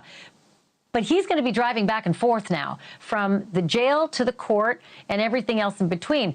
I'm assuming those kinds of field trips are just like manna from heaven for a prisoner like this. I don't know. Some people like to stay in their cells. They don't like to get out because you get a routine together. Probably in the Latah County Jail, if he needed medical care or treatment, they probably took him out anyway, because in a little facility like that, they don't have the means of treating the inmates. I mean, there was 38 cells at Latah County. There's, 1,116 cells at Ada County. And the cells in Latah County, that was all the custody levels. You had high, medium, low, and such. Where at Ada, they have a special housing unit there of 88. And if he needs medical care at Ada, they probably, with a jail that size, they've got somebody in there. You know, Ashley, the worst thing when you're in custody is going to court. I mean, at Latah, they woke him up in the morning or whenever. They brought him upstairs. Done deal. But when you go in a real facility, you go to court, they wake you up at dark 30. They're not just taking you by yourself. They're taking potentially, I mean, the purpose of a county jail is for the court system to hold people. And I mean, you have sentenced people there that are serving under 12 months, but they move a lot of people and it takes a lot of time. They have to strip search you both ways. So it's not a piece of cake like it sounds like. It's not. It's interesting that you say that, because while getting up early and getting the strip searches and all the rest, that would blow. I can't imagine just missing the world, missing life, missing seeing people's faces, just missing sidewalks and traffic and everything. And I would have thought that that was a real treat, just to be able to do something different from the monotony every day. Okay, well, at the little jail, they only had 12 staff members there. So you get to know, these staff get to know you. At the Ada County Jail, there's 150 staff members.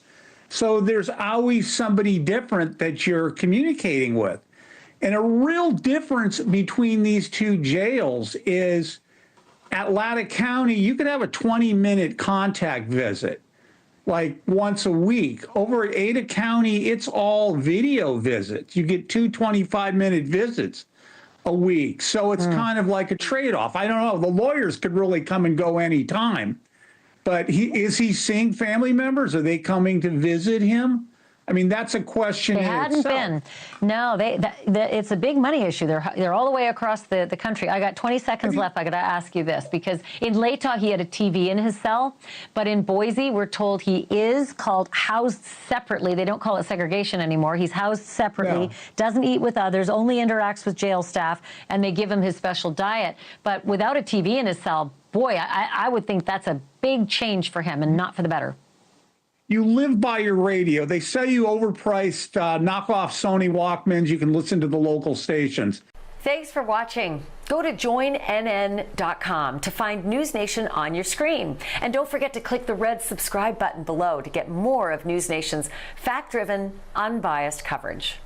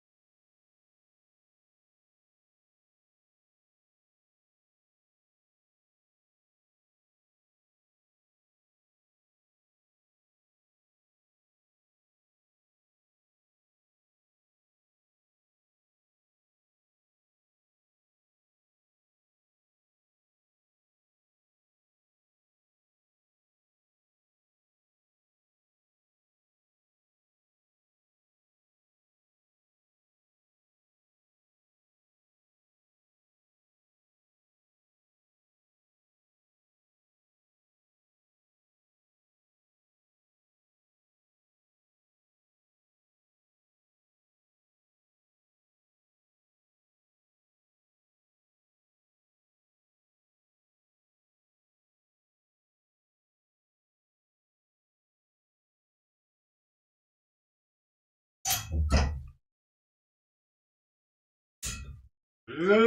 you go. Eggs.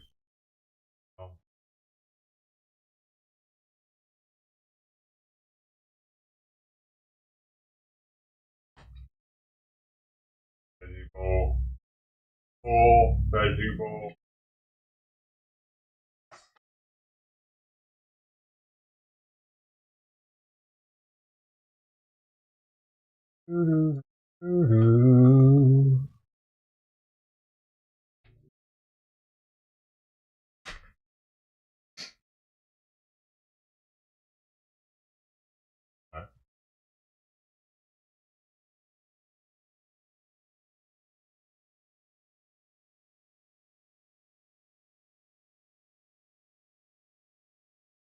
And I'm Scott Thuman. First tonight, new developments on a Maryland police officer who was dubbed the kissing cop or the loving lawman. While working for Prince George's County Police, he was caught on camera meeting his girlfriend in his police car while on duty. Video of their encounters went viral. Maryland Bureau Chief Brad Bell is joining us now live, and Brad, the officer now fighting those charges against him. Yeah, and we should say, look, these are not criminal charges. These are accusations within the police department. If they have a regular job, right, your boss will call you in, you'll get disciplined, you might get fired. But the police have due process, and that is to go before an administrative hearing board. That board has now thanks for hanging out while I was gone, y'all. testimony, and they are deliberating, deciding what happens next for this officer. How do you? The viral video, shared and viewed millions of times, shows Prince George's County Police Officer Francesco Marlette in September 2023 engaged in what could be described not as excessive force, but rather excessive affection while on duty, kissing, then ushering a woman into the back seat of his police car just steps away from a busy playground. The man who posted the video saying he felt what he witnessed was wrong. It shouldn't be done in broad daylight or with kids around. Then another video surfaced in a different park, but the same officer, same car, same scenario, in the back seat. 30 minutes went by, it started getting dark, and that's when she literally just got out the truck and she went up out her way. Officer Marlette was suspended, and today he's getting the police discipline version of his day in court, facing an administrative hearing board inside police headquarters on 28 charges, including conduct unbecoming a police officer. He declined comment. In the hearing, the county attorney making the case argued that Marlette's behavior during more than a dozen on-duty meetups with his girlfriend is the very definition of conduct unbecoming, spending hours in the back seat, slowly responding to emergency calls. Marlette's lawyer trying to downplay the caught-on-camera activity is having little impact on policing and saying, after all, it wasn't Marlette who posted the video. Yeah, and the hearing board had some questions about that as well. So they have concluded taking testimony, as we said. The hearing board is now deliberating. We're not sure when we will hear their... Dude, he should be fired because he's not doing his job. What the fuck? If he's taking forever to go to calls, that shit, what else? Out of here. You taking forever, you ain't taking calls when you're supposed to, you gotta go.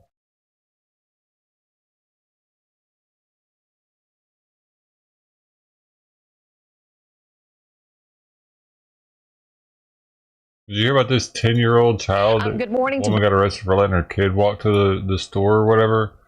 At what age do you think a kid is responsible enough to be able to walk to the store and back? Apparently it was less than a mile away from home. Both of you, thanks for your time this morning. Just first off, Brittany, I mean, traumatic for children to see a parent put in handcuffs and taken away. Yeah, right. How are they doing in the aftermath of all this? They're doing okay. But I imagine a very emotional week for all of you. Set the scene for us on that day. Why was your son walking alone, and is that something that's normal for your kids and other kids in town? It is normal for kids to be walking around Mineral Bluff. It's a four-way stop, very low traffic. And my kids often will play out in our woods. We have a lot of acres, and so they do walk around our neighborhood. He just decided he wanted to go to the Dollar General that day, and it's not uncommon for kids to do. So I don't understand why there's been such a uproar about it, I guess. Yeah. I understand you were at a doctor's appointment with one of your older children when you got the call from authorities, and then hours later, I mean, here's the video. Sheriff's Department sent it to us last night. You're put in handcuffs. What was going through your mind when you were being put in handcuffs in this moment, Brittany?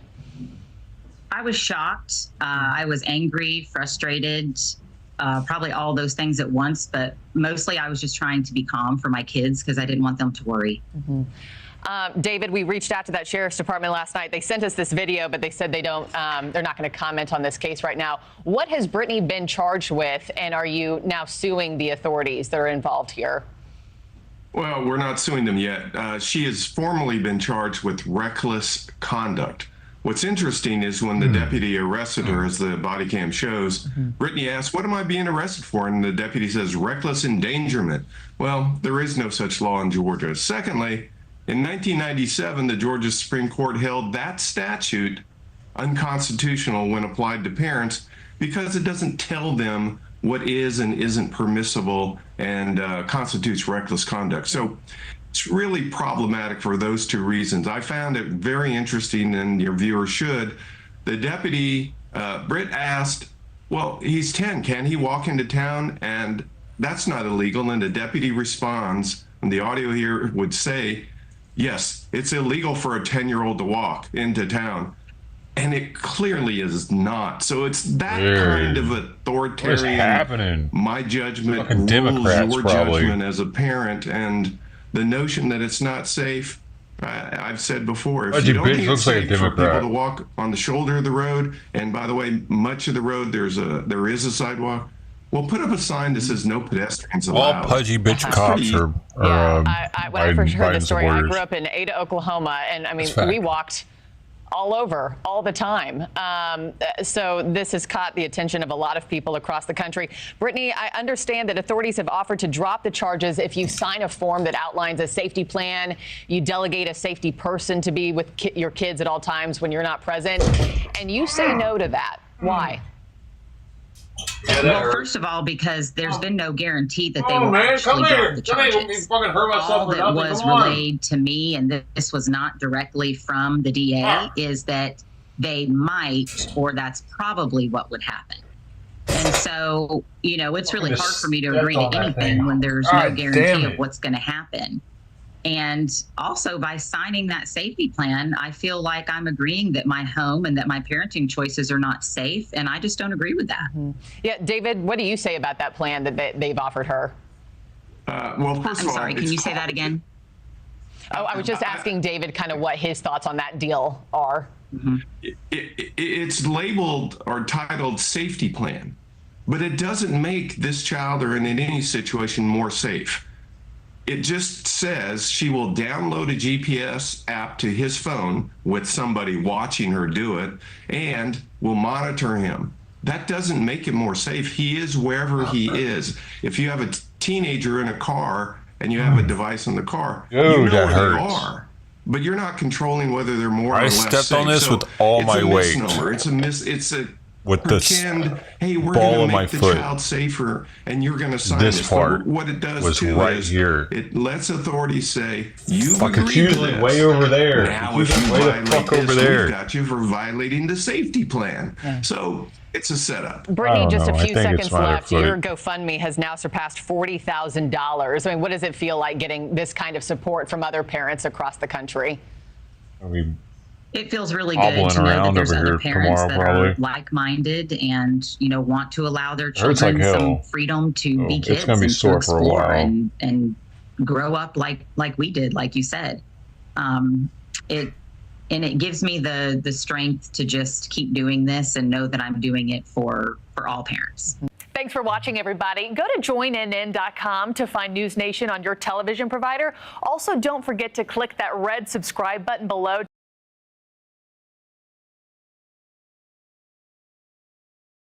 Man, I can't believe I just did that.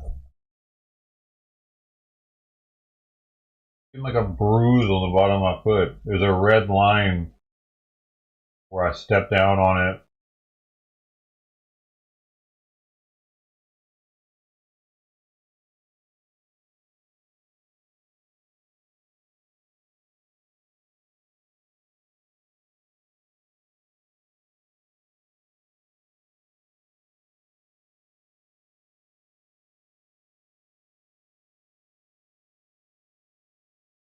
Dumbass. That was a dumbass move.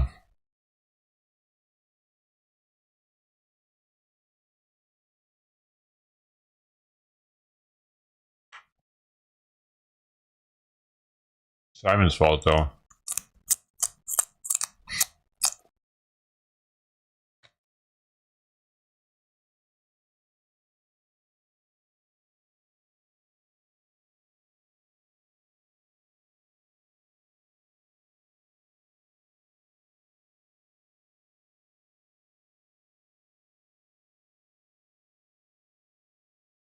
I think that was actually worse than stepping on a Lego because it's so high up.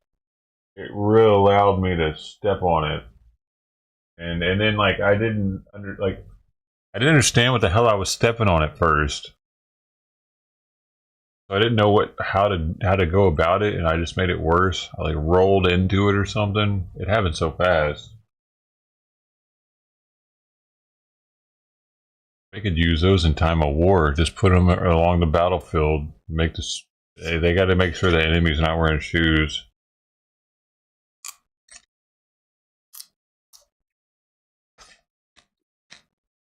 That and Legos.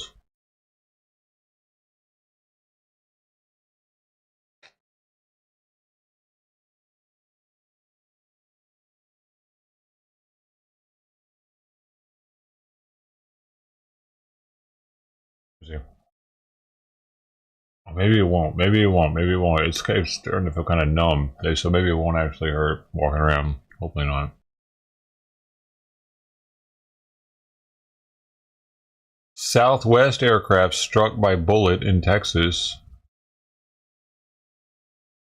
Now to the series of frightening scenes involving jetliners. The latest when a bullet struck a plane ahead of takeoff in Dallas. It comes after a passenger's cell phone battery caught fire in Denver. ABC's Zareen Shaw joins us with more. Zareen, good morning. These are frightening scenes. They really are. And Janae, on the flight with the fire, one passenger said there were babies and young kids on the flight. She says everyone was screaming go, but there was nowhere to go. But that wasn't the only incident. The last few days, a series of terrifying issues in the air. They think that somebody from outside the airport shot a firearm at the aircraft. Overnight, a bullet striking a Southwest Airlines flight about to take off from Dallas Love Field Airport. We like to return to the gate.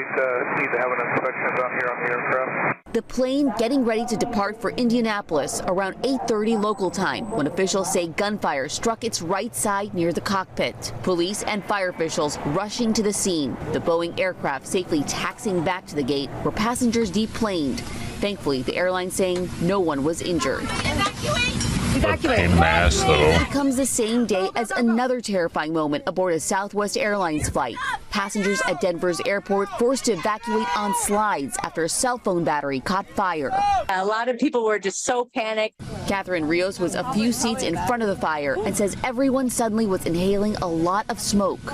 Pretty much just kind of trapped. I couldn't do anything because I was surrounded by so many people. Southwest Airlines saying the aircraft carrying 108 passengers was still at the gate when the battery caught fire Friday morning, causing the seat to catch fire from the burning phone. Crews quickly extinguishing the flames, but the passenger whose phone it was is being treated for burns, and another passenger suffered minor injuries while evacuating. And on that fire issue, there have been 59 incidents just this year relating to overheating on planes. You might have experienced this, a crew asking you if you have lithium batteries in your luggage when you check them in. This could be a good example of why those batteries can overheat. Yeah, concerning scene. All right, Zareen, thank you. So what happens if you have one? What do they do with it?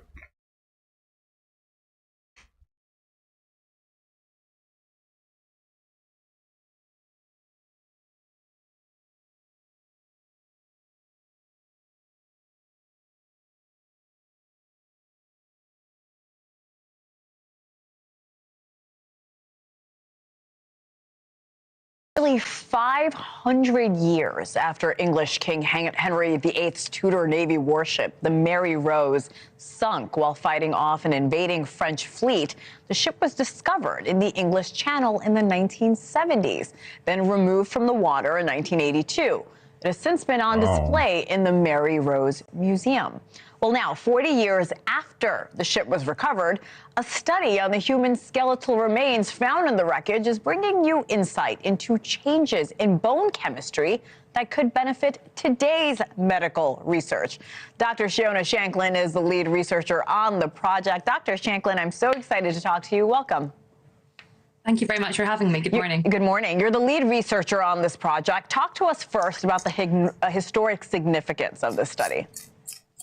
So these remains are really important because not only is the preservation amazing, but it's very unique in an archaeological sense because we rarely know exactly the date in which we recover remains from archaeological sites. So the fact that we have a precise time that we know these remains came from is amazing. And in addition to that, the preservation of these remains is much greater and much better than we would usually find in an archaeological setting, allowing us to do experimentation now that allows us to influence and inform modern science. And I'm told your team used lasers to examine the skeletal remains discovered. Can you explain that procedure to me, and what have you learned? Laser beams. So the laser in question is a light-based technique called Raman spectroscopy, and it's used to obtain information on the chemistry of a sample. So light is made up of lots of different colors, and one of the best examples of being able to see this is when sunlight interacts with water particles in the air and produces a rainbow. And each of these colors represents a different wavelength of light. And in this technique, what we do in Raman spectroscopy is we have a single color or wavelength of this light, and it's directed at a sample. And some of this light will interact with the molecules of a sample. So in this case, it's the collarbones. And molecules are basically tiny teams of atoms that make up everything around us. And the interaction between the light and the molecules causes a slight color change. And this shift in color allows us to see what exactly the bones are made up of, because each of these color shifts are really unique depending on the molecules. So it allows us to see exactly what a sample's made of at a chemical level. This is so fascinating. So your findings suggest that you were able to tell the sailors and what they did on the ship. How were you able to determine that? So a big part of it is based on where the skeletal remains were found on board the ship, which is done by the teams at the Mary Rose Museum and within the Mary Rose Trust. So based on where each of the individuals were located on the ship and the findings of what they found around them allows them to kind of estimate exactly what their role would have been on the ship. But in addition to that, because the collarbones that we were using in this study are based on either side of the body, it allowed us to investigate handedness as well as the changes of aging, which we were also looking at. Dr. Shanklin, let's take a step back because, like I mentioned, this is so interesting, especially all these years later. The ship is found, human remains are found, and they're well preserved. How is that possible, considering they were underwater for so long? And how does the museum continue to preserve these skeletal remains? So the reason they're so well preserved is thanks to the nature of the environment in which they were found. So when the ship sank, the nature of the sediment on the seafloor where the ship sank has formed a kind of putty over the wreckage of the ship, and that created an anaerobic environment, so an environment free from oxygen. And because of that, it's preserved many artifacts as well as the skeletons, which allows us to understand more about their lives. I think this is so cool. I want to ask, what's the next step for your team? What more do you hope to learn from what you've discovered on this warship? So one of the things that I'm looking at as well is man, those are real bones sailors that make up the spine right at there. the bottom of the spine. So I've got some research coming out about that soon. But another thing I'm really interested in is looking at the changes that would occur in the spine from the archers. So in medieval England, archers on board this warship would have been using longbows, which are really, really big bows, and they require an awful lot of rotation, so a lot of turning of the spine, and that will have, therefore, asymmetric. Thanks for watching. Go to joinnn.com yeah, that's enough, to find lady. We News heard Nation enough from on you. your television provider. And don't forget to click the red subscribe button below to get more of News Nation's tell them, News fact-driven, Nation. unbiased coverage. Fuck with nerds around here. Huh. You're too nerdy, huh? I saw some cleavage in you. Maybe you just had to. Cleavage break.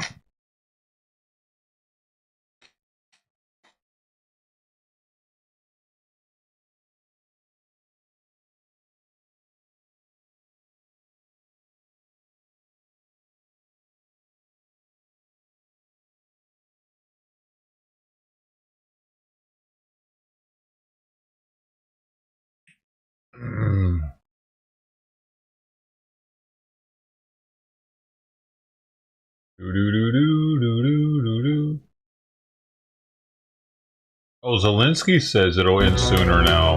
What? Staying overseas, Russia hitting Ukraine with a barrage of drone attacks overnight, and that's as the Ukrainian president looks ahead to how the new Trump administration could impact his country. Volodymyr Zelensky saying he thinks the war will actually end faster, his words, with Trump in the White House. What exactly that means for Ukraine remains to be seen. Our Patrick Reevell joins us now from northern Ukraine. And Patrick, Ukraine getting hit with a wave of Russian drone attacks, including about a dozen where you were in Kyiv overnight. What can you tell us?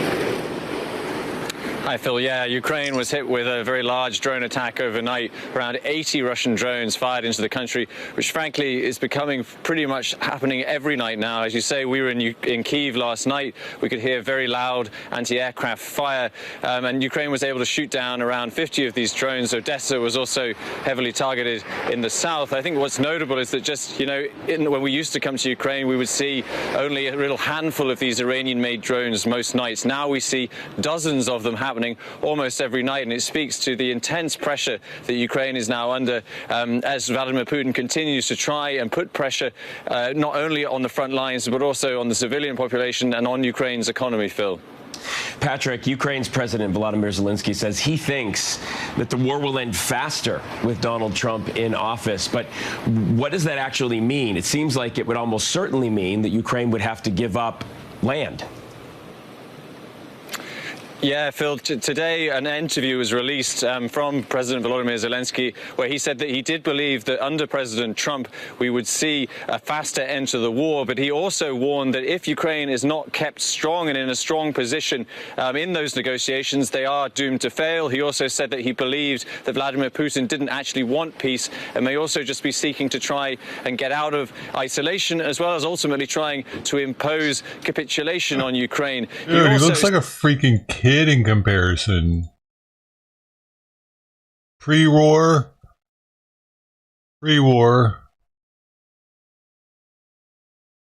This almost looks like post-war also. Post-war. Jeez, it turned him into a man. Approach from the U.S., essentially meaning that even though they receive a huge amount of aid from the U.S., Ukraine is not going to just accept terms that are ultimately very negative for it. And interestingly, we've seen just in the last little while, Elon Musk is obviously playing a huge role at the moment in the Trump team. Elon Musk tweeted a sarcastic tweet making fun of that, saying that President Zelensky has a good sense of humor if he thinks that. So already we're seeing here, obviously, intense preparations on all sides for potential negotiations. Clearly, it's a very difficult situation, it's going to be a very, very difficult negotiation when it finally happens, Phil. Absolutely, and all of this as lives are at stake. Patrick Reevell. Patrick, thank you so much. Known as M30 pills or counterfeit Vicodins. Altogether, this drug load is... Police tell us this happened right here at the San Luis port of entry. It's one of the busiest ports along the Arizona-Mexico border. Roughly 7,000 people cross through here legally every day. But according to police, last week, a 14-year-old girl crossed into the U.S. carrying 12 pounds of fentanyl pills in her backpack. Here are the photos released by San Luis police. They show the child's black backpack filled with little blue pills. They appear to be what is known as M30 pills or counterfeit Vicodins. Altogether, this drug load is worth more than $100,000 on the street. Prosecutors say drug gangs are actively recruiting teenagers to work as smugglers in Arizona and other border states. The U.S. Attorney's Office in Arizona filed charges against 2 other juveniles for smuggling drugs from Mexico between July and September. Now, we don't know the identity of the teenage girl who was arrested right here in San Luis, but we are told she was booked into the Yuma County Juvenile Justice Center and is facing multiple felony counts. Now, we're also trying to figure out how she was able to cross into the U.S. with those pills just sitting right there in her backpack. Reporting from San Luis, Alexandra Rangel, Arizona's Family. She didn't get busted at the border? They didn't catch it at the border. I thought they caught it there because they're at the border entry. But it sounds like she got through. I missed something there.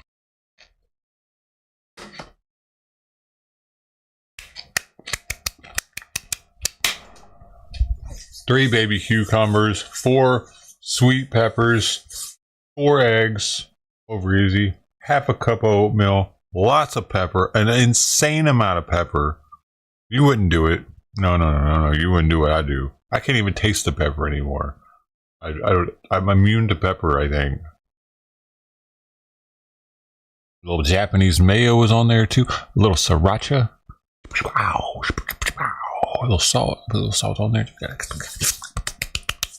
I put a lot of salt in the oatmeal. They're like 4 dashes. 1, 2, 3, 4 out of the big thing. Salty. I gotta order weed and all that now too.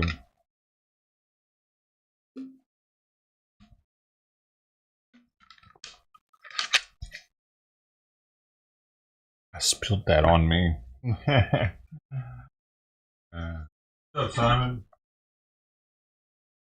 Back out now? What time is it? Hey, it's time for your food. Let's go, Simon.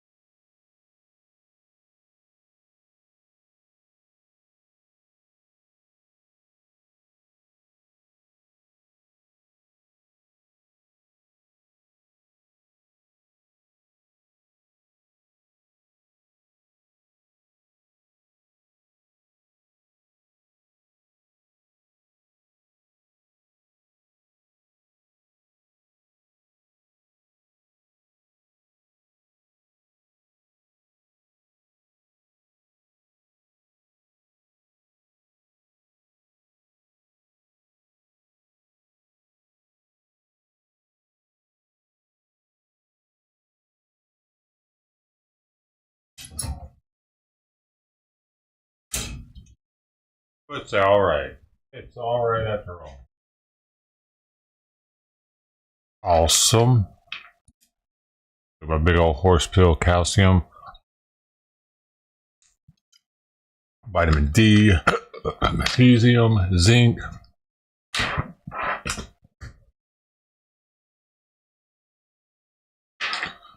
I'm vitamin out of my mind right now with the vegetables, with the eggs, with the oatmeal, with the pepper, baby. Ow. Ow. Too many vitamins.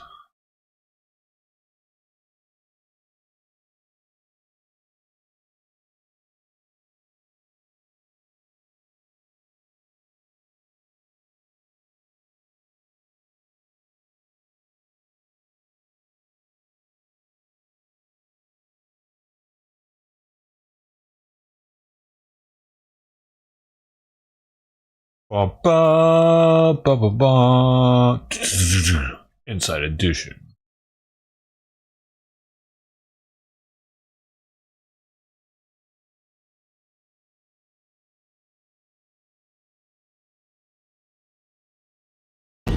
The report is apparently in some draft form and was going to be released on what is now a former member of the House. I do not believe that that is an appropriate thing. It doesn't follow our rules and tradition. There is a reason for that. It would open up Pandora's box. I don't think that's a healthy thing for the institution. All right, the Speaker of the House making it very clear that ethics signing report on when Matt Gaetz is not going to get in any senator's hands, Republican or Democrat. It's a finished issue since Gaetz has already resigned as a House member. It might not be quite that simple. We got John Yoo with us, the former Deputy Assistant Attorney General, UC Berkeley law professor, former Justice Thomas Law Clerk. He's the whole shebang. John, what do you make of that? Is it a moot point right now? I mean, the Senate, even some Republican members would at least like to get the details of that report, but it doesn't look at the Speaker as the way that's going to happen. Let me put on my hat as a former general counsel of the Senate Judiciary Committee under Orrin Hatch. The senators will say, we still have the right to vote on the confirmation of the Attorney General, and we have the right to demand whatever information the government has produced. Just like we would get an FBI background check, we also want to see this person's House ethics report. And they could even go far and say, if you don't produce that report, we're going to vote him down. We're not going to allow him to be confirmed. Now, President Trump's response is going to be, well, I want to recess appoint him. He needs the House and the Senate to disagree about when they adjourn and go into recess. This provision that President Trump's talking about has never been used before. So we don't know what would happen, for example, if the Senate just said, we're coming back into session right away, within a millisecond after President Trump puts us into recess. And that might throw, for 2 years, Matt Gaetz's appointment into constitutional doubt. Now, I can understand President Trump wants to engage in reform of the Justice Department and the FBI, but if you have an Attorney General whose every action is challenged in court for the next 2 years, that actually will throw back President Trump's agenda. So back to this report, I mean, if it doesn't happen, it doesn't happen. Can senators force the issue, or given their majority in the Senate now, will they even bother? Yes, if the senators could say, we demand to see the report, and if we don't get the report, then Matt Gaetz gets no vote. The senators have done similar things with executive branch nominees in the past. They have every right. The confirmation power is only theirs. For example, they could say, we want to see in closed session any kind of security clearance report for a nominee. If we don't get it, then they don't get a vote. Or they could even be tougher and say, if we don't get the report, we will actually hold a vote and we're all going to vote Matt Gaetz down, which might actually be the worst possible outcome for Gaetz. Wow. All right. We'll watch closely. John Yoo, thank you very much. I apologize for the truncated time here. Hi, everyone. I'm Brian Kilmeade. I want you to do me a favor. I want you to click to subscribe to the Fox News YouTube page. This is the only way that I know for sure that you're not going to miss any great commentary, any great news bites, any great interviews coming your way on Fox. You can get it all here on YouTube. So subscribe right now.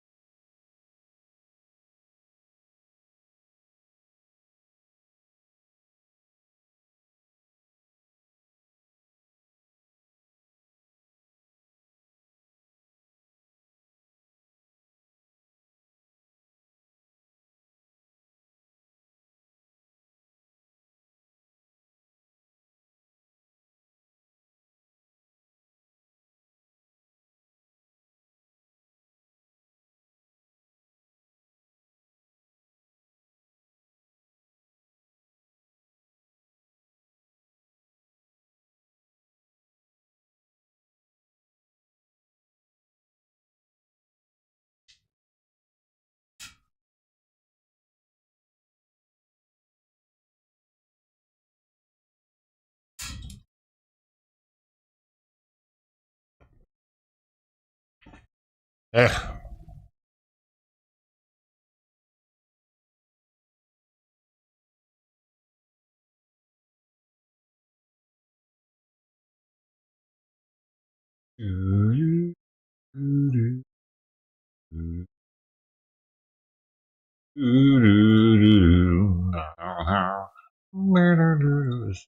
get in the zone. Let's get in the mood, baby. Let's get in the. I die. Now they're shooting our tires from behind. Yeah. Getting in the mood, baby. Like I'm just sick and tired of this. Bob dude. gets me in the mood. Even though he hates the game. Only what? I do too. 2.5 weeks ago. Game.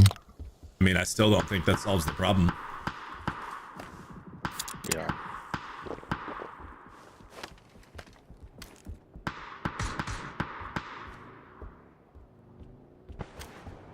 Bob's not.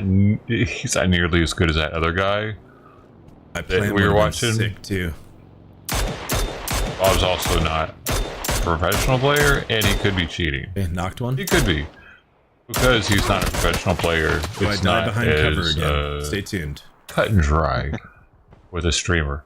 Like, I don't cheat. Like, right? Y'all know I don't cheat because I kind of suck at the game, right? It's apparent. When someone's really good and they don't do online, or they don't do anything but online games. One's at like 235. How can you tell? Maybe they just got it turned down so it's weak and it's not like it's too apparent, but it's giving them an edge.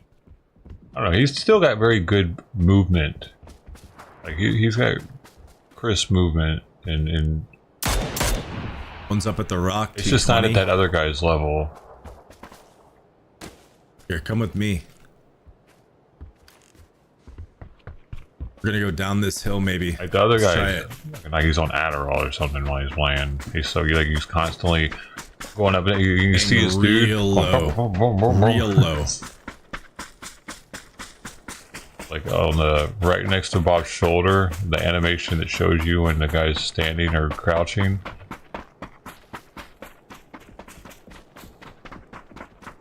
Bob's more like laid back kind of hang out with a dude.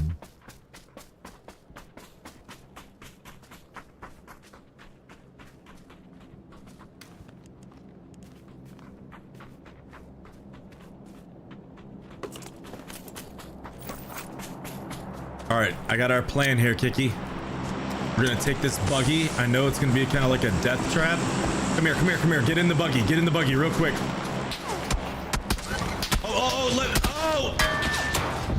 You're okay. You're just in it. You do whatever you're gonna do. What the fuck? You got the driver's seat. Okay, we got guys up the hill from us now. This is really bad.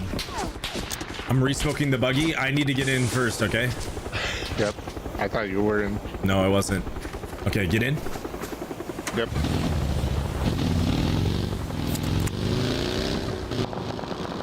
It looks like he's playing with a viewer. Oh, shoot, just right left. Yeah, I think this is viewer day. Let's see if we can pull this off somehow. Yeah, community day. Get underneath the bridge, okay? Alright. So he wants to take the lead with everything. The chances of his community member being better than him are pretty slim. Jeez. I'm sorry, The pump. Kiki, dude. The pump. They got the other tire. Do the song.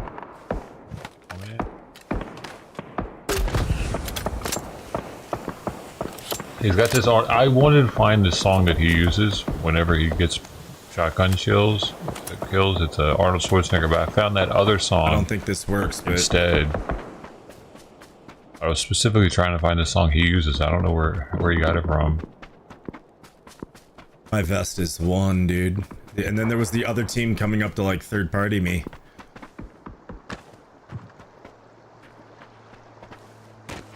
Oh shit! Wait. Oh, I thought he was about to walk all the way across under there.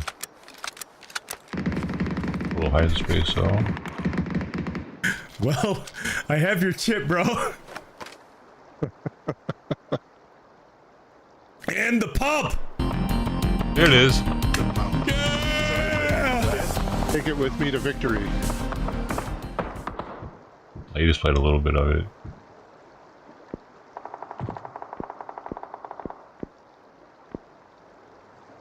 away.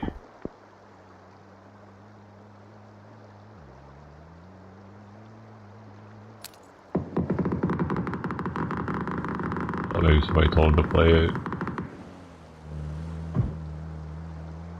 Nope.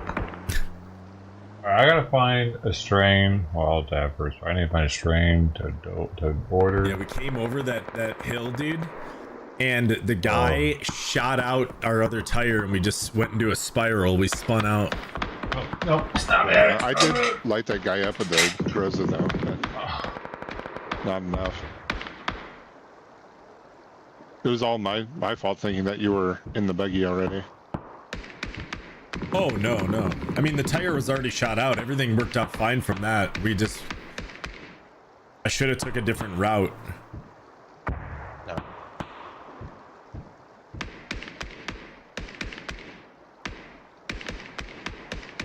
You see, we all know that a good bridge camp is amazing, but you'd never expected it to be this.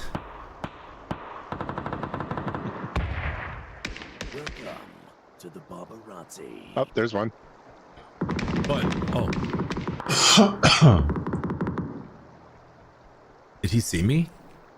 And he's just gonna... Oh, there's two.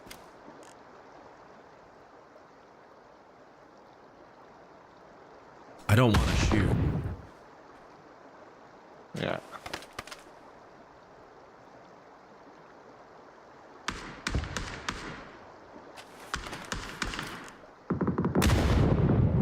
I'm gonna have to shoot.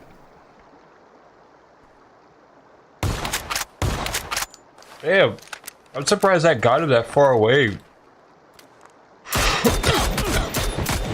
Just no vest, I lose. I literally kill him 100 times out of 100 with a vest. GG's. Good games. We go again.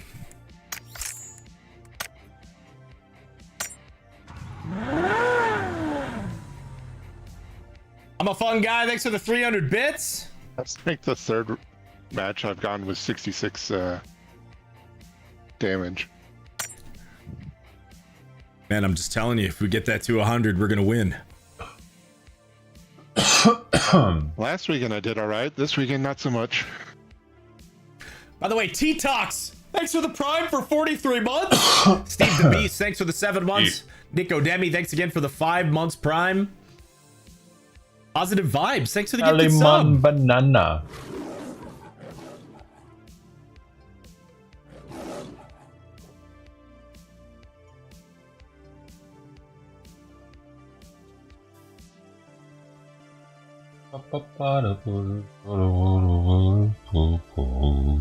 I looked in the backyard. Tux wasn't there. By the way, that's why I didn't put on any lunch. God dang it! Why do all the strains have limonene in them? Get over it, dude. And the one that didn't is out of stock now. Whack. Welcome to the Barbarazzi. You said they took out Miramar this week, right? I'm not the only one. Yeah. Yeah, they know what's best for us. For Kendi, baby. Mm-hmm. Joey Bay says, it's the end of the year, guys. I'm on the Bob budget now. Dude, I'm on the Bob budget all the time. Welcome. Welcome to my realm. Holy nana crack. Let's do that one. Andy, the snowy white butt crack of Blue Hole. You just said crack right after I said holy nana crack. You can't tell me I'm not connected. Alright, what do you like here, dude? What are the chances? You just have, there are so many words in the English language. Less than where you like to go. 2 seconds later, whatever he says, crack. Right after I say crack. Are you feeling like getting 5 kills on the drop? I wish. Because if the answer is no, we should go somewhere else. What's up, Banky? Nana crack has limonene in it, by the way, so never mind on that one. Crack connection. We could go to airport. We can go to shipyard. Garlic we can go to and Kim. Dude, it's terpenes or... Shouldn't be lemon. It tastes like garlic and Kong chemicals. Nung. But watch, it's gonna be top terpene lemonade.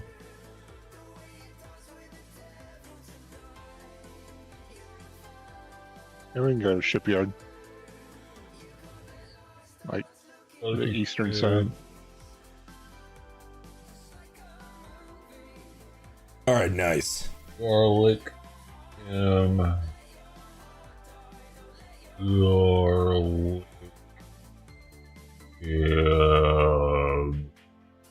Yeah, Dzeko, that's like one of the 8. Well, dude, it says right here, it's pungent bouquet of excessive garlic, onion, and gas aromas. There should be lemon, right? There's 10 people left. Still haven't found the turret profile though.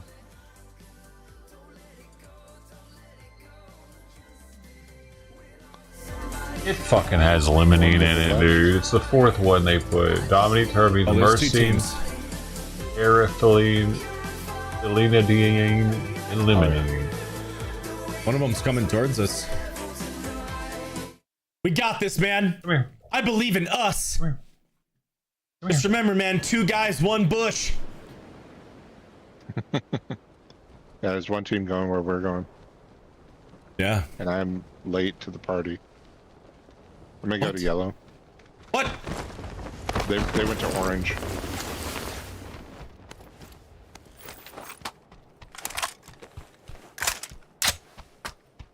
This one doesn't list lemonade. I don't care what it tastes like as long as it doesn't have lemonade in it. And it's so hard to find.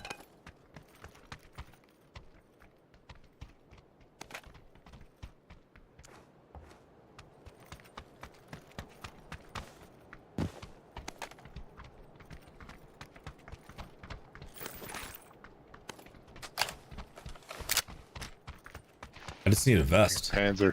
Nice, nice. Okay.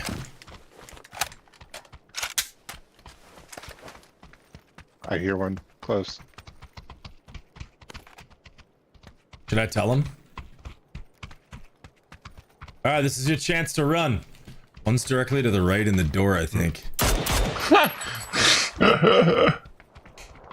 It's gonna peek over here. That was fucking hilarious. Nice, dude. How did I get that? Oh. How did I get that? It blew up right at his feet. No, Kiki. I'll tell you how. I won them and then you.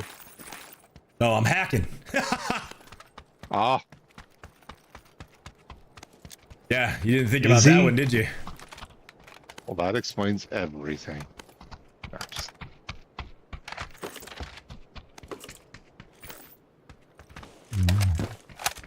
4x here in the ground.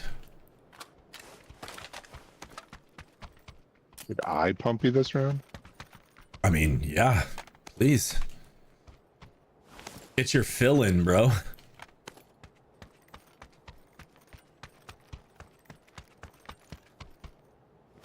That's right, Tyranny. You caught me. AR suppressor over here.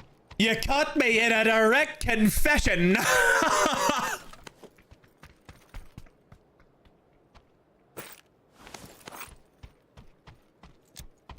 Take me away. Welcome to the paparazzi. Still not putting it past it being a possibility. Hey, G-Man. Sorry, man. Just out here doing some criminal things, you know? Wait, where was that suppressor? Back here somewhere. Right here on me. Oh, it's freaking hidden, dude.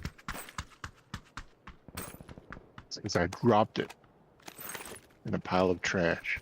Oh. There's still one other team here we got to be aware of. Yep.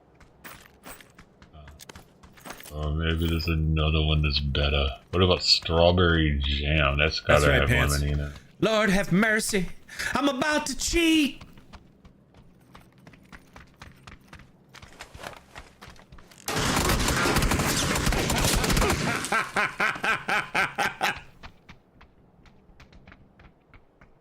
That's how people play this game now, chat.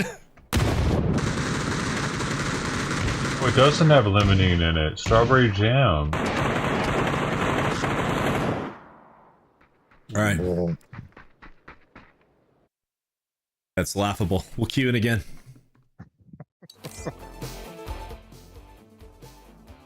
Oh, bear, There's another team somewhere around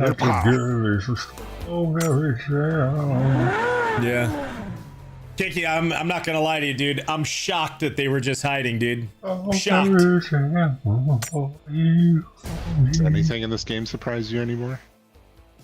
Oh yeah, lots of things. What?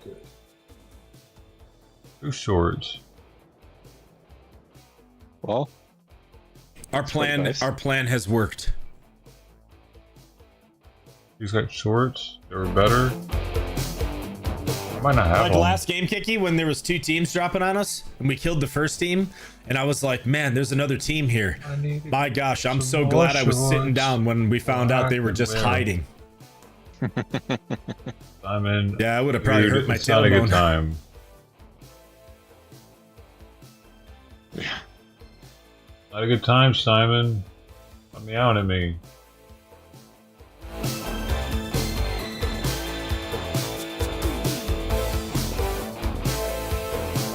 He's gonna get me copyrighted. He turned it up really loud.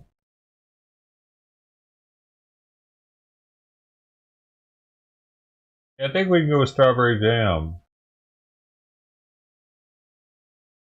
on this one. It's kind of pricey.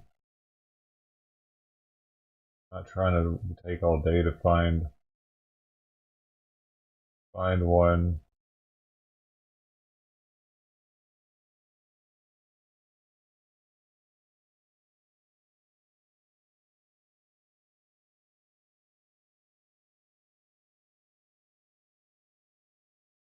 Dude, you're fucking a little annoying sometimes, bro. I can't wait to get you back on your normal dosage of thyroid medicine.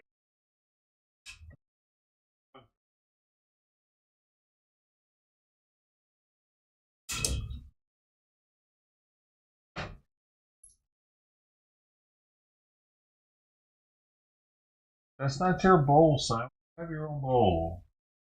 Repeatedly. Let her have her bowl.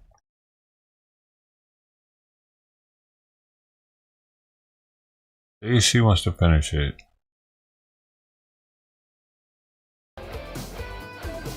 Leroy drinking. We're on the way in, man. All right, you remember what happened last week, Kiki? At what point? We need to dial that back in. All right. She slept a little bit, so she wants a little snack now. Especially since I had to wake her up due to Simon. Get her a little snack. I bet he's still got food out there, even.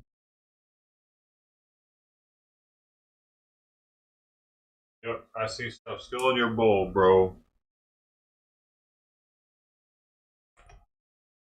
Oh, I should put underwear on instead? Is that what you're saying? I should just wear underwear? Nothing? No shorts? And I will do it well. Yes! Yes! I love love it! Shorts.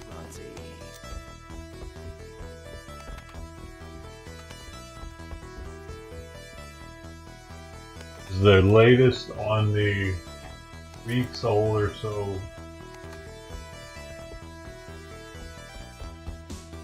I feel the need to umpy. Crazy? A little kitten. All right, my man. I'm on an ump right here. Accident. There's a 12 gauge umper. Okay, I'm good. The time is now, man. You're all good, kitty. Let's squander this opportunity.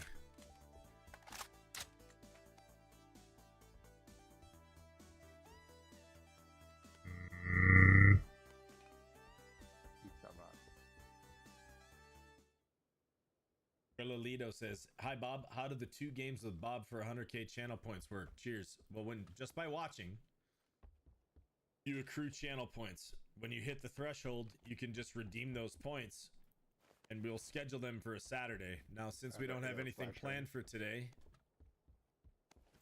if somebody redeems, we can get them in. Or if you don't have the channel points, exclamation games with Bob. There's different ways to get in.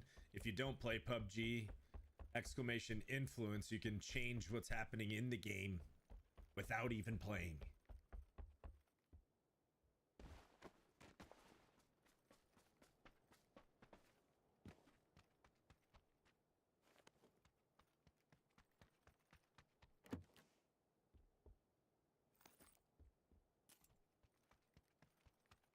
Always on Saturdays, yep.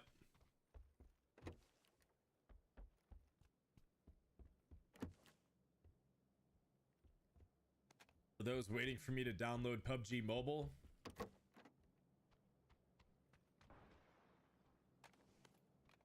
I hope you plan on living to be like 300 years old.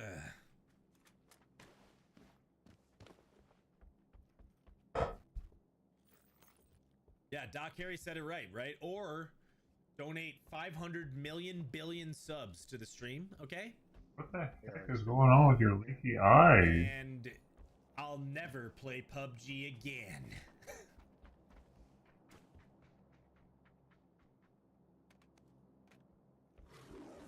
Yes, sir. What are you rocking? Scar MK. Send nudes, but take it from an Where's angle that where AR the extended? camera Did you is grab on the it? floor, so I can No, see it's in the the- underbelly. Like middle back of that long building here. It's in a freaking weird spot, man. I couldn't see it. I got it now. You want the air suppressor? Oh, sure. If you don't want it. Don't mind if I do, bud. I know. I just need an SG comp. Or SMG comp. Eyes have been tearing weirdly. Yo, Pickle, thanks for the 61 months, tier 1. All right. Chad, I gotta be right back. I gotta go take a couple pictures. Fine.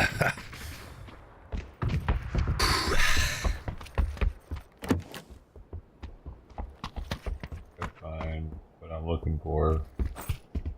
SMG comp acquired. SMG comp acquired. I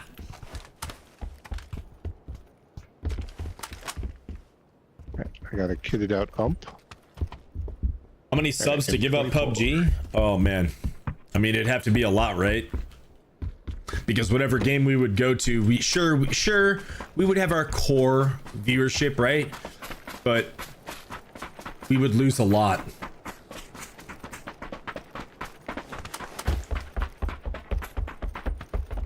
It'd have to be like 2 years salary for me, basically. Or like what I would make, right? So there's nothing in that house. 20 subs or something like that. How do you know, Kick? You didn't open this back door down here. There's an EMT kit right here, bro. Uber garbage.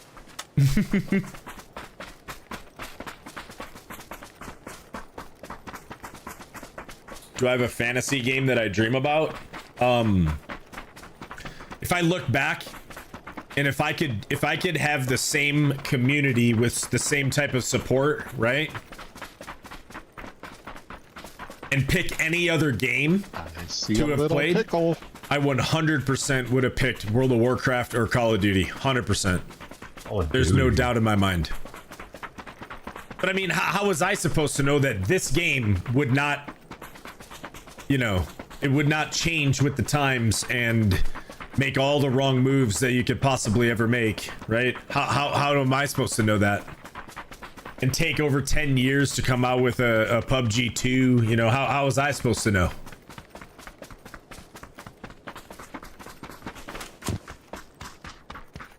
Anything you need?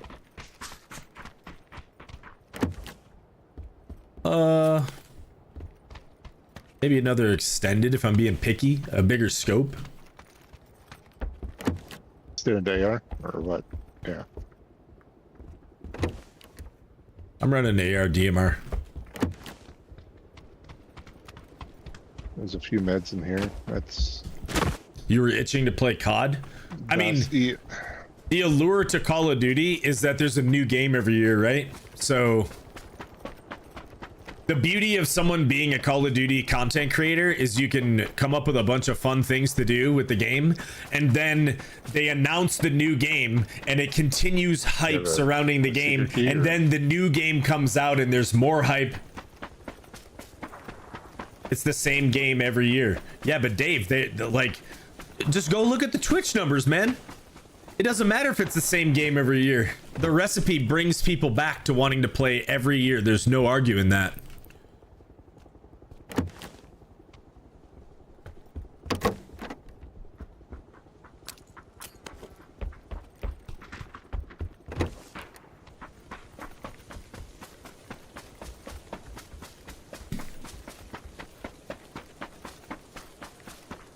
PUBG updates don't give people hype.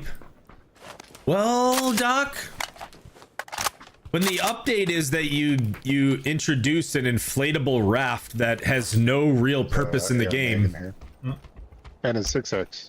Oh my gosh, thank you, dude. What do you need? Nothing. Oh my gosh. So I've been holding us back. I mean, a 3 vest, but you know, beggars can't be choosers.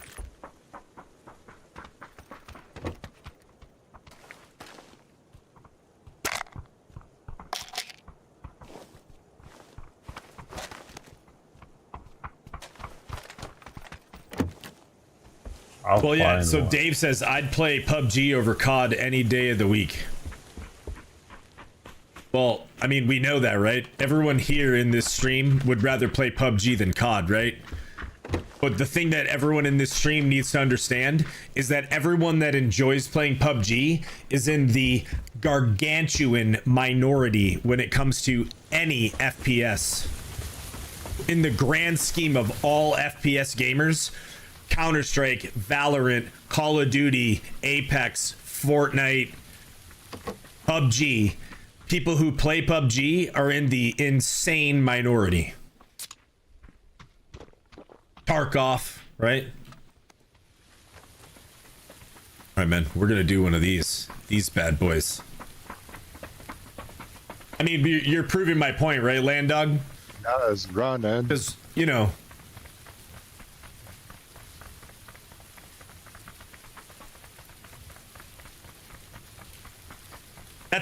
that's like me saying that is like going to a basketball game and saying, man, basketball sucks, football's better, right? Everyone there is to see basketball. So if the person at a basketball game says basketball sucks, everyone that's there to watch the basketball game is obviously going to be like, you're an idiot. That's why we're here. We're here to watch basketball, right? So when you guys are all here to watch PUBG, when I just speak the numbers and the facts that the vast majority of people prefer a different game, obviously the people that are here are going to disagree with that because you're here because you like PUBG. There's an adrenaline syringe in here if you want to get juiced. It's really heavy, but I believe you can do it.